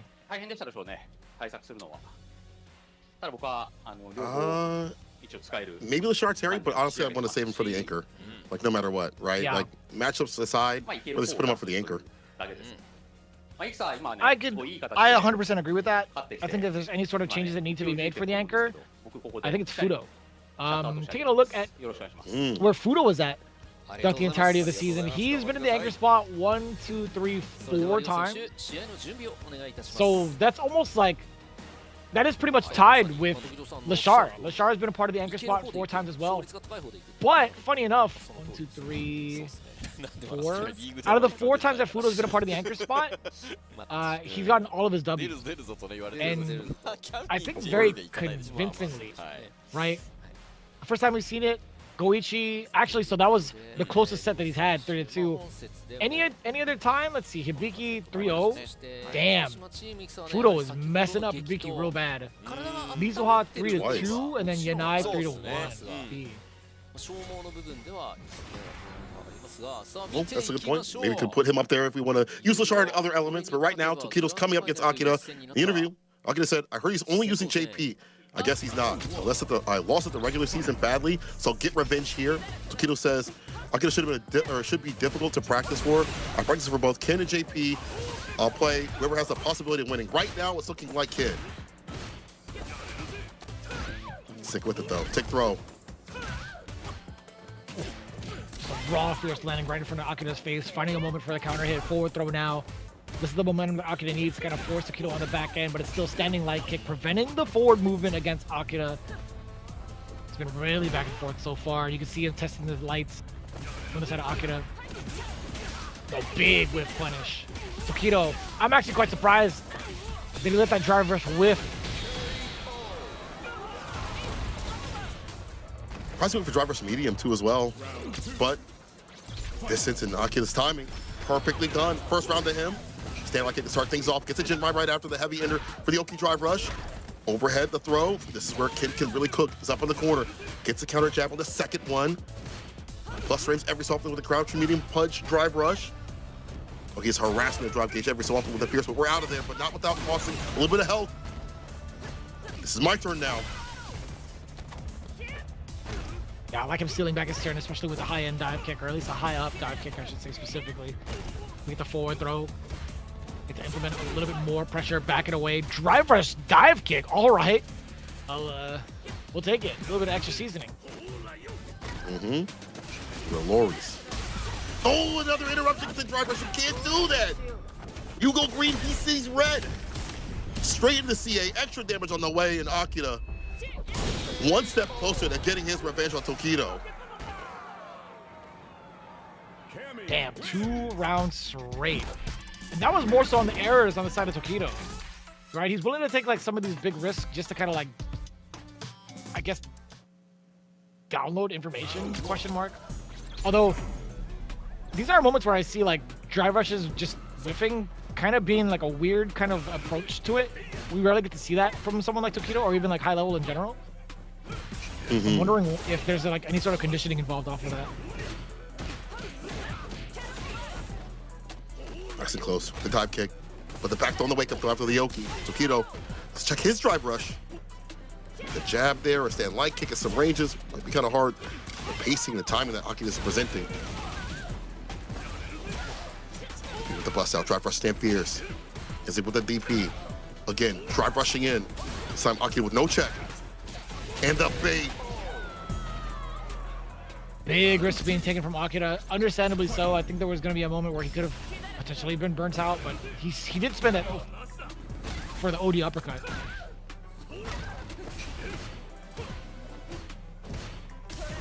Getting that burn out right now. So Drive impact! Unfortunately, yeah, no cancelable button right there.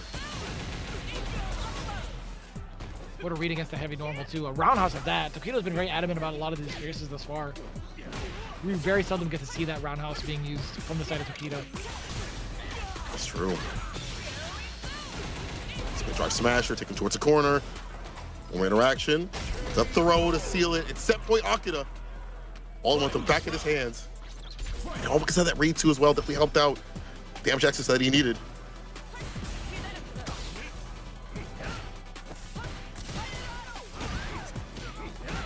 Couldn't tell you what that was. Perhaps it was like a buffer. Maybe he thought Tokido was going to be out of range. Maybe he thought there was a moment where he could have clipped and committed to the full motion. Either way, Tokido working out with that level 3. Roundhouse to follow up as well. Akira holding on to the parry. ODDP right out of parry. Uh-oh. Bait on the side of Akira. Neutral jump to start things off for the punish. Meterless combo. Keep the bar up. I like to switch up in terms of like the jumping. Went for the jump heavy kick. A lot of range on that. Dash up counter. Tried to go for the reset. Perfect. Parry is the response from Tokido. Ooh! Luckily enough, he still gets to walk up and grab. Kind of scary. Off of those 2 jabs that had hit too. I wonder if Tokido would have been able to like link after that. Like he definitely had dry rush behind him. He could just stand jab, crouching heavy punch, whatever he wanted to. But either way, being able to salvage that situation, very clutch from Tokido. Try him with that sneaky DI. Yeah, like that. Go right kick right over there. Hands Tatsu. Perfect parry. The trade. Better off for Tokido. He saws him up in the corner. And again, another heavy kick. Careful with that button. Now manages to catch the walk back.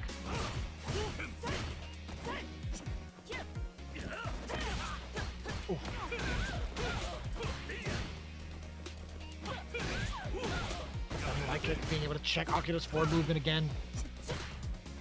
A lot of damage to the drive gauge. Speaking of, does get the standing light kick now against Tokido's normal. That was a counter hit after all. Hooligan. To fade out whatever action Tokido's willing to walk it out. Dry rush forward. Akira not giving him any sort of corner really. Could have killed off of that. It will. Let's go for another OD Jinrai. Set point. Tokido keeping up pace with Akira. Tries to escape. Yeah, that was going to be checkmate regardless, right? That last bit of OD Jinrai would have definitely chipped out, or at least put to burnout, and then he could have gone level 2. Level 1 now, as a wake-up, drive rush forward for the punish counter initiation. Akira, hella damage on top of that. That spin drive smasher jumps right back in, calls it the fireball. Easy win right now. Final game, final round. It's about who just gets that momentum and rides with it, feels like, at least for the last few rounds. How things have gone down. ODDP against the dive kick. Invincibility just to ensure But meaty crouch fears. Counter hit. Okay. Oh. Right into the level 3 too. A very substantial life gauge difference between Akira and Tokido. Akira does have the corner. He does have drive gauge as well. Just jumps on in. Tokido reluctant to even try to anti-air. Back steps. The jump back is there. Akira playing it cool.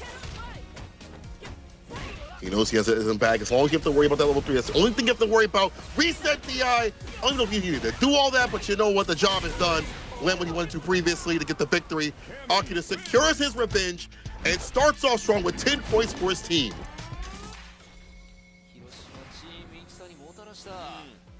Honestly, that's a little bit of a surprise. Tokido falling asleep at the wheel a little bit. He had all the bars to his name. He had 3 bars ready to rock. Guy with the DI while in burnout. Akira willing to take that risk. Yeah, we see him been so defensively ready. Obviously with the perfect parry previously. He didn't have parry then because he was in burnout. But you're right, he had the bar at the bottom. There was no reaction from him at all. Just sneaking that in. Yo, Akira also pulling back when he needed to. He was like, okay, I'm kind of overextending myself. He's walking me down too much. Let me get the momentum back in my hands, and then I get to walk him down and make the reward happen from there. I like him also, again, spinning the bar at the bottom when need be to get like a big advantage towards the damage, using some of that spin drive smasher instead of waiting for level 3, and then he could just kind of pop off right here. Perfectly done. Akira getting his revenge and starting off strong. 10 points. How Hiroshima begins their march. Let's see if it will get stifled with this next person. Hibiki up next. I honestly want to see Fudo. I want to see Fudo fight again. Yeah, put Fudo in. I'm setting Fudo in. Have Adeli face off against Lashar. I think that's a pretty good, also like sort of standard start for this side of Reject for those that have been following along throughout the season. It's just a matter of whether or not they actually commit to it now.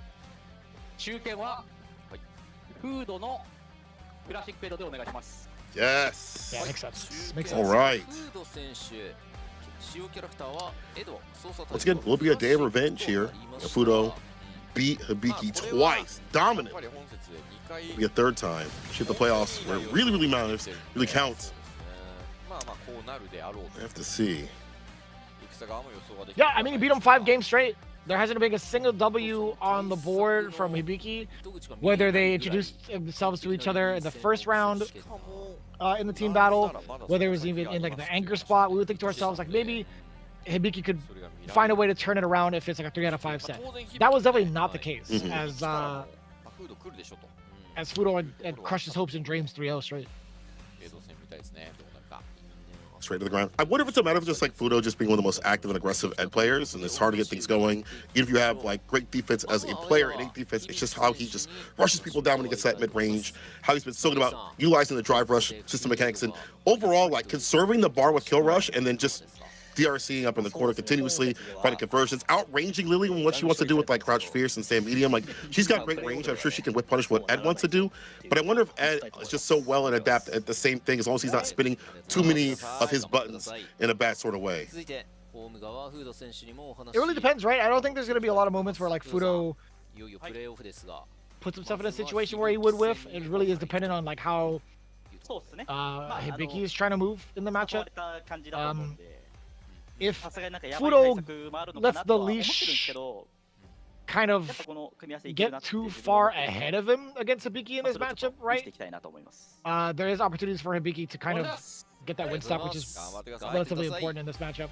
So very similar to what we've talked about in regards to like characters like Ed, having to face off against characters that are reliant on trying to initiate by creating space for themselves first. They want to stay within that mid-range. I don't think Fudo is going to even give Hibiki that time of day. Unless Hibiki can score a knockdown off of a command grab, I think there's going to be a lot of pressure being exuded from Fudo. I agree. Like, you also have an overextending, you also have flicker, you have the fireballs and the sparks for the fake out, so it's gonna be hard to find those moments to get in and get the command grab going, to get the stocks up. But once the stock is on, you have the counter spiral to cut through any of the projectiles or hit a limb. It's a matter of getting there and starting that, and that wasn't started in the previous games, I'm assuming, considering the absolute dominance that we saw. But today is a different day. Hiroshima already starting off with the win. Maybe he might use Golden Hibiki to get his own W and his own revenge. Back flickers to start, huh? The wind stock right in front of him. Pretty bold. They're just like that. OD Windspire. Now the command grab. Get the stock up again if need be, which he does. Very smart. Prioritize that. Bigger part of the win condition for this matchup, as mentioned. Back to forward Fierce, not getting whip punish, recovery in time. Flicker has been a big proponent here of pushing Hibiki back and maybe trying to also keep the drive gauge on the lower side of things. Nice, perfect parry, the punish right after. Knock him down. It's a forward throw.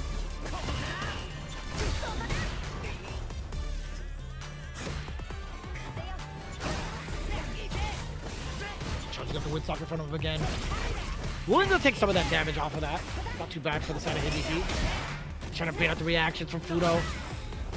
Really well placed defense too against the drive, the Condor Spire, being able to drive reversal out of that. So the cycle blitz. The jump back. He knew he was gonna try to initiate something. What a read. Well rewarded. Fudo, first round. Like the fireballs every so often try to lock Hibiki down. The flickers as well. Based on the ODP, the DI, doing some of that drive gauge, take him towards the corner. For the most part, it feels like Fudo was just so well informed too in like navigating around this matchup, both like offensively and defensively, right? Hibiki has not really done like anything too crazy to try to close the gap. He's just found really good instances to actually get this Condor Spire a couple of times, and also bait out the DP it again, mid-air. A lot of damage, not quite yet. Yeah, nice and easy, crouching heavy punch. But yeah, from the side of Hibiki, I'm actually quite surprised how often he's getting like these windstocks in front of Fudo. Yeah, really. All the range that you have to play. Ooh, outside the distance, Fudo's still ready to punch for that Stampede kick. Knock down the Psycho Blitz, a throw right after. Up in the corner, we can really go to town. Like in that defense, he backed off just in case, I'm assuming, a drive reversal, or maybe like a super was coming through. Push forward, Fierce, that's a plus. Okay, command grab. Some punish counter, so we still have some drive gauge to play with.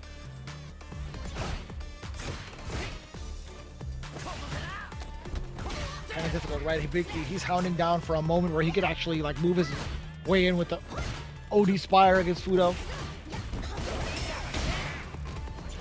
Reversal, the drive reversal. On the drive gauge.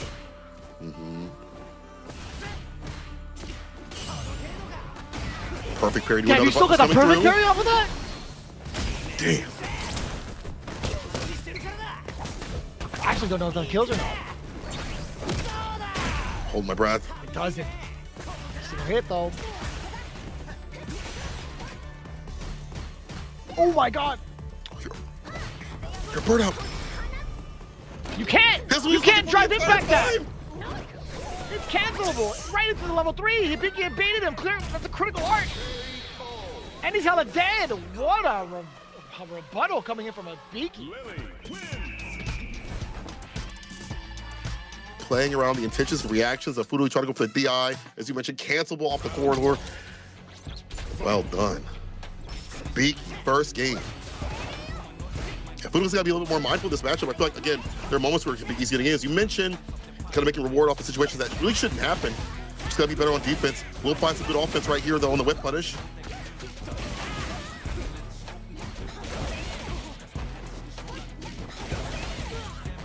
Light, Spire knockdowns. Hovering around the range that we talked about, Fudo trying to maintain control. Damn, what a whiff punish. And honestly, even if it was in range, I think that DI would have definitely absorbed it. Very close to burnout. OD forcing the issue from the side of Fudo. The usual jumps every so often to avoid the Spire. Still getting in though, crouch for your Spire. Back swift for that forward Fierce. The raw sweep does work out. Look how super baited. All these reversals have not really worked out here for Fudo. I feel like only 1 or 2 DPs have caught. The rest, or even the supers on top of that, have not worked to full effect. Set point for Hibiki. The recovery frames not too big. Does get the forward throw. Hibiki totally fine with that, actually. Being able to work his way from full screen has been one of his biggest strengths thus far, and very ambiguous with the Condor Wind, catching Fudo off guard yet again. Will stock up on his own terms, like once again. Able to reload. Off the low though. Stamp Pierce to the flicker. I think he's just blocking it out. Nice and simple defense so far. Oh, just too short with the light kick, just too shy. Come close. Forward throw. The sweep, it's raw. The back dash away for the command grab. Playing him like a puppet right now, especially after those plus frames from the flicker. Fudo needs a single interaction. Yeah, he doesn't even want to try to play that mind game around the Condor win stock off of a canceled normal. Excellent choices there for Fudo. Albeit kind of expensive, still holding on to 2 bars, not bad at all. It's a grip. 2 on the menu right now. It's the OD for the plus frames. Command grab right after. Archizing the stock up to get that lead, and they can go to town right after. He's got the bar at the bottom too as well. Nice preemptive interruption. Oh, no button to whip punish the crouch fierce though. The multi-tool button. Drive reversal. You don't the drive gauge though. No way.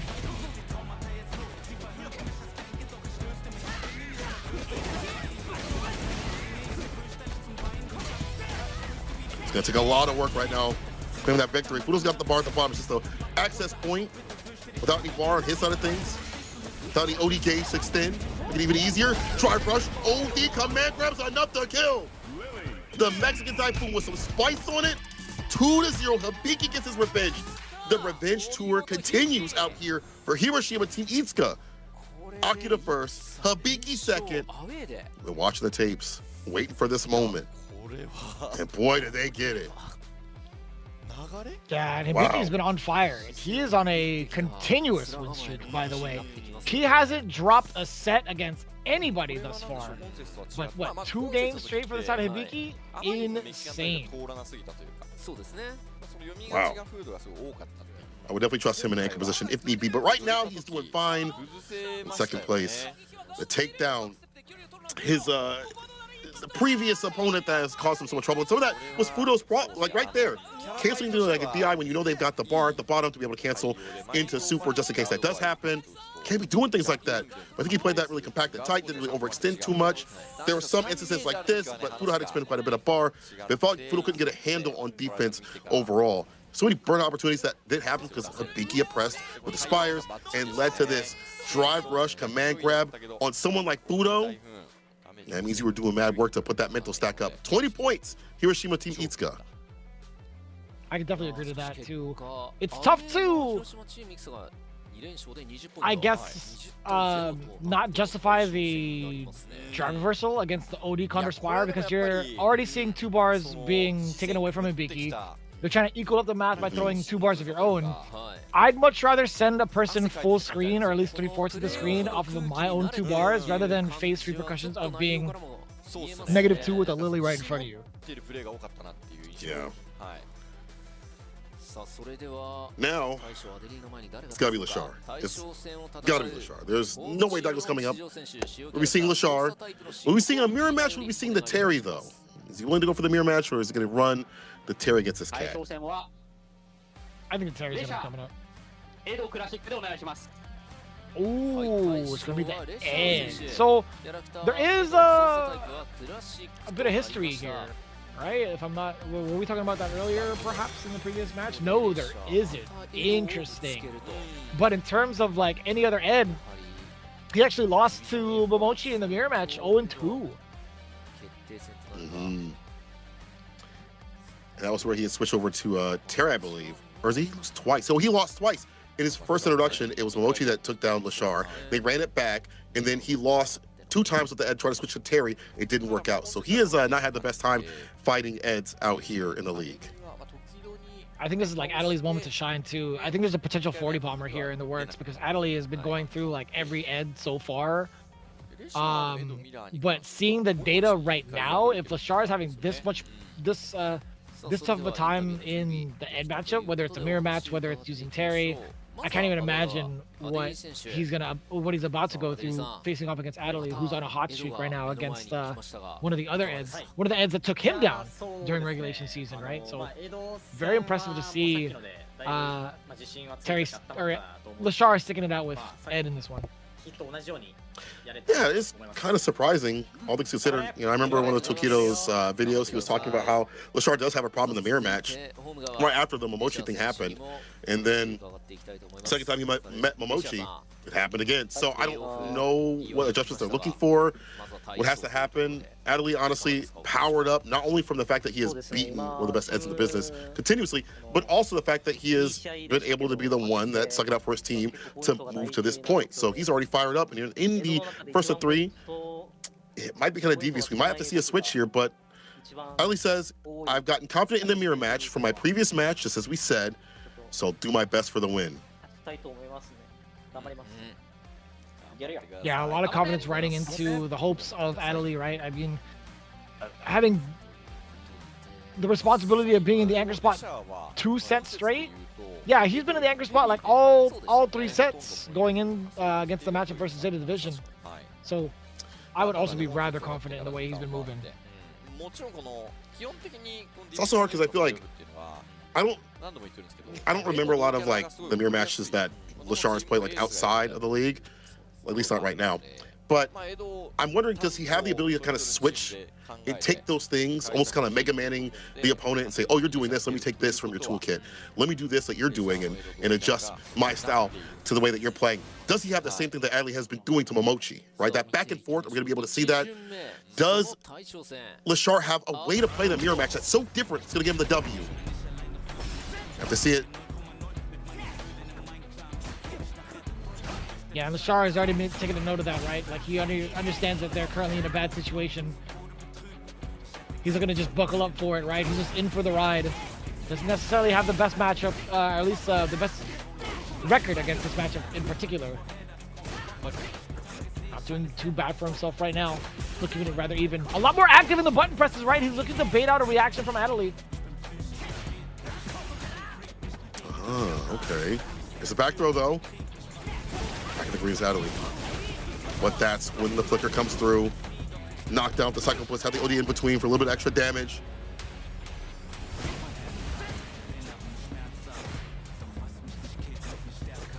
One more sequence for LaShar. Being opening off the medium.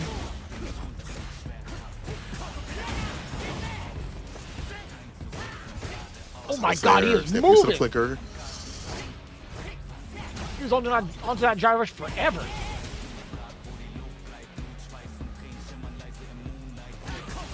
Skating on up. The walk up, crouching medium punch. Speaking about movement, the confidence to clip him low like that.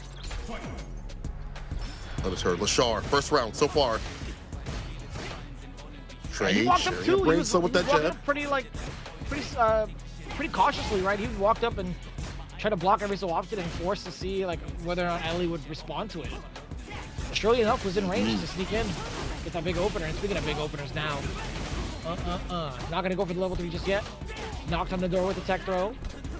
Drive rush on in, back-to-back throws. Could do it again if he wants to. He catches the back dash. Hella damage incoming. D level 1 to seal the deal. It's enough. This guy is mad efficient with his meter. That's LaShar striking first blood. Adley with the wake-up call now. For him to be able to walk in that area. Let's see if he continues to have that sort of momentum.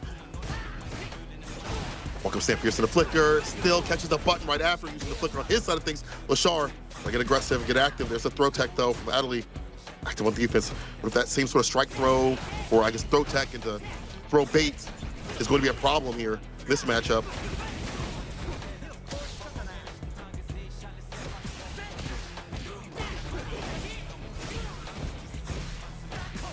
Find ourselves into the corner. Adley forced to spend some of that drive gauge, even off a block. LaShar getting a defensive back throw, still being able to close the gap yet again. Forward throw. A single throw will do it now for the side of LaShar, looking much more commanding in the mirror. Commentator's curse, the classic. Adley moves on in with that drive rush. Now baits up the OD uppercut. Do you do it again as LaShar? You don't. You tried to move. Level 2, stick and move. Pick up here, OD. Not the kill though. Back dash away from the throw, the clutch decision making up in the corner of defense. Saves the day.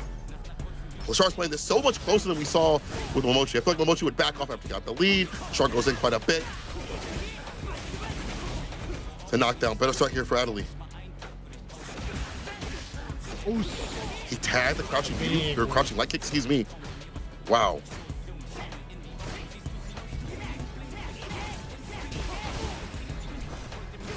Spark, drive rush gets nullified. Way too close to even trying to press the button. Just takes the throw as Adley. Perfect parry against the Cobra Punch. Back throw now for the repositioning. Forward throw, tacking on extra damage. The pressure is there. Lashar tried to move on out of there. The meaty was more than enough. So was the level 3. Very expensive, but pretty close.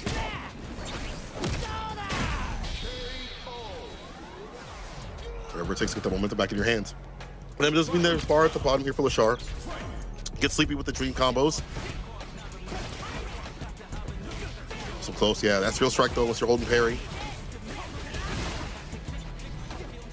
The trade, but that's fine. Lashar has him right where he wants him. Active he is in terms of his movement, his button play. Get tagged though. Yeah, he's like teasing the ranges a little bit, right? I think he's gonna condition Adley to maybe press like that standing medium again. Possibly would punish it, but so long as Adley has the offensive pressure, it's really up to Lashar to make the right defensive calls. But I don't think he's gonna get that chance. Nice and easy, level 1. Adley with the rebuttal. This is huge. If they score a 40 bomber off of the first match and then they get to switch over to the home side and they're forced to play Daigo also, this might be a problem. A lot riding on this match. Heavily. I did rush though with the crouching light kick. It's the drive rush, the fireball spark. What would have been a button, I'm not sure what that was though. Nice reversal buttons. Adley's so much more active in this matchup. You see him chasing Lashar down in the bait, using the spark, in the DI, doubles down with it to burn him out. More fierce hella plus the burnout, and with the drive rush. You got the DP off still. And that's something we haven't seen all set from him in any of the anchor matches against Momochi ever. Sorry, it's his turn to actually try to score. What a conversion! Off of the fireball, Lashar was just ready for it, and he just built his drive gauge back. This guy is a machine.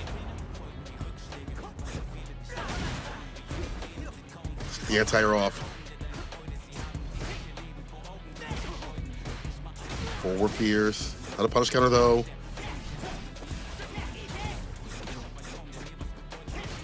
Tagged him, but yeah, no follow-up. Too short, it's fine. Have that lead up. Okay, Adley can kind of play his way. He's been, again, going for driver's jab, backing off if he needs to. He backed up in the corner, but before that can even happen, he's ready with the check and challenge. Almost like he's enticing Lashar in the reverse of things. Or so I thought. Nice challenge with DP on the wake up though. Adley with the lead. Oh yeah, force for the strike throw. Adley letting a lot of the fireballs rock, right? He's forcing Lashar to come to him. Be careful of that medium range though. Adley, he already shot off a warning. Yeah, he fired off a warning shot with the standing medium. Oh, that's a punish! Lashar, he had dropped this thing. Oh my god, I didn't even know what that sequence was that caused him to drop it actually. Ready though to punish with that crouching light kick. Well, the range still not strange, but still. Pivotal round, goes up 2. Ooh, what a whiff from Adley. Man, the timing is a little bit better than Lashar.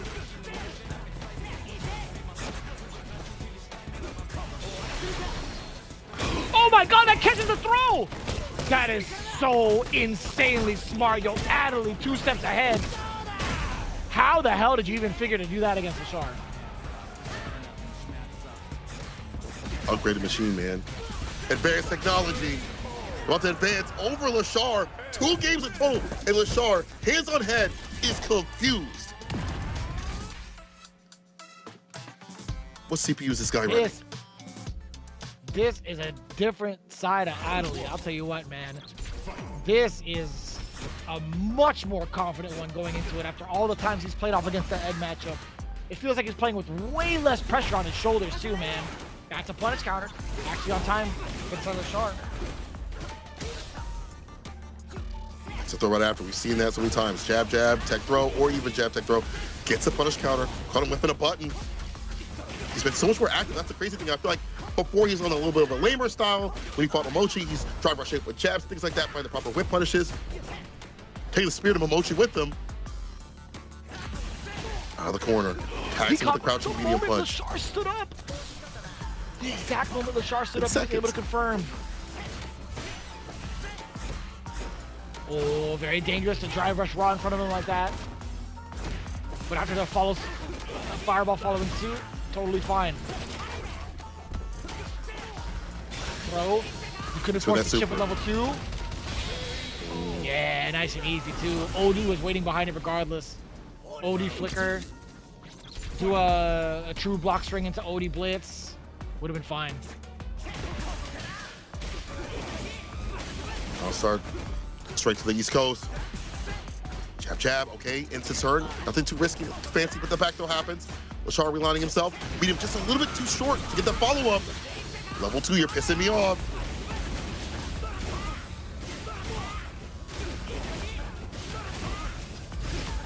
The empty lights. He still builds up so much bar after that too. Also on the verge of level 2 again. Nice interruption. The crouch like it properly spaced. Set point. Adley is about to 40 bomb reject in the mirror match. We'll see though. It ain't over. Level 2 is on his side though. Oh, tried to delay the flicker, got interrupted in between. Good reaction from Lashar.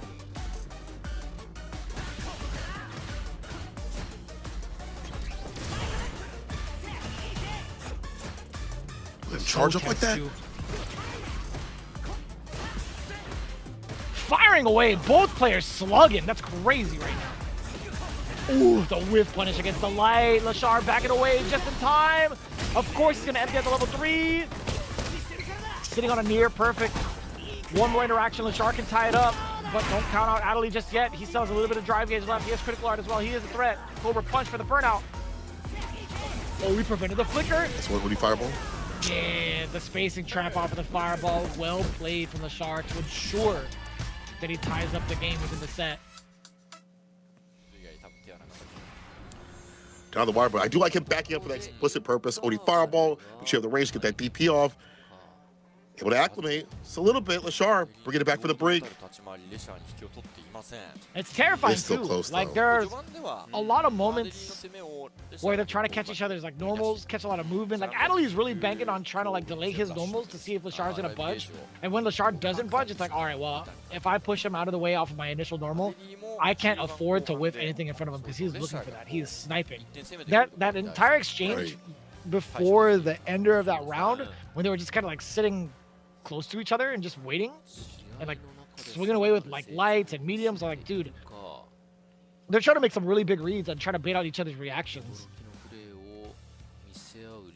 That goes into also moments where we see like, all right, well, I feel like a button is coming, maybe I'm gonna drive rush jab and like get a counter hit, like interrupt, or I went inside the distance where a button will whiff and drive rush jab to interrupt that. On both sides, both are doing a really good job of like interrupting drive rush with crouching light kick too as well, having the proper spacing and timing to do so. Even with all the variants and all the things that could happen from that, like it's been such a good back and forth. But Lashar at the very end, getting that big lead up, taking away even the opportunity to have like a level 1 bust out at all, to that level 2 as you mentioned, and chipping him out with the OD flicker right after. Like I like him ensuring his victories when he's able to.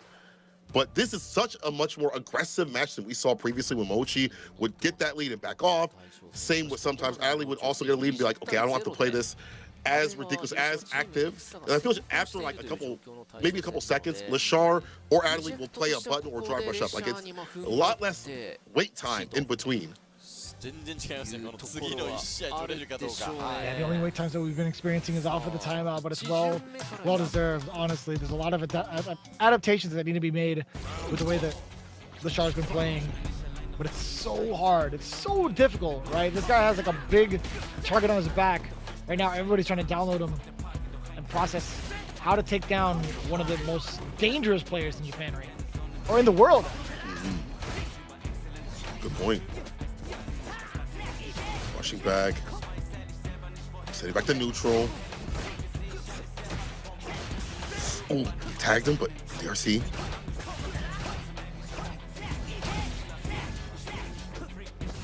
When a jump is going to come, we've seen this before. Too many flickers being played is a easy jump in. However, it's all grounded right now. Neutral jump, okay, against a throw bait. That's where we're seeing a jump.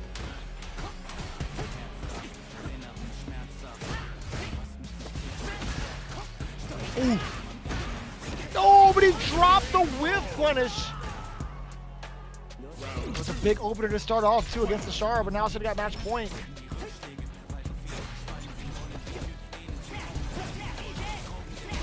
Yeah, not in range, just kill rush back, realign yourself, better position. Knockdown is there off the flicker, the fireball, the sweep right after. With a weak DP on the wake up, does give him some space, the Shar. Jumps in with a block, gets a back throw. Hook, line, and sinker. Right to level 1. You throw out the VI. You chip away first. Level 2. Oh, you don't need to anymore. That's actually going to be a kill sequence. Bring him back in. Yeah, I think it was over regardless. I think there would have been enough to go into, like, right back into OD Blitz and chip away at Adley. What a checkmate from Ashar, and what a way to keep Reject alive going into the next set. Tie ball game. I like that. Ensure yourself the victory, kill the drive gauge, and kill the character right after, chip them out with that level 2. That's not the first time we've seen this set. I bet it won't be the last if they play once again. But I do like that. Once again, assure yourself that W by any means possible.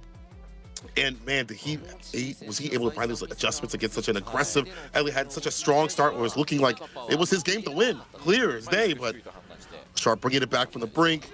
A lot of great moments that we saw from him. His timing was different. He wasn't able to get jumped in on, which has been a problem for Momochi sometimes and also for Adley sometimes too as well. Haven't really seen that element happen. Maybe it starts to happen a little bit if they play again. For right now, a lot of solid stuff from Lashar. From both ends, really. It just felt like Lashar had adapted a little bit quicker than Adley. Right? I think his management of resources was much better. There were like I want to say like an instance where Adley had dropped like a combo, like a big opener against the Shar, but finding himself in burnout scenario, in the corner as well, guaranteeing the chip. That's happened numerous times throughout the set as the Shar started to make his comeback happen. So I guess one of the key components you can manage or you can think about is like how Lashard manages drive gauge much more effectively in comparison to Adley. And finding more reward. Even that drop right there leads to you wasted a drive rush cancel, you wasted, or you got hit with like a punish counter right after. So like that's bar away, a bar that you don't get to use. But either way, man, it's hard, right, to be able to like use all the resources as much as possible against someone like Lashard, who's an absolute machine. And being able to use the most with a different type of machine. We got Vermillo coming through with another big set of actually really neat designs for their faceplates, right? Adding in a total of 18 buttons. Makes a lot of sense considering their name is Haten. Be sure to check them out. Brand new to the ecosystem of hitbox style leverless fight sticks. Leverless sticks, excuse me. These controllers feel like they're made by fighting game players with all the different attachments that they have, extendable, you know, the cord in the back, the handle that you can use. Also, they have a strap so you can just put that on your arm so you don't have to carry it in an awkward way. Again, it feels like they have made this by consulting fighting game players, or maybe they have fighting game players on their team. Either way, these are super sick, and I can't wait to pick one up whenever I can. I go to Japan for Capcom Cup. Maybe they'll have them on sale, possibly. I hope so. But they're definitely available right now in Japan. Yeah, hopefully we get to see them like further expand their reach when it comes to EVO Las Vegas. They had done so last year. But honestly, they're on the right track. It's been really cool to see them expand in terms of like the different things that they've had under their belt in terms of design overall. Not even just like aesthetic design, but like button choice designs, right? Like having the extra mobility options, having the extra buttons on the side to like macro certain combinations as well, or like have repeat buttons. Pretty important in like a handful of different fighting games right now. With like, the current ecosystem of fighting games, you want to have like as much accessibility as possible, and I think Formulo's doing a great job of supplying said versatility. Also, looks like they're not too heavy at all. Like, not light enough to like slide off the lap, but enough where like it's not super, you know, difficult to carry it around in a book bag or whatever. Like it's not too bad, too bad on your back, carrying around like all day. So looks like they're pretty sleek, and the buttons look like they're pretty well done too as well. I haven't got to try it yet. I've seen players walk around with them at Evo. I've seen people test it, but I haven't got my hands on it just yet. But I definitely want to. Yeah, I'm actually kind of curious to see like what the differences are in design choices. I know the cable at the top is different. I forgot what the name of that cable is. I've seen that like a bunch. I kind of know the name of it, but I also don't want to show off how old I am when it comes to like building PCs and stuff. But interesting that we use that type of cable to ensure that it never like actually gets disconnected off of the top. Yeah, the screws on the side. That's a really cool idea. It definitely is a very old thing too as well. But I like that they have like different versions. You know, you have the one that's extendable, that retracts. You have that right there that you can unhinge. But either way, it's not coming off that stick at all. And it looks like they have a way also of plucking out the buttons right there too as well. That's so sick. You can just switch things out with the immediacy. That is so cool. Being able to like unplug it is in that fashion is actually pretty cool. I don't know how it works out in terms of like actually getting the wiring to the board itself off of that. I actually would love to kind of like dissect one on my own time if I could find the time and the money to buy it. But either way, even like if it's not an entire stick, there's also the big collaborations. Is that going to be like the new desk mat, the new Street Fighter League Japan desk mat? I would actually love that one. I'm obviously using that as my background on my green screen right now. I've been a big fan of this piece of artwork as soon as it had come out. So I would love and hopefully see that as a desk mat and pick one up for myself. But also the buttons too. I 100% need to pick up a full set of those. I don't know what it is on the right side though. I don't know what that is. I feel like a phone, possibly, not sure, but I'll buy it no matter what it is. You know, just have some merch. Kind of merch that you just have to have, right?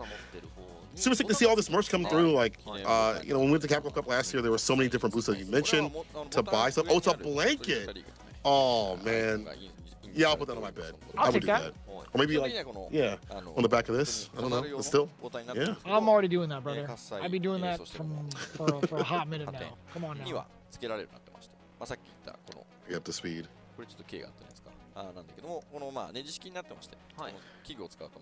Ah, I see. So I feel like these buttons, are they specific to the Varmilo controller, or is it just like designed that way where you can plug in like any button and kind of just like twist as long as it's within like the Varmilo mechanism? I'm actually kind of curious. I want to know what the design is looking like in terms of like that fight stick. Now that I have to really like dive in, pretty cool.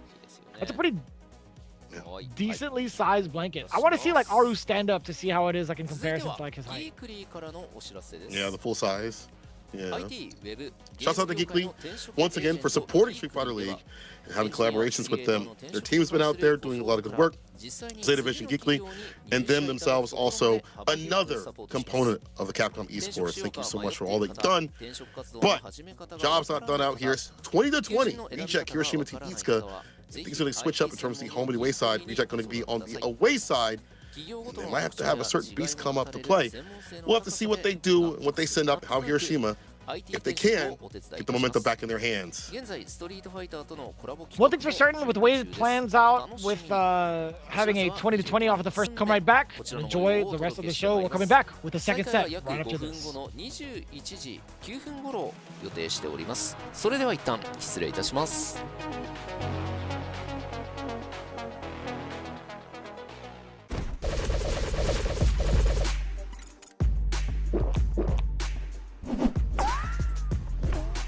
Red Bull gives you wings.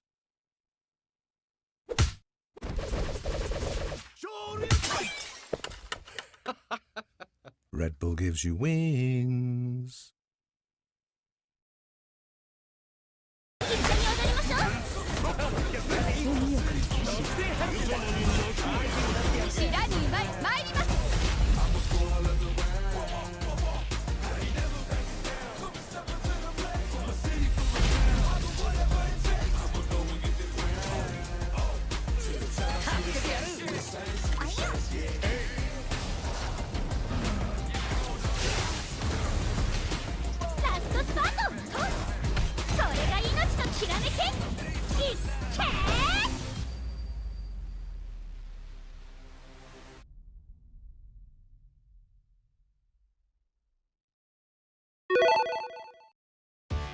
カプコン40周年記念サイトカプコンタウンがリニューアル。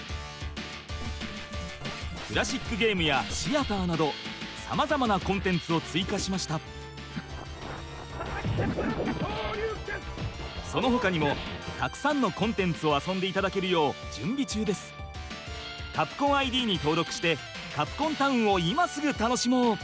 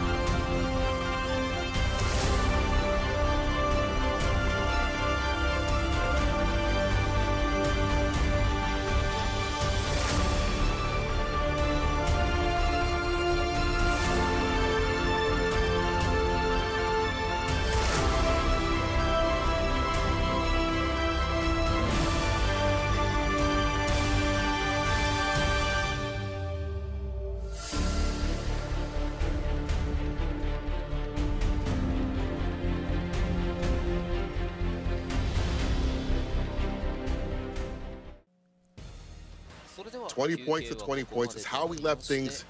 Now it's time to see who takes the lead. My name is St. Cole. I'm joined with Vicious. We continue the march towards the grand finals with Hiroshima Team Itsuka, and Reject. Yeah, I'm kind of curious to see now, like, what Reject is going to do now that they're on the away side. They have to implement the fourth character before the anchor spot. In fact, they couldn't even put him on the anchor spot. I feel like that's just kind of like a high risk. Where do you put Day2? That's going to be the biggest question. I think either in the first or second spot. I would love to see him kind of initiate first, kind of set the pace. Having someone like Fudo back you up and then putting Lashar back in the anchor just feels like a sound idea. I think so too. In terms of like history, well, let me just see the order first. Fudo, Daigo, Lashar. Now, I would have had Daigo come up first, and then Fudo back things up if things do get dicey. You know, want people getting shaken up before the anchor match happens. But either way, Lashar, they get position always makes sense to me. Regardless, playing Daigo anywhere, even if it's like on the home or having come up on the way, no matter what he has to do, it's kind of difficult because historically speaking, Hiroshima Team East Coast only fought one Akuma and they've won against that Akuma. That was TS. So they've had a little bit of time with that matchup. Otherwise, on the rest of things, I just don't know where you put Daigo in terms of matchups overall. They've had one Akuma, they've beaten. Where do you put Daigo after that? But anyway, right now, all that matters is who goes up to fight him right now on the away side. It's going to be Aqua. For Fudo, who goes up against Daigo?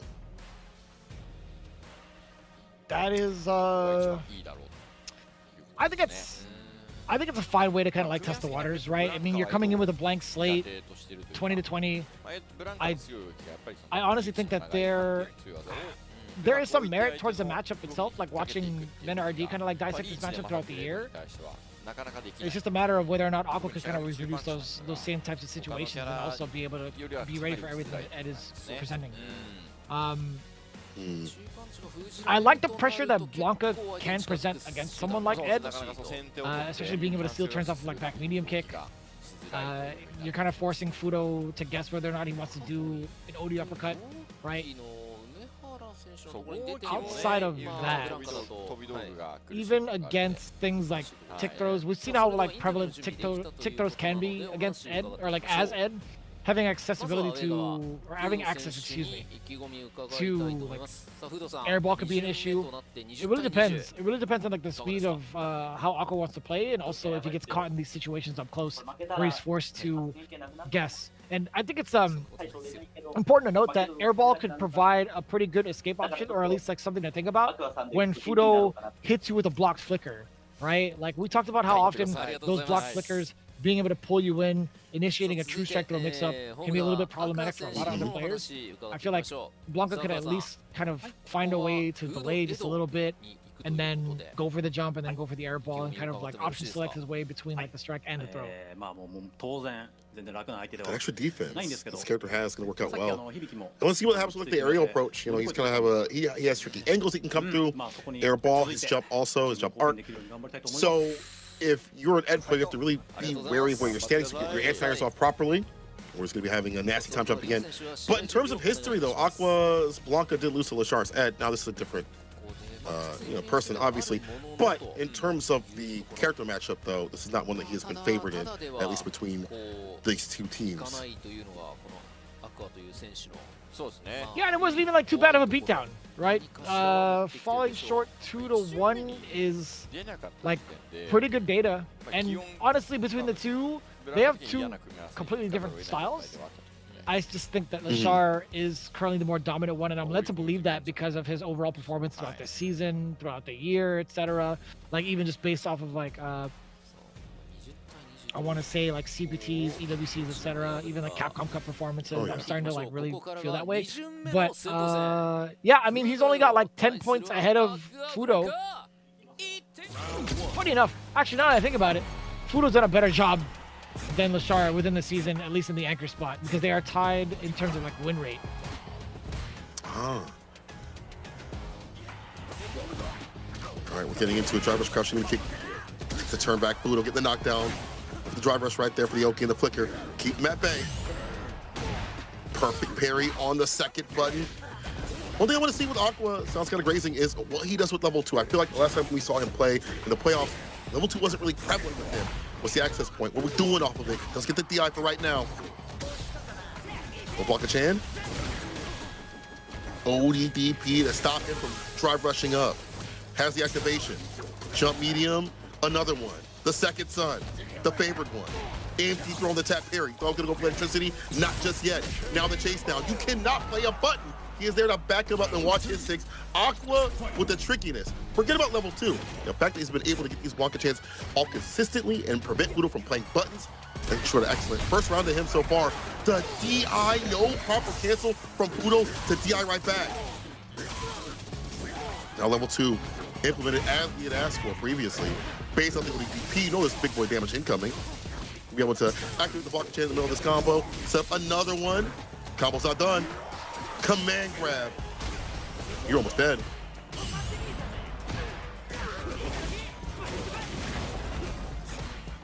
Damn. I missed like majority of the matchup and Aqua's already like beating down Fudo. That's crazy. Oh, the up ball? Damn, I spoke too soon. Hold up.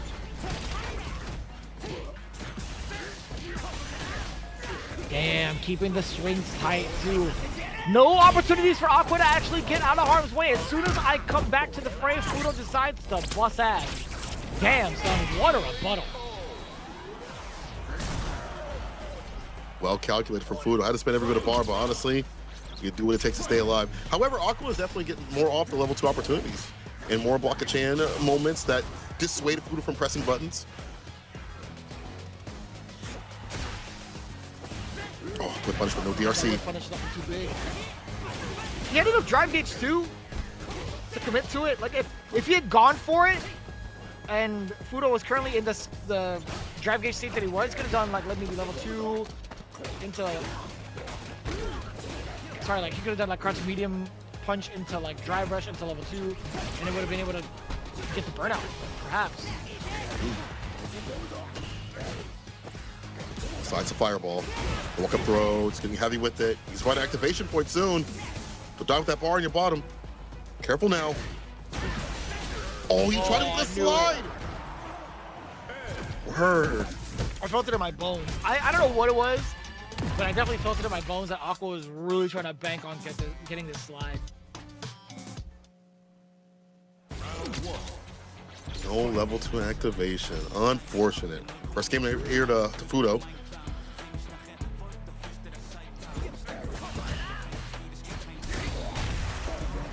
Good call out with the drive impact as well. You're gonna stiff out one of the flickers.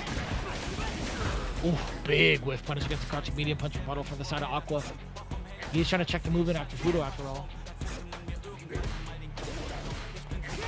Come in there now, the driver's back medium kick. No more plus frames, the DP is there. Now the DI right back at him. It's knocked down with the cycle blitz, the meaty right after it, the jab waits for the flip out. Don't overextend too much as Fudo. Oh, I was about to say, slide is getting him in trouble on a fireball. You're not lying. Literally the third big punish since I've been able to watch these matches, man. Aqua, I couldn't tell you why he's trying to like bank on some of these slides. I want to see him go aerial. I want to see him drive rush up a little bit more. I want to see him convert instead of over something so risky, especially when you're on the verge of like level 2 for the activation to route things back. Let that be your moment.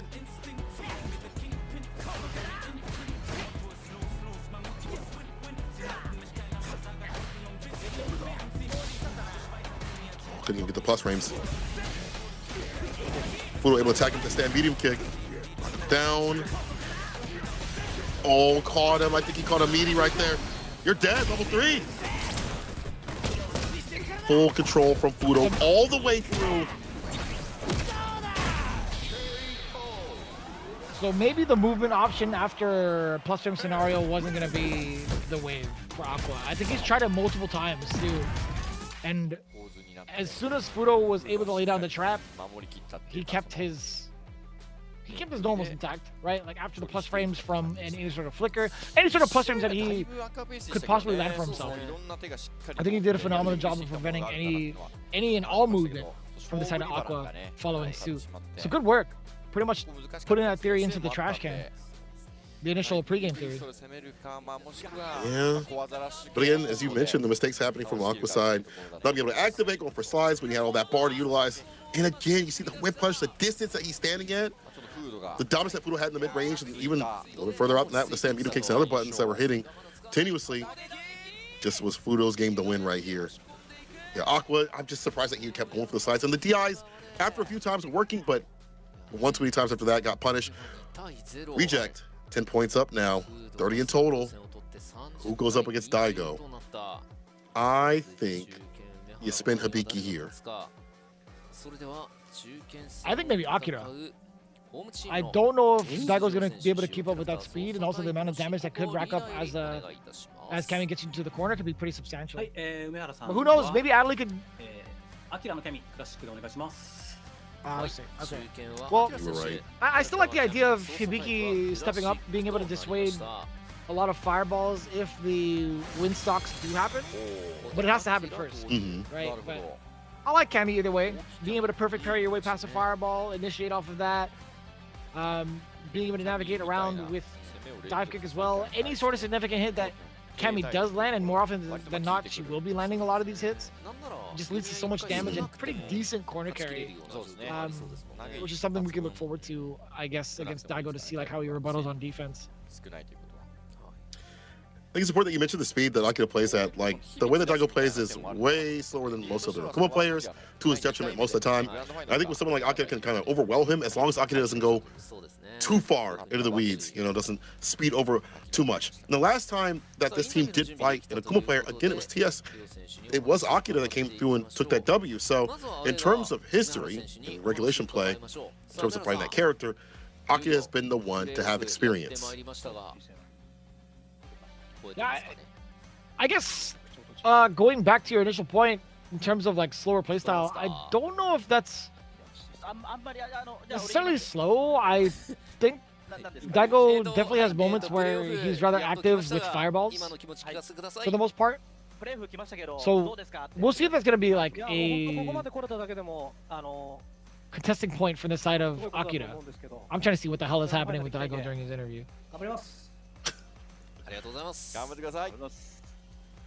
さあそれでは、続いてホーム側アキラ選手にもお話伺っていきましょう。さあアキラさん、はい。2巡目となりまして、相手は梅原選手となりますが、We'll get his interview here in a second, as well as Akira's.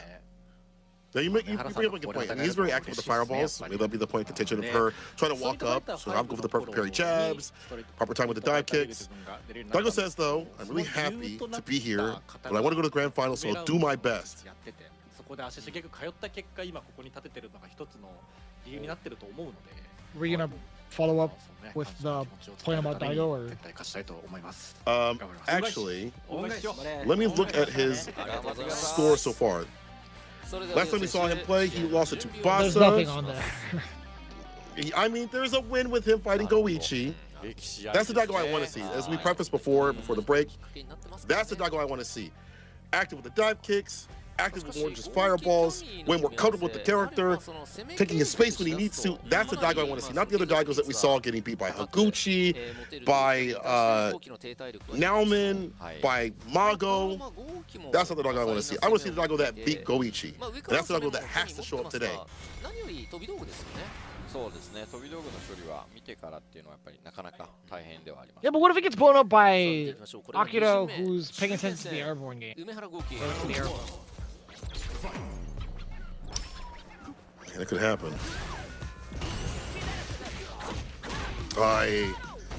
We said perfect parry against the fireball, drive rush jab right up, immediate DP. It's their first offensive tactic on the knockdown.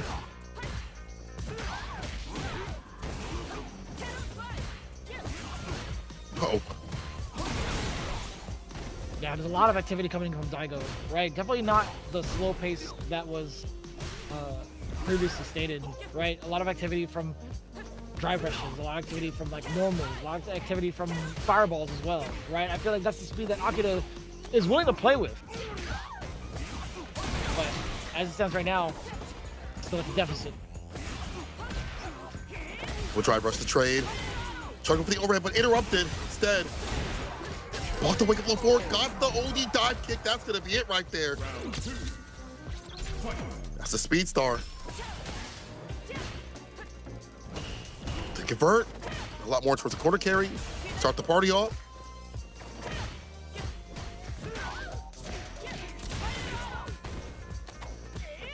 Is able to pick apart the timing against Daigo, that counter hit, allowing Akira to get this exact situation started, right? It's back-to-back throw loops, and now it's going to be crouching heavy punch, getting a lot of the drive gauge against Daigo. Forward throw now, his turn to play.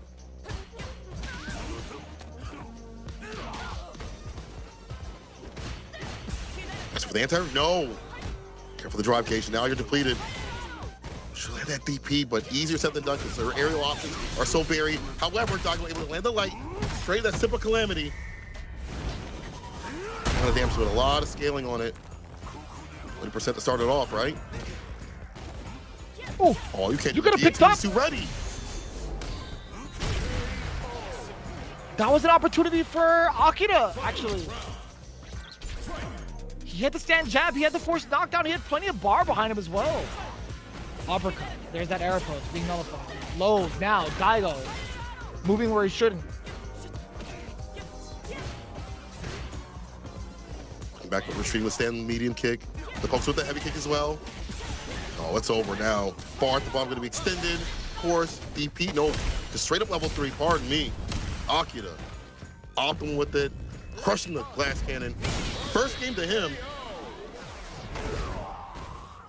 Yeah, picking up on the pace from Daigo thus far, and also made some really solid choices in regards to like Daigo's defensive decisions, at least within that round.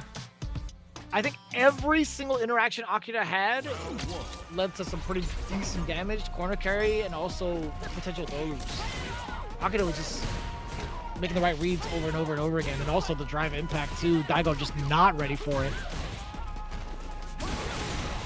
Truest of on checks. Reversal DP. Akira lets it rip. Continues his lead. -4. Backdash away. 4 fierce right back on in there. Nice little shimmy coming through. Have we get Tatsu up in the corner. Wake up super. Did we block this out even better? Help Perry. Maximize the drive gauge. There's more after that. Stepping up set point so far, Daigo.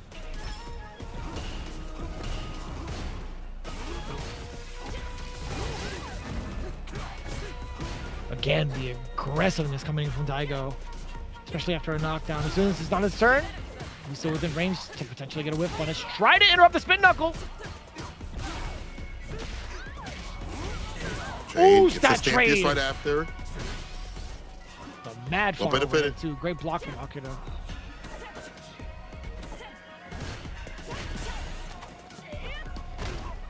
Just cancel the throw right after. Nice blocking the lows. Got opened up with a heavy kick though. Punish counter, keeping the jump fierce. Let's go with burnout. No, not quite. At least tracks down the jump onto the other side. No way, that hits! It does. The demon. Daigo coming back with it. Tie ball game.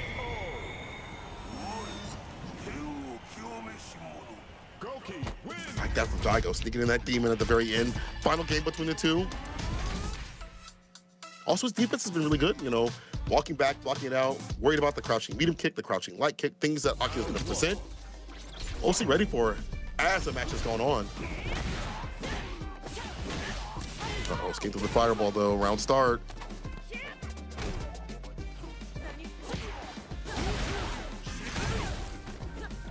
OD onto the other side.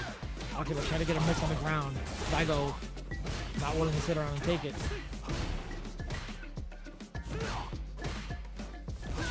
With the forward fierce. Fireball right after. Nice check. Against the spin knuckle. Right with the 4-frame. Driver's throw. Great block on the overhead again. That would have been disastrous. One more throw. He's got it. Daigo, look at that match point. Bringing it all the way back momentum-wise. It felt like Akira was in complete control. OD hooligan into the command grab. Hella damage, but more importantly, the corner carry. Daigo, how do you bust out of here? The back throw. Walks right with the jabs. OD, I like that finisher to put him right back up in the corner. Stand fierce. Plus strength, go for the throw. He takes that though. Forces the burnout from the side of Akira. His turns. But it's up to Akira to pursue offense. A clean jump in. Daigo misses opportunity to go for any sort of anti-air. Akira's just laughing it off. Both players now at match point, evenly matched too in terms of the drive, excuse me, the super art. Oh, that's a classic. For right after. You might actually be mad close to dead. Uh-oh.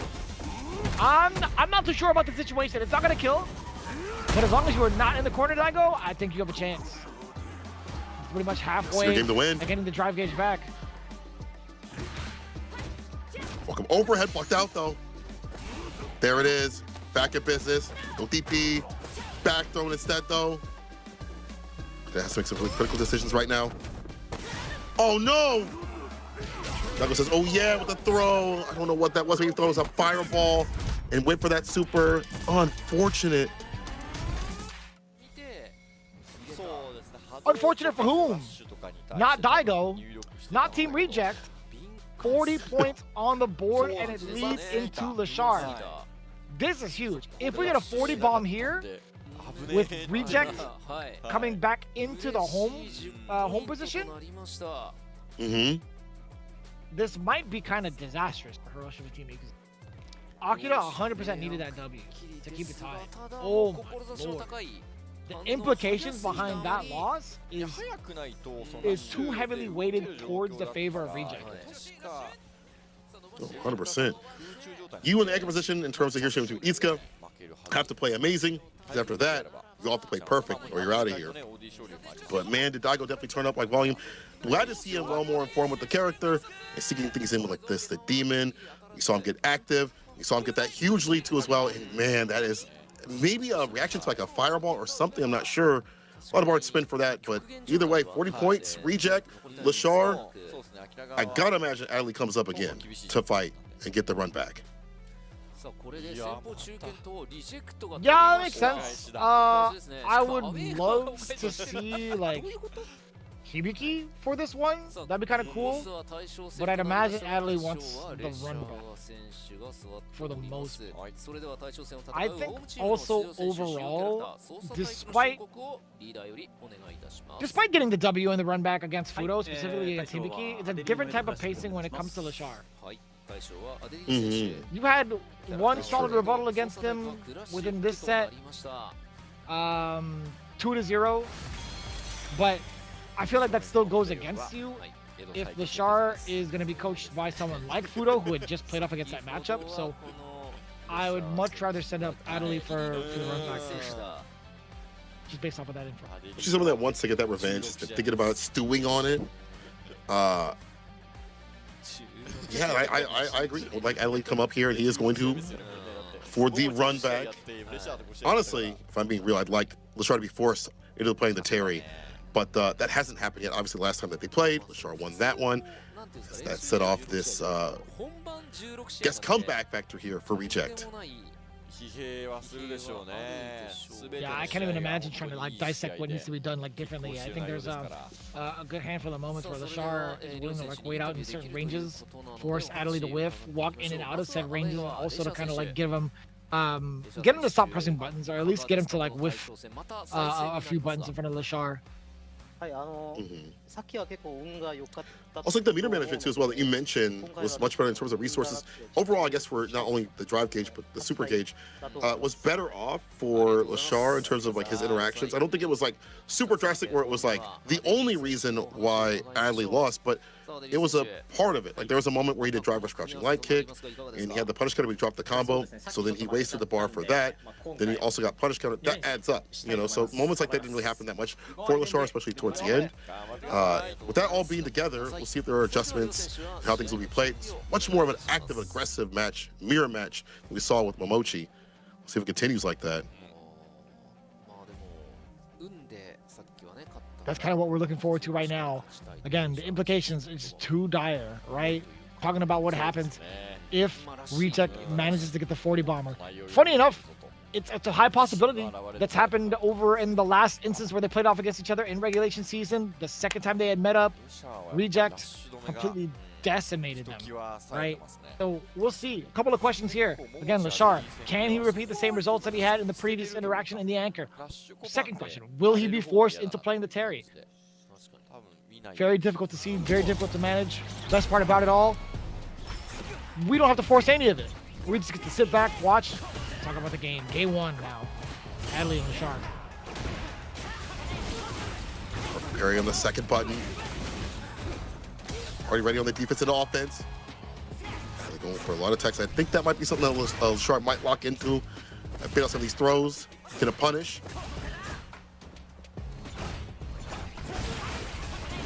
Oh, caught him recovery. Mine's better, mine's faster. Nice. Knockdown once again. LaShar riding that momentum.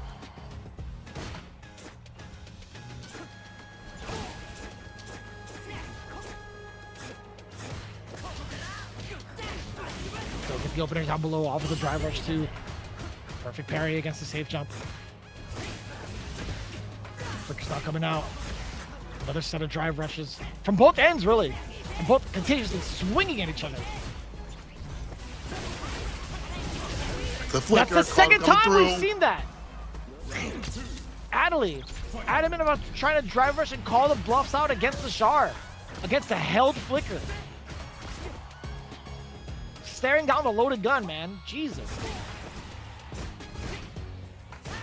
Not afraid, you should be afraid. That drive rush jab to initiate, no big deal though. Now it's more of a big deal with LaShar up in the corner, less in the lead, less in the resources.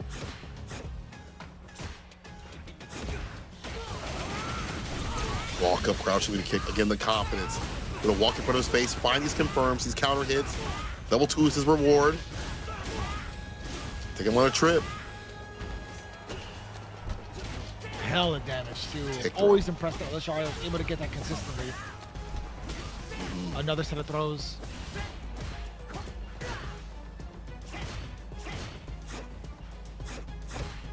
Oh, the whip punish. Single hit is all that LaShar needs. Stump on the drive gauge. He has it. Either way, the confirm right into the Flicker. Adley falling victim to the traps set by LaShar yet again. That's how I continue slaying. But man, LaShar so devious for setting things up for success for later on. But he has less stress than what we saw him with previously. A lot more dominance too as well. He's not really getting that active in terms of like drive rush jabbing and things like that. That's been more, yeah, of an Adley thing as a LaShar thing. Now he's trying to initiate with crouching light kick, get tossed up in the corner. DP works out for the reversal. Oh no! Oh no. Doesn't get the cross up this time.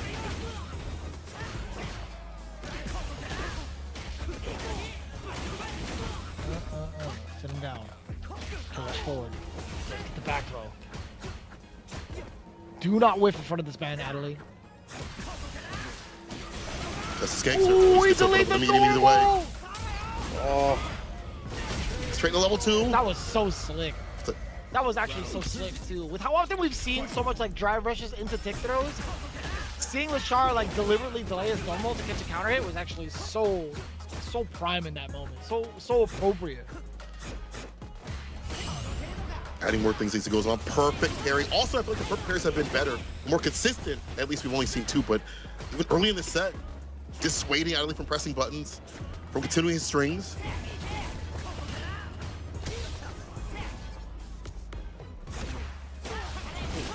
Counter conversion.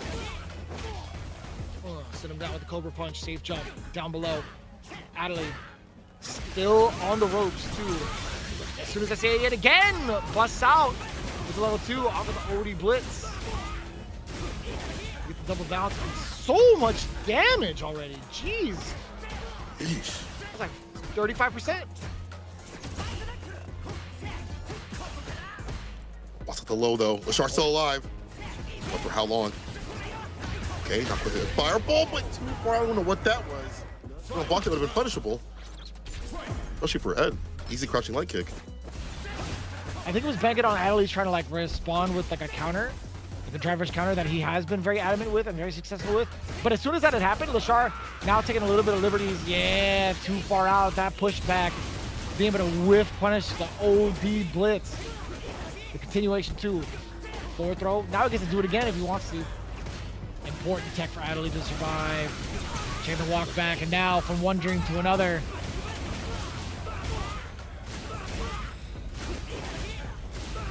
The damage is racking up. The throw, you try to hide the intention with the drive rush. Got the crumple, still skin, it's over. That Flicker at the perfect ranges, at the perfect timings. It's a machine. in front of him too nasty, man. His awareness is just too much. The spacing that he occupies against Adley has not really been dealt with properly thus far. Whether he's trying to move, he runs into a buffer. Tries to throw out a flicker, gets countered. Tries to throw out a normal, gets whiff punished. All of it has not really come together just so far yet for Adley. He hasn't been able to solve the puzzle that is the conundrum that is Lashar's end. Keep adding moments of difficulty to as well. Like you mentioned about the buttons being placed, you also see like perfect parry every so often. So like as more of these things get added on towards like the defensive tactics and habits, the openings that are presented to as well, it's like, damn, well, what do I do? I'm trying to add this, and you're already on like 3 layers up. 2 games in total. We could see things turn around. We've seen it before with Adley, but man, Lashar is a different beast. He's been too active, man. It's just so many conversions too off of these single hits, and also some of the big reads that he's had against like Adley's defensive measures too. That last instance, the most recent example that we can give is Tim drive up towards Adley, going for the light blitz to possibly catch a counter. As soon as that had happened, it like implanted something into Adley's mind. He's like, all right, well, if he decides to drive first again, I'm gonna wait for him to like do something unsafe and punish it. Never came, actually. Lashar had walked up, or had actually drive rushed up, was able to kind of like close the gap against Adley relatively quickly. Getting the forward throw too just kind of added up even more and more. So it was really tough to see like Adley make those adjustments so quickly. Or try to, at least. You land those throws. Adley has been so good about like finding the timing for teching when that needs to happen, when it doesn't need to happen. It's also indicative of how much Lashar's in his head. So I don't know what to do or what to say in terms of what Adley should do to be better in fighting this cat, because I feel like anything that's suggested will have 6 or 7 answers for it immediately. Like that's just the way Lashar is and how he's playing right now. The spacing that he's at, the times of defense and offense. Final game. Lashar has it his way.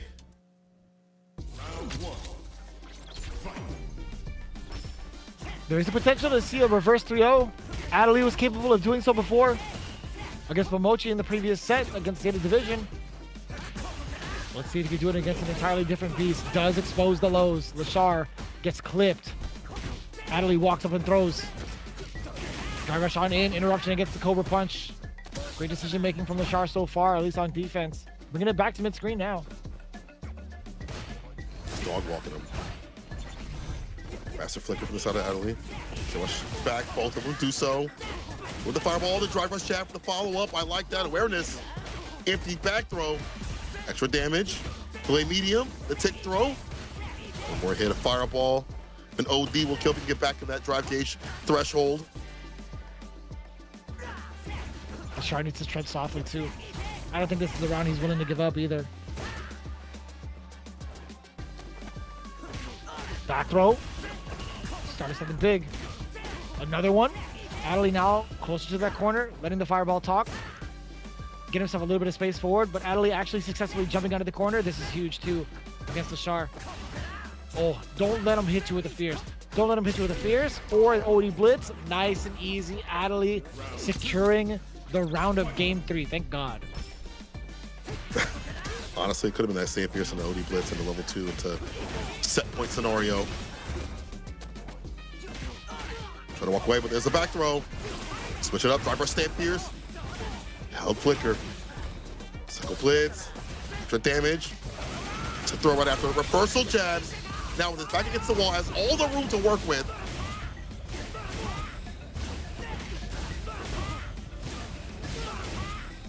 God, I'll never get tired of looking at that combo. It's so cool. Oh, well, I'm glad I said that. Another one. Oh, not to the same effect, though. And like that, Lashar actually blows up another second bar. Delaying the normals, delaying the lights. Trying to check the walk back against Adley. Very sneaky. Adley actually really adamant about playing the defensive game. Oh, no, it was just a matter of time. That's just how he was going to do it. He's burnt out, though. I don't think he can kill. He can throw, though. Ooh. That's tough. That's actually tough. Adley and banked on trying to jump out of there. Although the frame traps that are presented afterwards, like a charge flicker, it's too much to consider. And I think it would have been potential chip either way. Lashar, Yeah, I think he was just about to build up one bar regardless, too. The whiff punish is there. Dear Lord Almighty. Again, this is set point. Lashar off to a great start.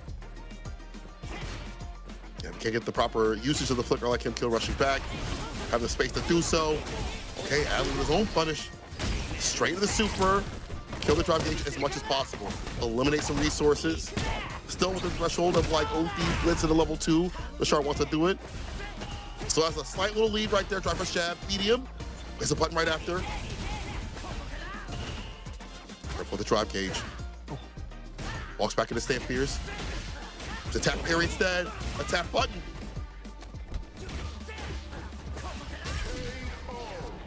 And Adley stays alive. The drive rush to catch Lashar. This could be a possibility, man. I'm telling you. It's doable. Yes. We've seen it before. Let's see if it happens against the one of those dominant players in the world. Those dominant players in the world. Some respect on that name. Toss some driver's jab just to add that break a little bit. Add that variance as you mentioned. Make it harder for Adley to kind of check him on the next drive rush or the one after.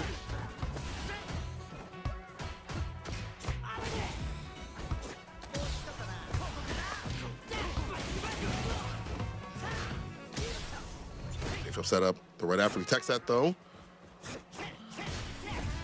Almost got the break punish. Oh! Slick. First big throw bait against Lashar. And now the OD bait. Adley looking real familiar here. All the right callouts. How does he do it? 3 back-to-back important leads. They're going to tie it up, trying to bring it to 2 games apiece. Can Adley do it? He's off to the races yet again.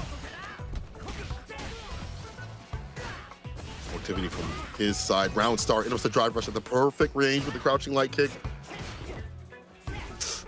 Not exposing too many bad buttons now. These buttons that have been whip punished consecutively by Lashar. With DP, lets it rip again. They died for that.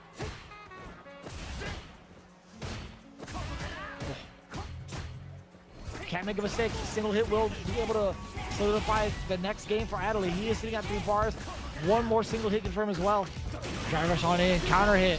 Level 3. Okay, well, not necessarily the sequence he was looking for, but it still puts Lashar on live support. Even more so. In burnout, even easier for him to chip through. Stagger just a little bit just in case a CA comes through. There's a bust out. Ah, and there it is. It's gonna hit the sweep. Give me that drive gauge.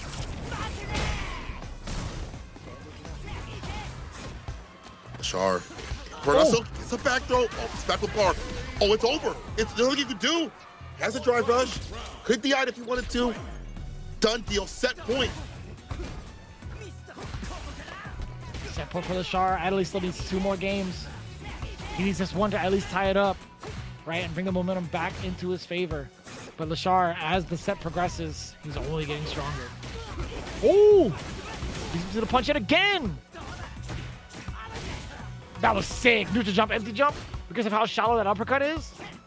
Call out from Adley. Just himself. Nice interruption with the jab. Knockdown. Meaty with it. That level 2. Not just yet. Not built up just yet. How did he find that confirm off the stand medium? It doesn't matter. Adley brings it to the final game. Now wait for Lashar to play his button with Lashar on his side of things. Again, taking a page of his opponent's book and say, oh, that looks like a good idea. I'll take your timing. I'll copy your timing. Here we go. The final game between the two. Again, down to the wire every single time Adley itself to the plate. Oos! Big punish counter off of the double flicks. Way too close. Easy punish for Adley. Try fresh 4 Fears +1. Staggers just in case. Gets a stand Fears. Try to counter poke. Fist was there to meet him.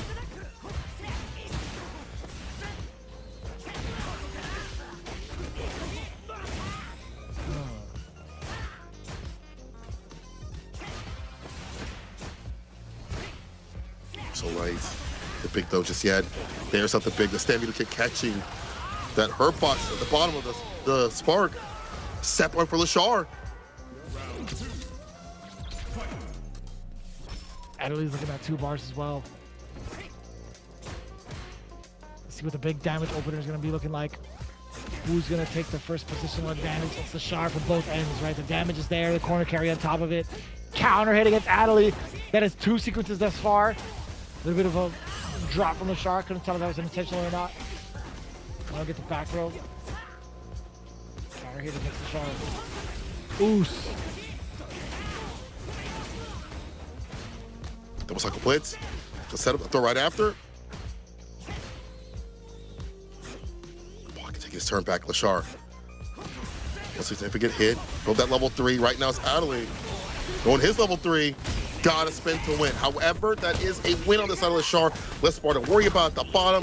No dreamy combos for a while. No level 3s on his side of things.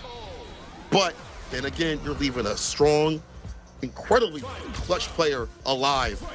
Bar or not, he might get you. God, what a rebuttal it's been so far. Big punish counter into the loading flick.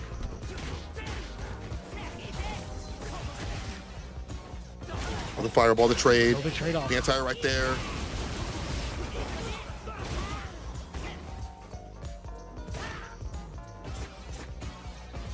Close to burnout now is Adley. Ooh, the punish counter. Dump the rest of the drive gauge. No, not quite. Interruption on the drive rush, Lashar. This is insane to think about now. We talked about all of the implications leading into the final set. Lashar sets up the team for a high percentage victory into the grand finals, closing it out against Adley. What a rebuttal, though, from the MVP coming in. Adley had an opportunity, and it was super impressive, right? We can't take away his performance against Lashar. That is very hard fought. But although it's not quite over yet, it feels like impending doom. It really does feel like impending doom against Hiroshima Team Geeks. 60 points in total. They only need one more set. 1 first to 2, 1 first to 3. Doesn't matter what it is. It'll be over. It's too many small little drops that do add up to a lot. And again, Lashar taking the drive gauge quite a bit. We saw a lot of burnout moments that happened for Adley. And there was a moment where we did see Lashar kind of playing into his rhythm, and then Lashar was like, wait a minute, you should be playing to my accord, how I want to play, how I'm spacing you out and find success from there. I think that expenditure for that level 3 at the very end is like a blessing and a curse. Like, you have to do that to win. But now you have no bar to work with. Your comeback potential is a lot lower, less like a level 2. And even trying to drive rush up to activate or do anything, he is just there. The proper ranges to stuff and stop you, whether it be crouching light kick or stand jab. 60 points for reject. One more match is all they need, people. Just one more. That sounds so dark to say. And now they get to bring Tokido back into the rotation, right? You have a lot of opportunities. You could even set up Lashar first. It's hard to tell, though, with Hiroshima Team Iguza, because they have to lock in their order. We don't know what that order is just yet, but best believe Reject with just 10 points away, they're going to just look for the most advantageous spot. They're going to look for the highest percentage to get this W. I wouldn't be surprised if we see Fudo or Lashar come up first. Who would come up from? Man, that's hard. Hiroshima Team Iguza only a waste after this. I don't know who you would even send up to start things off, because you have to save them for a little bit later on. That's the devious part. Everybody has to play perfect. Hibiki. I would send up Hibiki. Yeah. He hasn't dropped the game. Actually, I like that option. You're right. Yeah. He hasn't dropped the game. Well, let me be specific. He hasn't dropped a set, right? Like, he's 2-0'd Fudo. He's 2-1 Higuchi. He had also done 2-1 against Yamaguchi. I just think it makes sense, man. If you want to stay alive, Let Hibiki start the run. I agree. For momentum's sake, for the fact that he's hot right now, put him up and go from there. Well, we're going to go to a break, but before we do that, let's look at the merch that they have and the things that I have to buy and the things that my wallet is going to cry about, because there's so much. I need that phone case. I think that would fit my phone, actually, but that is beautiful. So is the shirts and all the artwork that they've had, all the collaborations they've done have all been high quality, and as well as these pieces right there, you can get in your game right now, put on your banners for your CFN. So grab those to support your favorite teams or support Tile Holdings, whatever you want to do. In fact, if you're looking to support your favorite players, I'd do so right now. Give them a little bit of a cheer, especially for Hiroshima Team Itsuka, because they're going to need it. Because the next match that we have after this, the next time that we meet after this break, I should be saying, might be the final one, as they have to play picture perfect all the way through. Hiroshima Team Itsuka has to play perfect. They cannot lose a single set for reject. If you want to get it done, you have first to two or first to three. And they'll be sitting pretty with their selection. You mentioned Tokido coming back into the fray. They can play him, Fudo, and of course Lashar. In any order I feel like they want to play, it'd be fantastic for them. Kind of tough to even think about. You can't afford to miss it. We'll see you right after this. 5分後の22時1分頃予定しております。それでは一旦失礼いたします。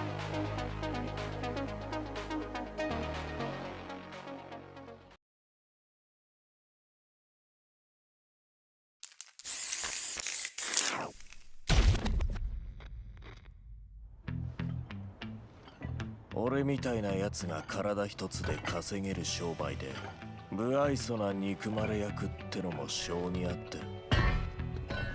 だけどふと考えることがある。ストリートでやり合ってた頃のことを。オーケー、始めよう。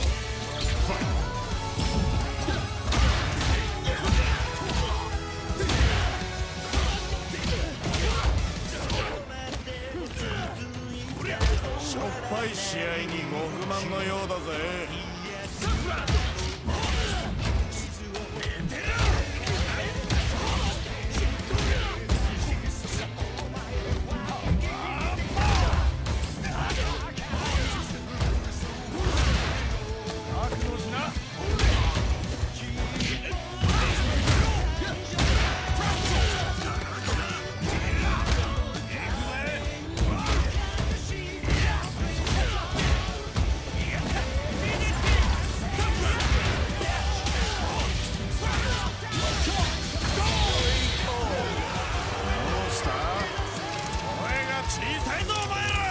試合になるといいがな。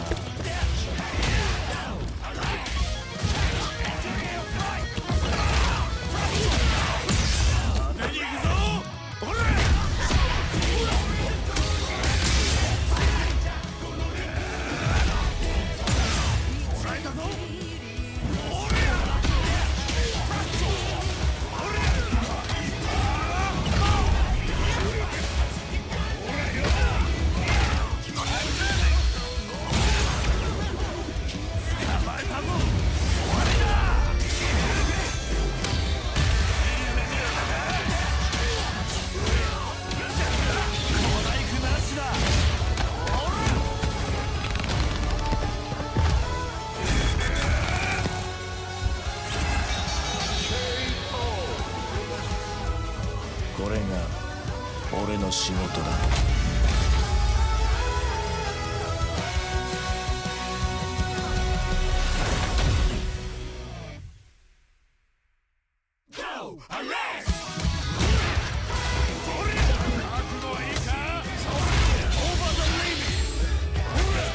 祈りは済ませたか。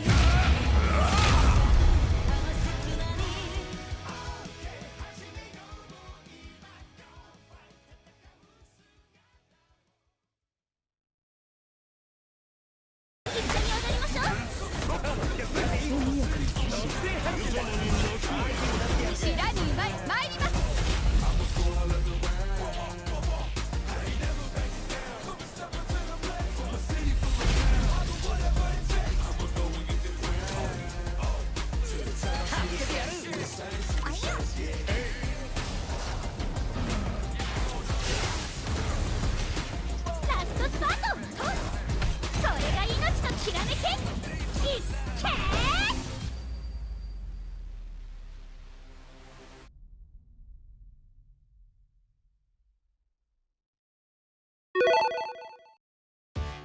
カプコン40周年記念サイトカプコンタウンがリニューアル。クラシックゲームやシアターなどさまざまなコンテンツを追加しました。その他にもたくさんのコンテンツを遊んでいただけるよう準備中です。カプコン ID に登録してカプコンタウンを今すぐ楽しもう。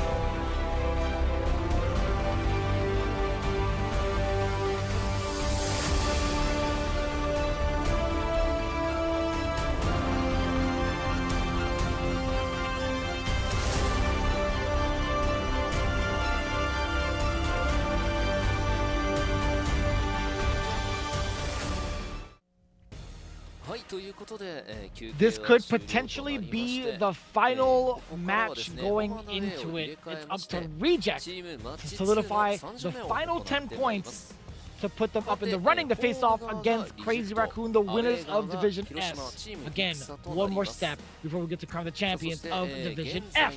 Vicious back at it again with St. Cola. Who does Hiroshima Team Ikaza put to stay alive for the rest of this set? That's the big question. And then in turn, how does Reject rebuttal? Reject can put a lot of people up and be A-OK, I feel. But for Hiroshima, I agree with you in terms of putting up Hibiki first, let him get the momentum going, and Akira, assume, and then Adelaide to finish things off. If that's going to be the case, we'll have to see. But I think for Reject, you know, this is an easier pick for them, obviously, because they're on the home side. They can kind of pick and choose where they want to be. And for the way that they've been playing overall, I think it'll be more than okay with them, with less stress on their side of things going into this. They only need one set, one first and two, one first and three. Here's the order for Hiroshima Team Itsuka, Akira, Hibiki, Adelaide. Okay, Akira, start things off. How are you feeling about that? As long as you're not stressing out from like the W or the L he took against Daigo, he was like visibly shook. As long as he's able to brush that off, I think it's okay choice. It's hard to say one way over the other. I think Akira was rather strong in the very first set against Tokido. He kind of got run over by Daigo just a little bit. Tokido is the one going up first against Akira. Huh. Interesting. Playing it a little bit safe. I just hope they don't regret it. I hope they don't give Hiroshima Team Ikaza that chance to play. I want to see if they can find a way to like repeat the same exact results that we saw in the grand finals of Division S between Good 8 Squad and Crazy Raccoon. Can we find a 70-20? Might be.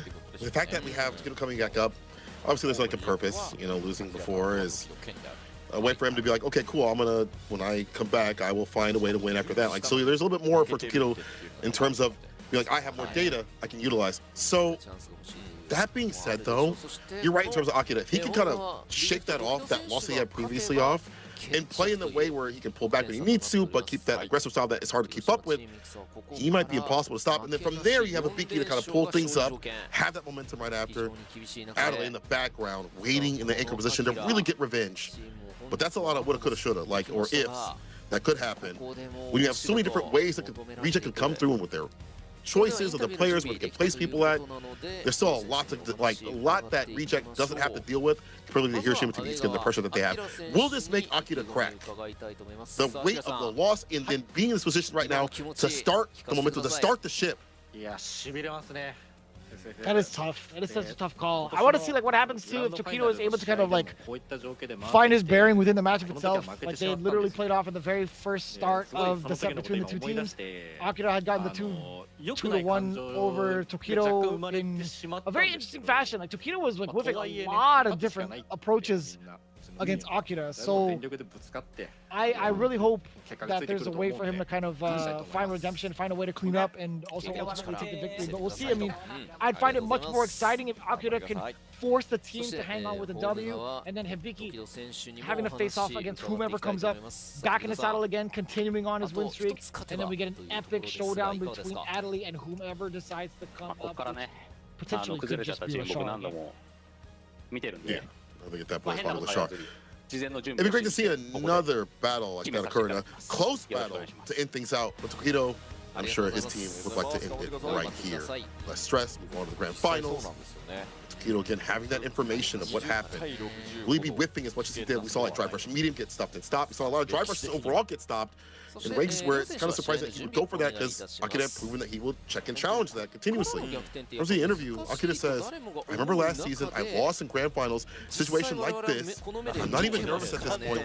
I'll just have to win. Yeah, pretty straightforward.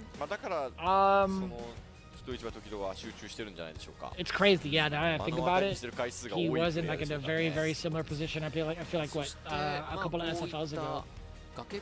But now he's he can't live with any sort of regret now, man. This is it. The potential final matchup, a lot of pressure. I always want to say on this young man, but I feel like he's like the same age. But either way, here we go. Potentially the last matchup. Can Tokido close it out for reject? Or will Akira find a way to stay alive for the team? The fireball and the toe tap. So it's going for drive rush jab. The usual introductors. The stuffing of the heavy kick. Big lead here for Tokido so far. Finds a stand fears the Jin right. Try to walk up, but there's the check. Akira gets the space out of here, out of the corner.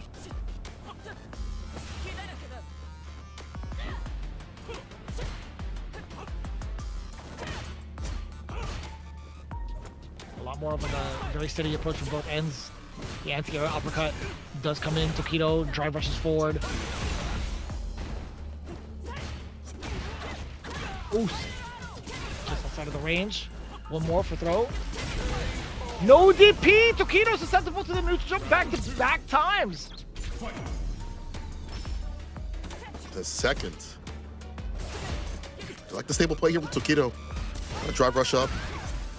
Oh, that's a big mistake. Tokido won't wait to punish that. Shoot with Jin right. Huge lead right now for Tokido to start things off. Within 10 seconds, fireball to lock him down.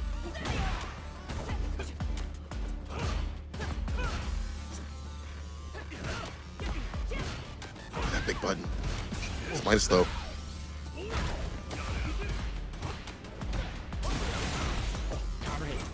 Nothing to take out of it. Akira. Just to burn out as well. Forced to eat it. Yeah, that makes a lot of sense. Tokido applying the meaty. In a situation where Akira could not afford to block anymore. Couldn't hold on to any more drive gauge. Oh, the dive kick catch the throw tag. Level 3. Burn this man out. Much as you can. Bam. Close to it. Dash up, waits for a little bit, just in case he played something that could have been a run DP, run damn near anything. Back to him instead, though. Okay, the DP is a big deficit right now for Tokido. Play on the heavy kick chin right ender, though.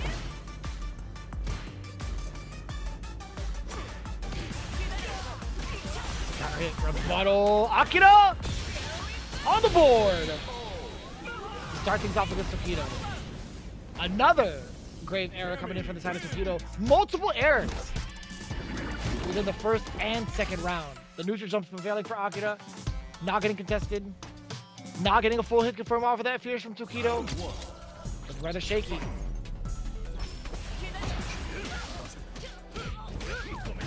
Picking up the dry rush, or excuse me, the crouching medium punch. Interrupting the drive rush. Staggers the lights, gets a counter conversion with the DP ender. Walk up throw after this one. The switch up with the pressure. Stand like kick space trap.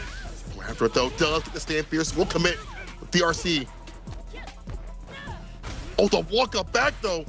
The chase down. Here up in the corner. He's stuck in the drive impact that again. Oh no, you're letting it all go, Tokido. OD, that's unfortunate. Akira had actually moved forward into it. The big cry for help. Tokido finds it. The desperation, OD, Jesus. Perfect parry against the fears.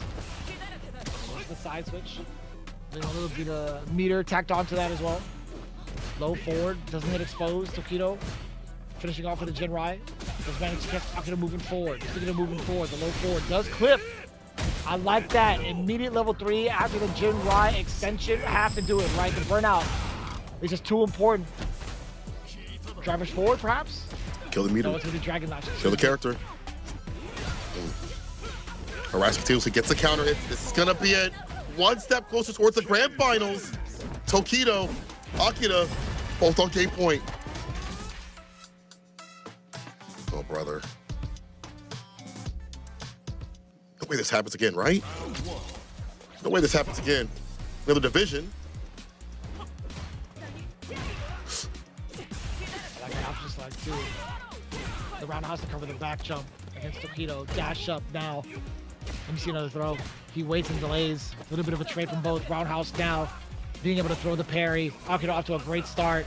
He went for the hooligan. He went for the shenanigans. Tokido was ready for it. Onto the side switch. Tokido is trying to maintain this pressure in the corner. Spinning drive gauge. The exposure down below. Tokido now off to the races. Being in critical territory. Counter hit.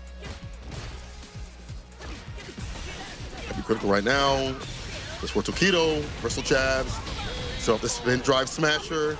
Set point for Akira. This team needs this in more ways than one to get the momentum, to stay in, have a chance at the grand finals. Still right after though, still jumping. See that Tokido hasn't really been going for a lot of anti-airs. It is hard, again, the variance, the approach. Dunking the DP off. Yeah, prove me a liar. I like that, Tokido. Backs up, walks up the dive kick. Yeah, too high to fly. Jinrai. Fireball to cover the approach. Just walk up and interrupt the spin knuckle. So prepared for every option. Delayed drive or delayed throw after the drive rush. It's all Tokido right now. Ooh! It's all Tokido right now. Set point.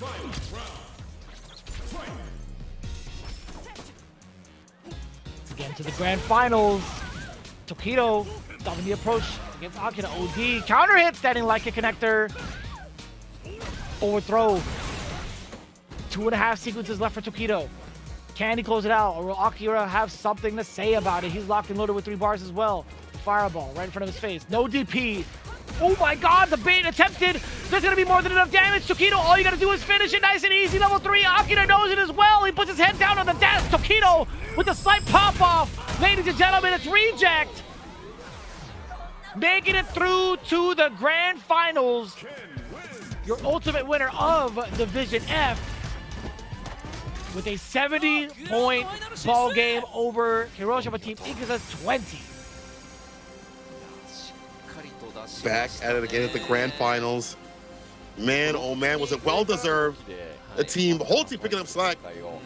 Tokido closing it out with the Ken. Listen, I even said recently, I want to see more Ken. Well, I got to see a lot more. We'll be seeing more at the grand finals.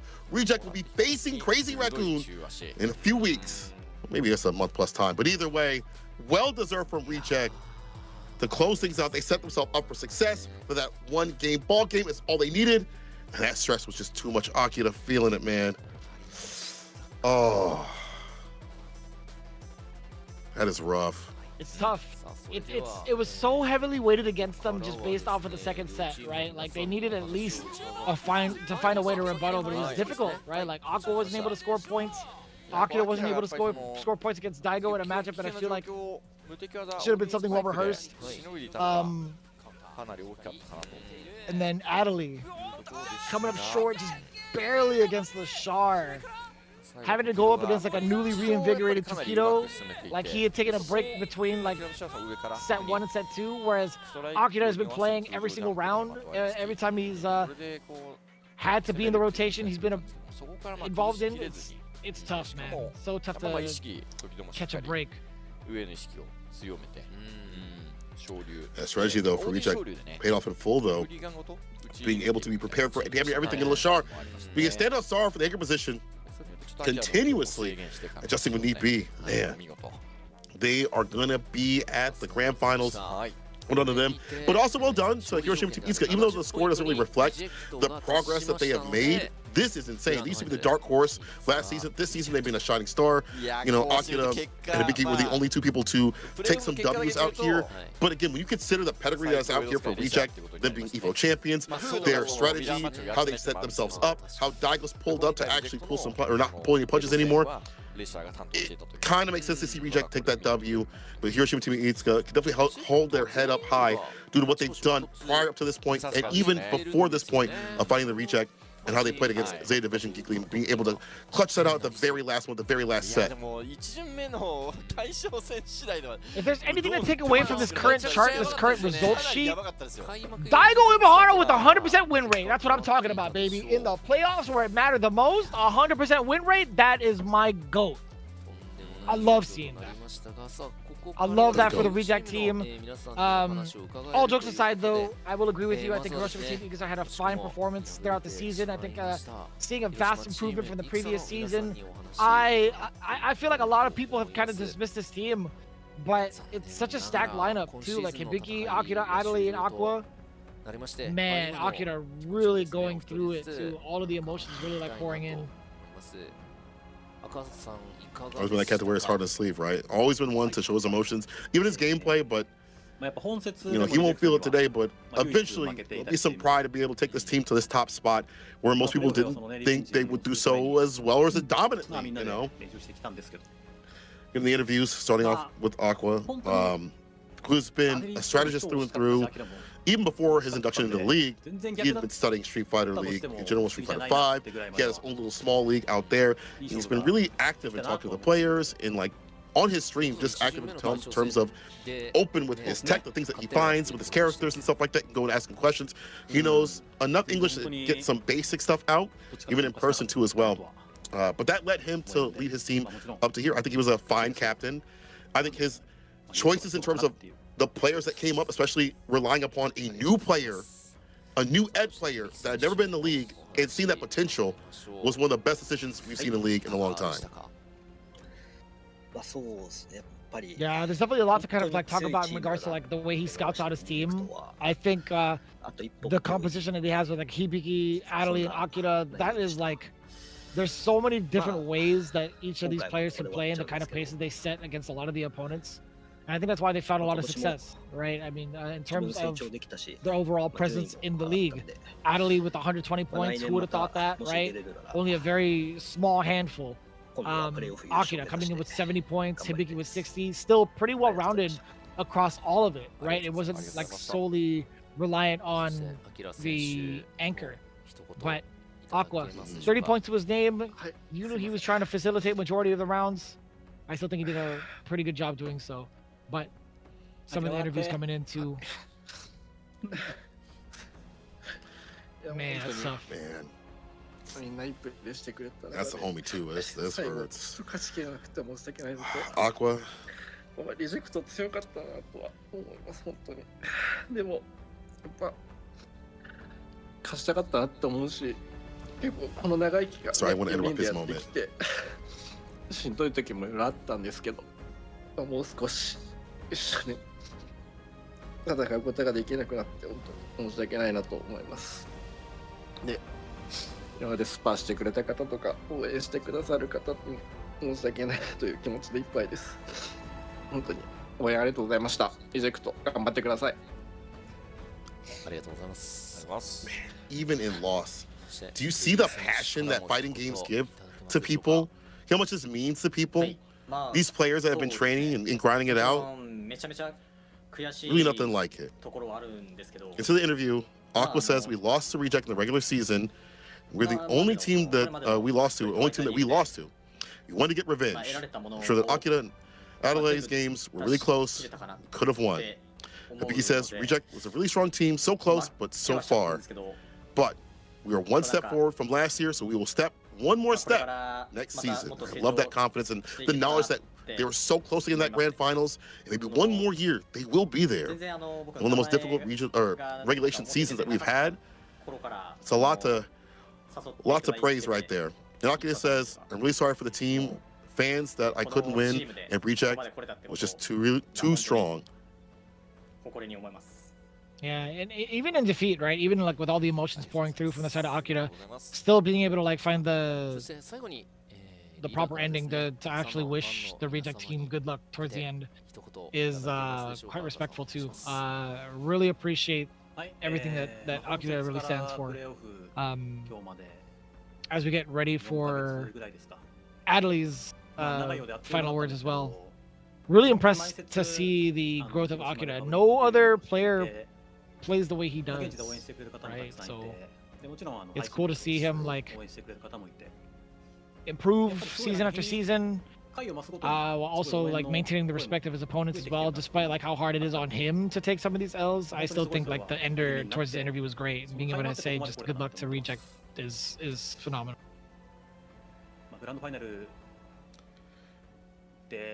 Ellie says, it's unfortunate that we lost, but we did everything that we could, so there's no regret.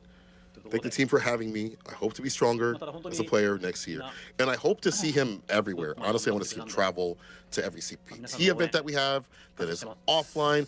I want to see him to events that aren't even those. I want to see this guy everywhere. I want to see if he streams. I don't even know if he streams, but I would love to watch him and love to see how he breaks down the game because he's so confident. Like, where does this confidence come from? We're so early in your like professional career of fighting games, at least when it comes to Street Fighter League. I'm not sure how far it goes back with him, but it can't be too much.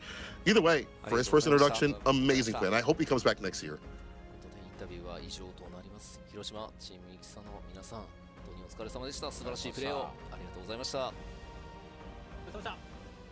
I am looking forward to seeing like whether or not this team stays the same going forward,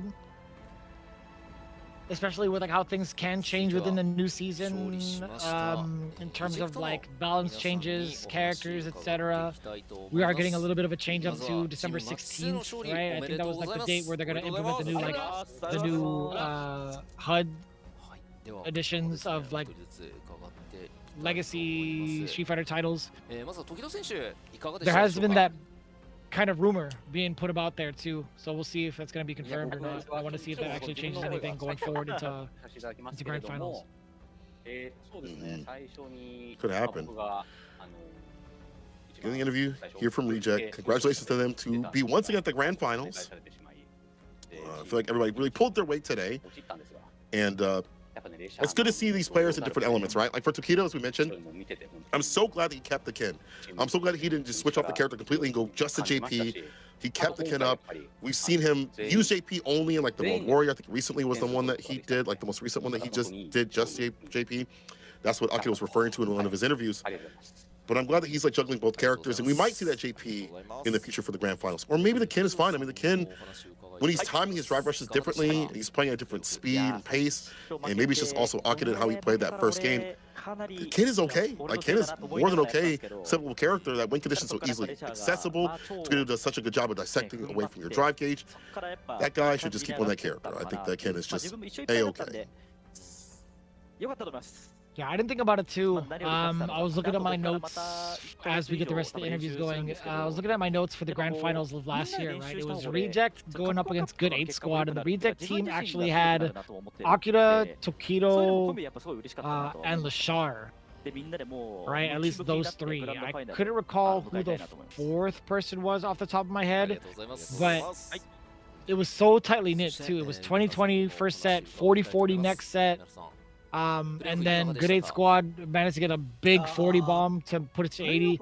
And it was in the exact same position where Yogibo Reject had to put Akira up first to keep the team alive for 10 points.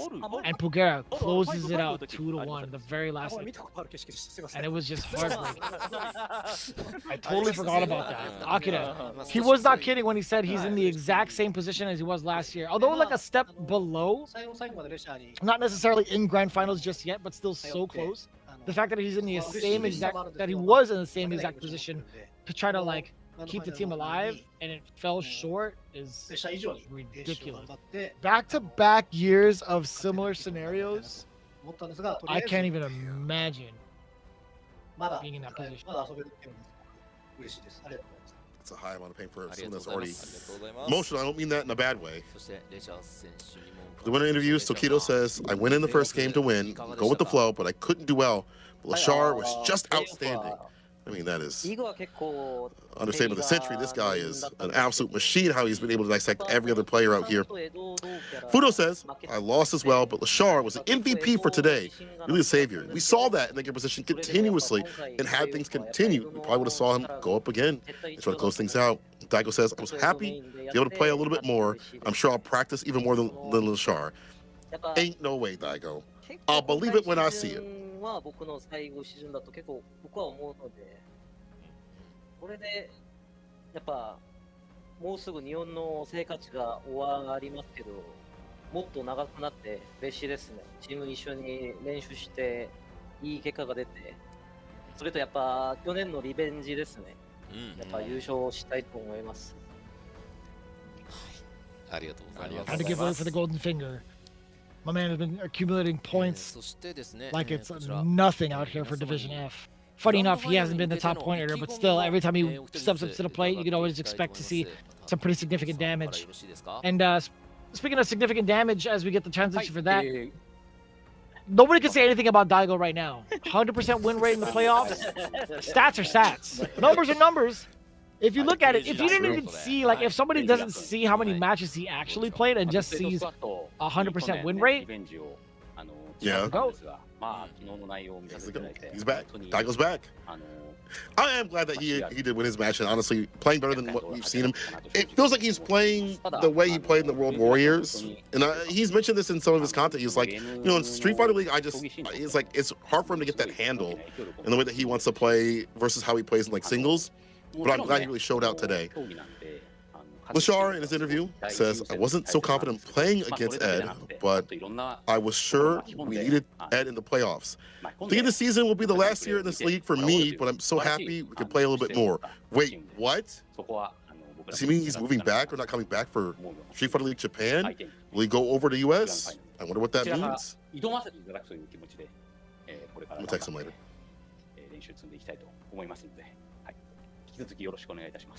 I would imagine so. Maybe it has to be like a conflict with his visa. He's been there in Japan for like back-to-back years, but I think it was like, I'm not too sure like under what visa he was under, but I'd imagine like his limit is up.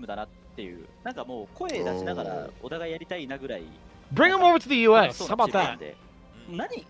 Actually, that would be sick. I wonder what team he'd join. Him and Mina RD would be damn near unstoppable. Ooh, that's a broken team. Ooh, that gave me shivers. I don't think that would happen. There's got to be some sort of like regulation to it, and also they're part of two different teams, right? Like, if anything, it would be funny to see. Actually, not funny. It would actually be kind of messed up if we did see Lashar in like SFL EU, part of like the Big Bird, Angry Bird squad. That would be really messed up. Ooh, that'd be broken. Well, Tokido says Crazy Raccoon, not an easy team to play, but they are really important in this community, making excitement in this league. We'll do our best to win in the grand finals. Yeah, I did not know about Crazy Raccoon prior to all of this. They are huge, and they also have like cool things like youth divisions, almost just like Reject in terms of building up new players. His name is Kushina. He's like a Sagat player who they've like picked up and helped out, and also Rip, the Aki player, that's also super good. I think he beat Ending Walker at one of the offline events. Yeah. Like they are also scouting out talent, much like Reject is. So I love that they're helping out the new generation and trying to build people up. Yeah, so like Rip's been very active on social media as of like last year. I think he's been fighting like more and more tech with Aki. I've been following that cat for a very long time, so I compare notes between like him, Carcinus, on top of like comparing notes with like Hikaru. Yeah, Rip's on some really high-end like optimizations for like ending rounds within certain scenarios that you wouldn't even like think of. Yeah, I've been following him for quite some time, and I'm actually quite excited to see him, like, if he's gonna be like a representative for Crazy Raccoon going forward, or even just getting picked up by any sort of organization. Funny enough, yeah, like, so Crazy Raccoon does have I think they have like one of their headquarters over in Shibuya in Tokyo. There's like a big, you can see like the big logo in one of the buildings there too. I think they have like numerous areas of where they get to practice. But yeah, I think their main area is Shibuya.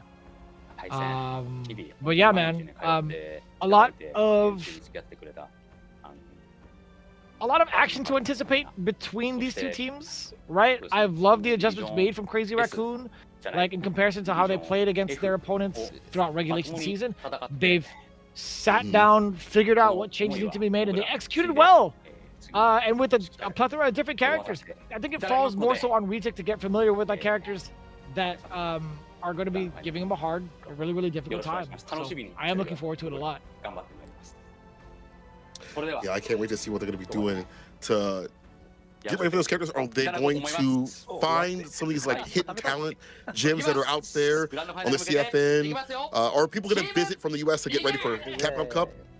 Either way, we'll be seeing it in January at the very end. And I can't wait. They can't wait either. Fuyo says he can't wait to fight them. It'll be super fun. Daigo says I haven't won a Street Fighter League in the past. This year, you'll have a chance. Excited to see what's out there in Lashar. I'll go back to Korea after becoming the champion. He said, I will not go back to Korea until I have that championship belt across my waist. Well, it's not a belt, it's still a trophy. But either way, you get what I mean. Tokido, thanks to all the teams in Division F.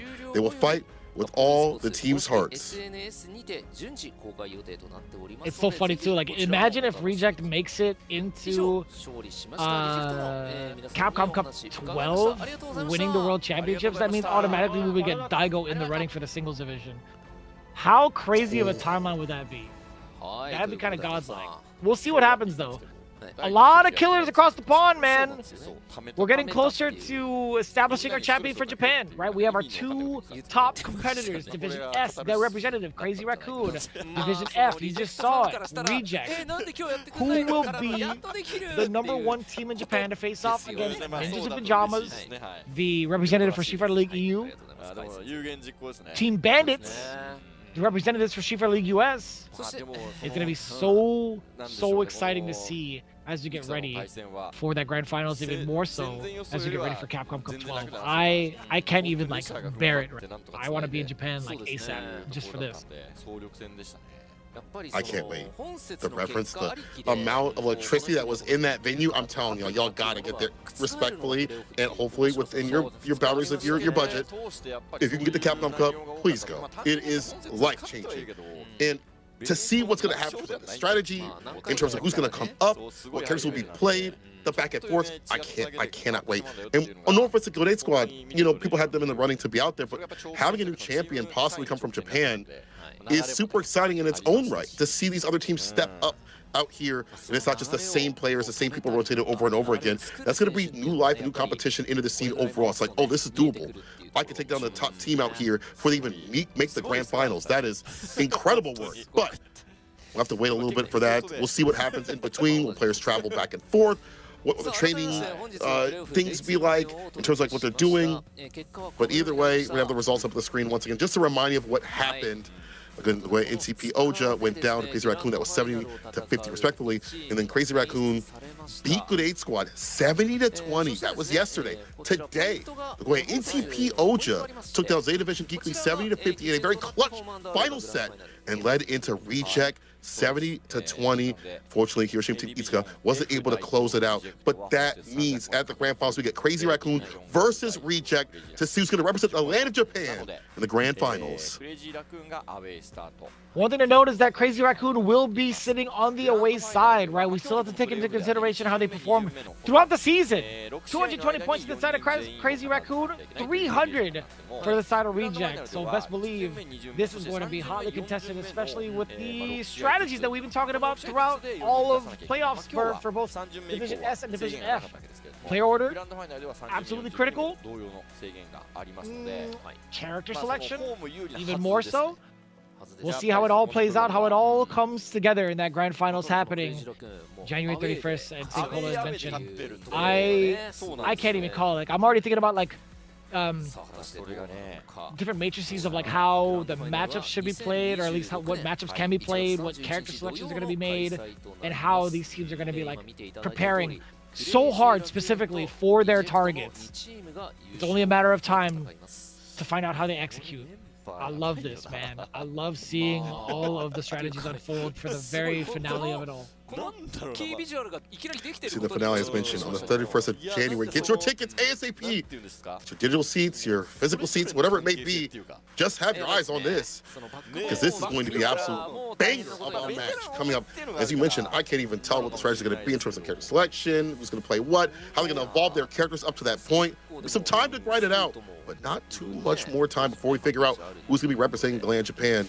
Taking it between Reject and Crazy Raccoon. What the wars are going to be, I can't wait to see Daigo maybe coming through in the clutch, Fudo evolving his Ed even more, Lashar maybe with another character. I've seen him dabble in quite a bit on the CFN, Tokido maybe making an appearance with that JP, possibly.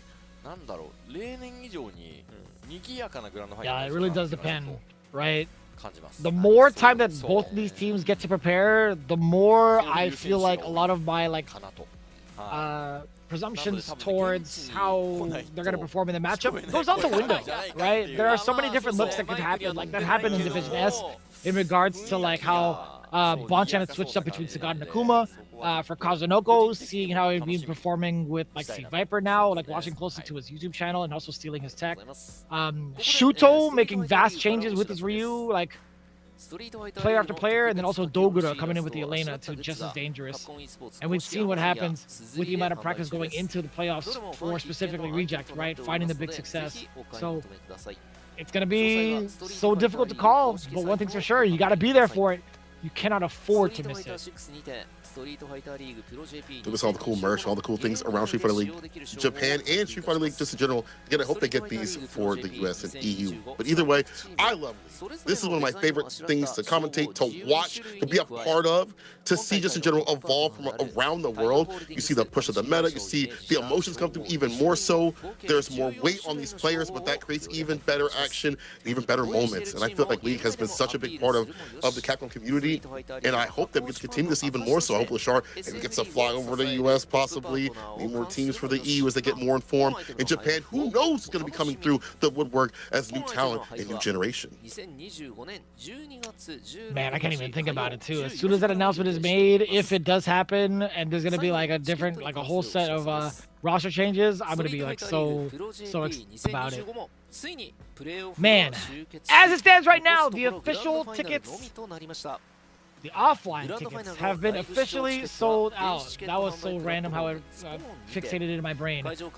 But this is pretty insane to see. Any sort of cancellations that have been made towards the event, they will be put back on sale without any notice. So anybody who's been tuning in and also live in Japan, be sure to be on the lookout to snatch one of these tickets. You guys have to be there. You guys have to make sure that you're able to experience this type of energy, this type of crowd, especially for a grand finals atmosphere happening January 31st. Be sure to do so. You can see it right here with the breakdown of the seats are looking like as well, and even more so coming in for the World Championships, right? A lot of the seats, I think from like A and above, even on the Triple S, I think a lot of those seats have sold out already.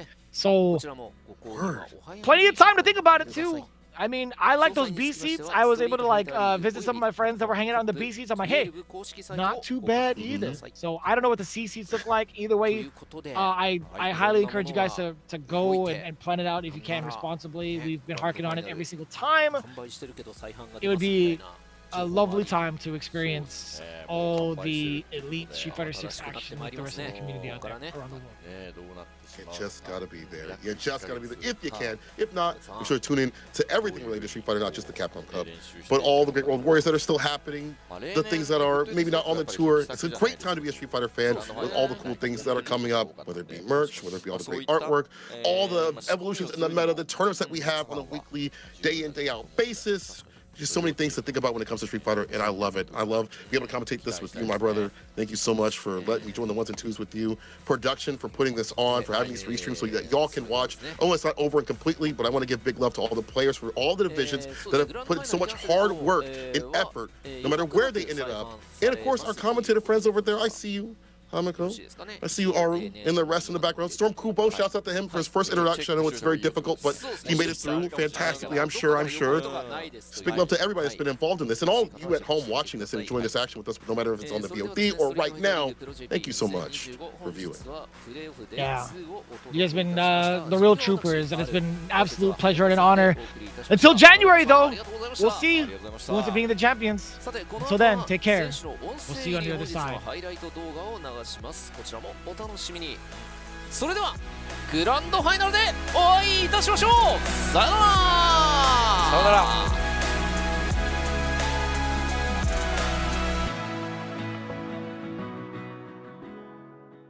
ついに来たプレーオフ。ここまでの仕上がりを全て出せるか両者。樋口がいる。対するはアキラキャミ。行ってみましょう。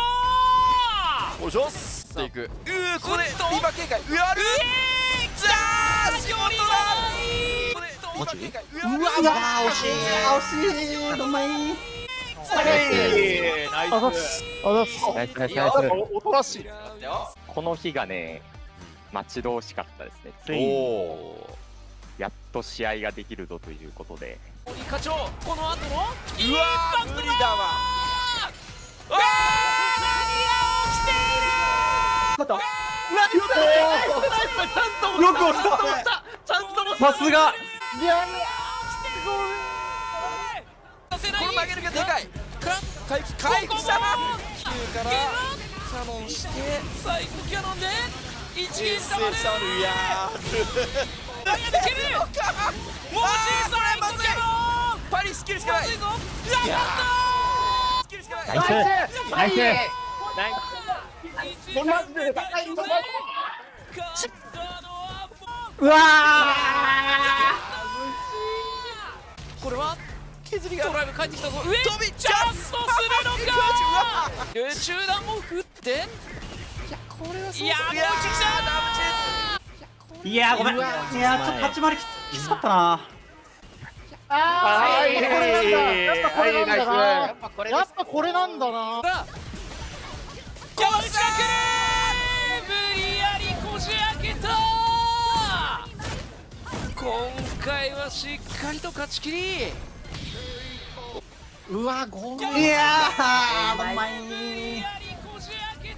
オッケーナイス。流れ変えた。この2試合の間に気持ちは切り替えてきたつもりなので、もうただこの試合にもう向き合いたいと思います。勝ちます。よろしくお願いします。で前回アデリ君に勝ってるんですけど、しっかり毛布でもずっと江戸戦のこと考えて対戦してもなんかねもうジンマシンが出るからやってたんですよ。でもそれがもう出なくなるぐらい結構ね、江戸脇詰めれたんで、それが見せたらなって思います。頑張ります。絶対絶命この状況止めて健康一滴やるしかなかった。ミスはない。左手は光る。ここで止めるかアデリー。最後ストーリーまで。いや最後ストーリー。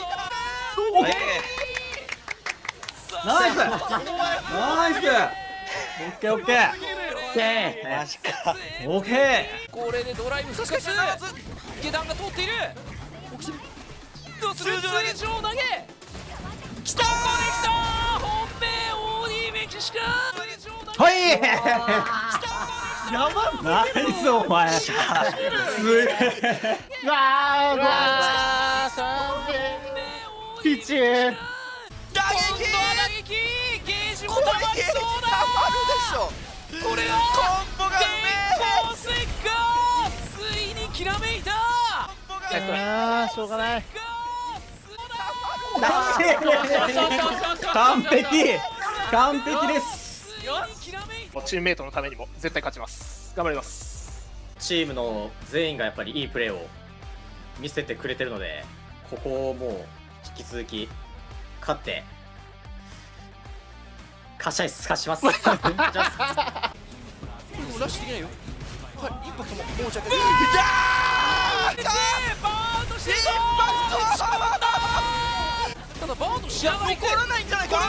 もはや全てをぶつける。さあ全部出したアデリー残るかどうか。運命の分かれ道。さ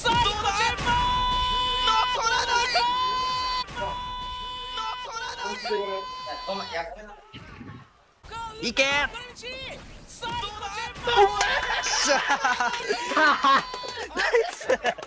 ばすぎるお前。やばすぎるよ。絶対足りないと思ったよ。いや、ありがとう。ありますが、さあ見ていきましょう。いよいよこれに勝てばグランドファイナルという一戦になった先鋒戦、アキラキャミ対するは東京県。いってみましょう。お願いします。さあヤシ足元をすくって、これはインパクト、まだ打つ。さあこれで一気に倒しきりで、一気に倒しきりリベンジ。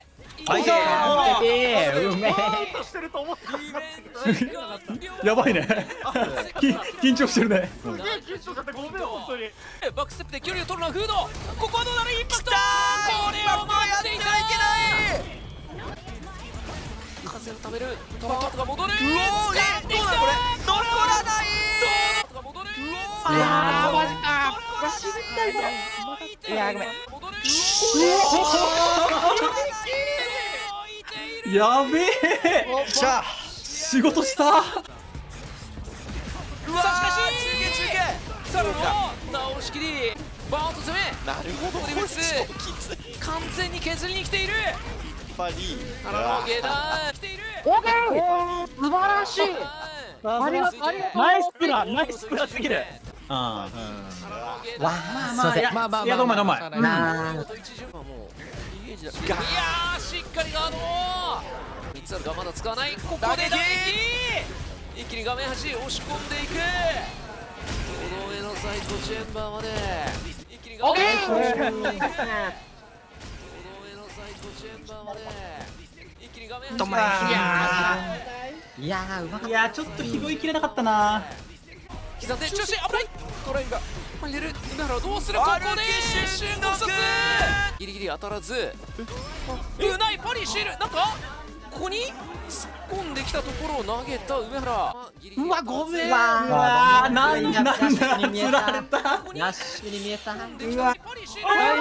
ここに突っ込んできたところを投げた梅原。互角で多分入れたんだけど、ドライブをまだ終わらない。さすがです。一本あるぞ。抜ける止めている。この勝負に終軸を打ったでしょう。いやすいません。いやうまいね。いやよう止めた。いや偉い。ここ絶対決めて。いやしびれますね SFL で。今年のそのグランドファイナルの試合でもこういった状況で回ってきて、その時は負けてしまったんですよ。とはいえね、もう勝つしかないんで、もうみんなうちのチームは誰でも全力でぶつかって、あとは結果がついてくると思うんで勝ちたいと思います。変なことは言わずに事前の準備を信じてここで決めさせていただきます。よろしくお願いします。中盤から飛ばしていく。これは足りるでしょう。うおっ、調子入ってゲジたまるしないから、これが決着となる新ニューレパー。ミスるかも。うわーどんまい。秋田まとわりつく展開をピシャッと止めましたね。それでちょっとそのいや惜しかった。攻めあぐねるときこれが決着となる新ニューレパいきます。グランドファイナル向けていきますよ。チームリゼー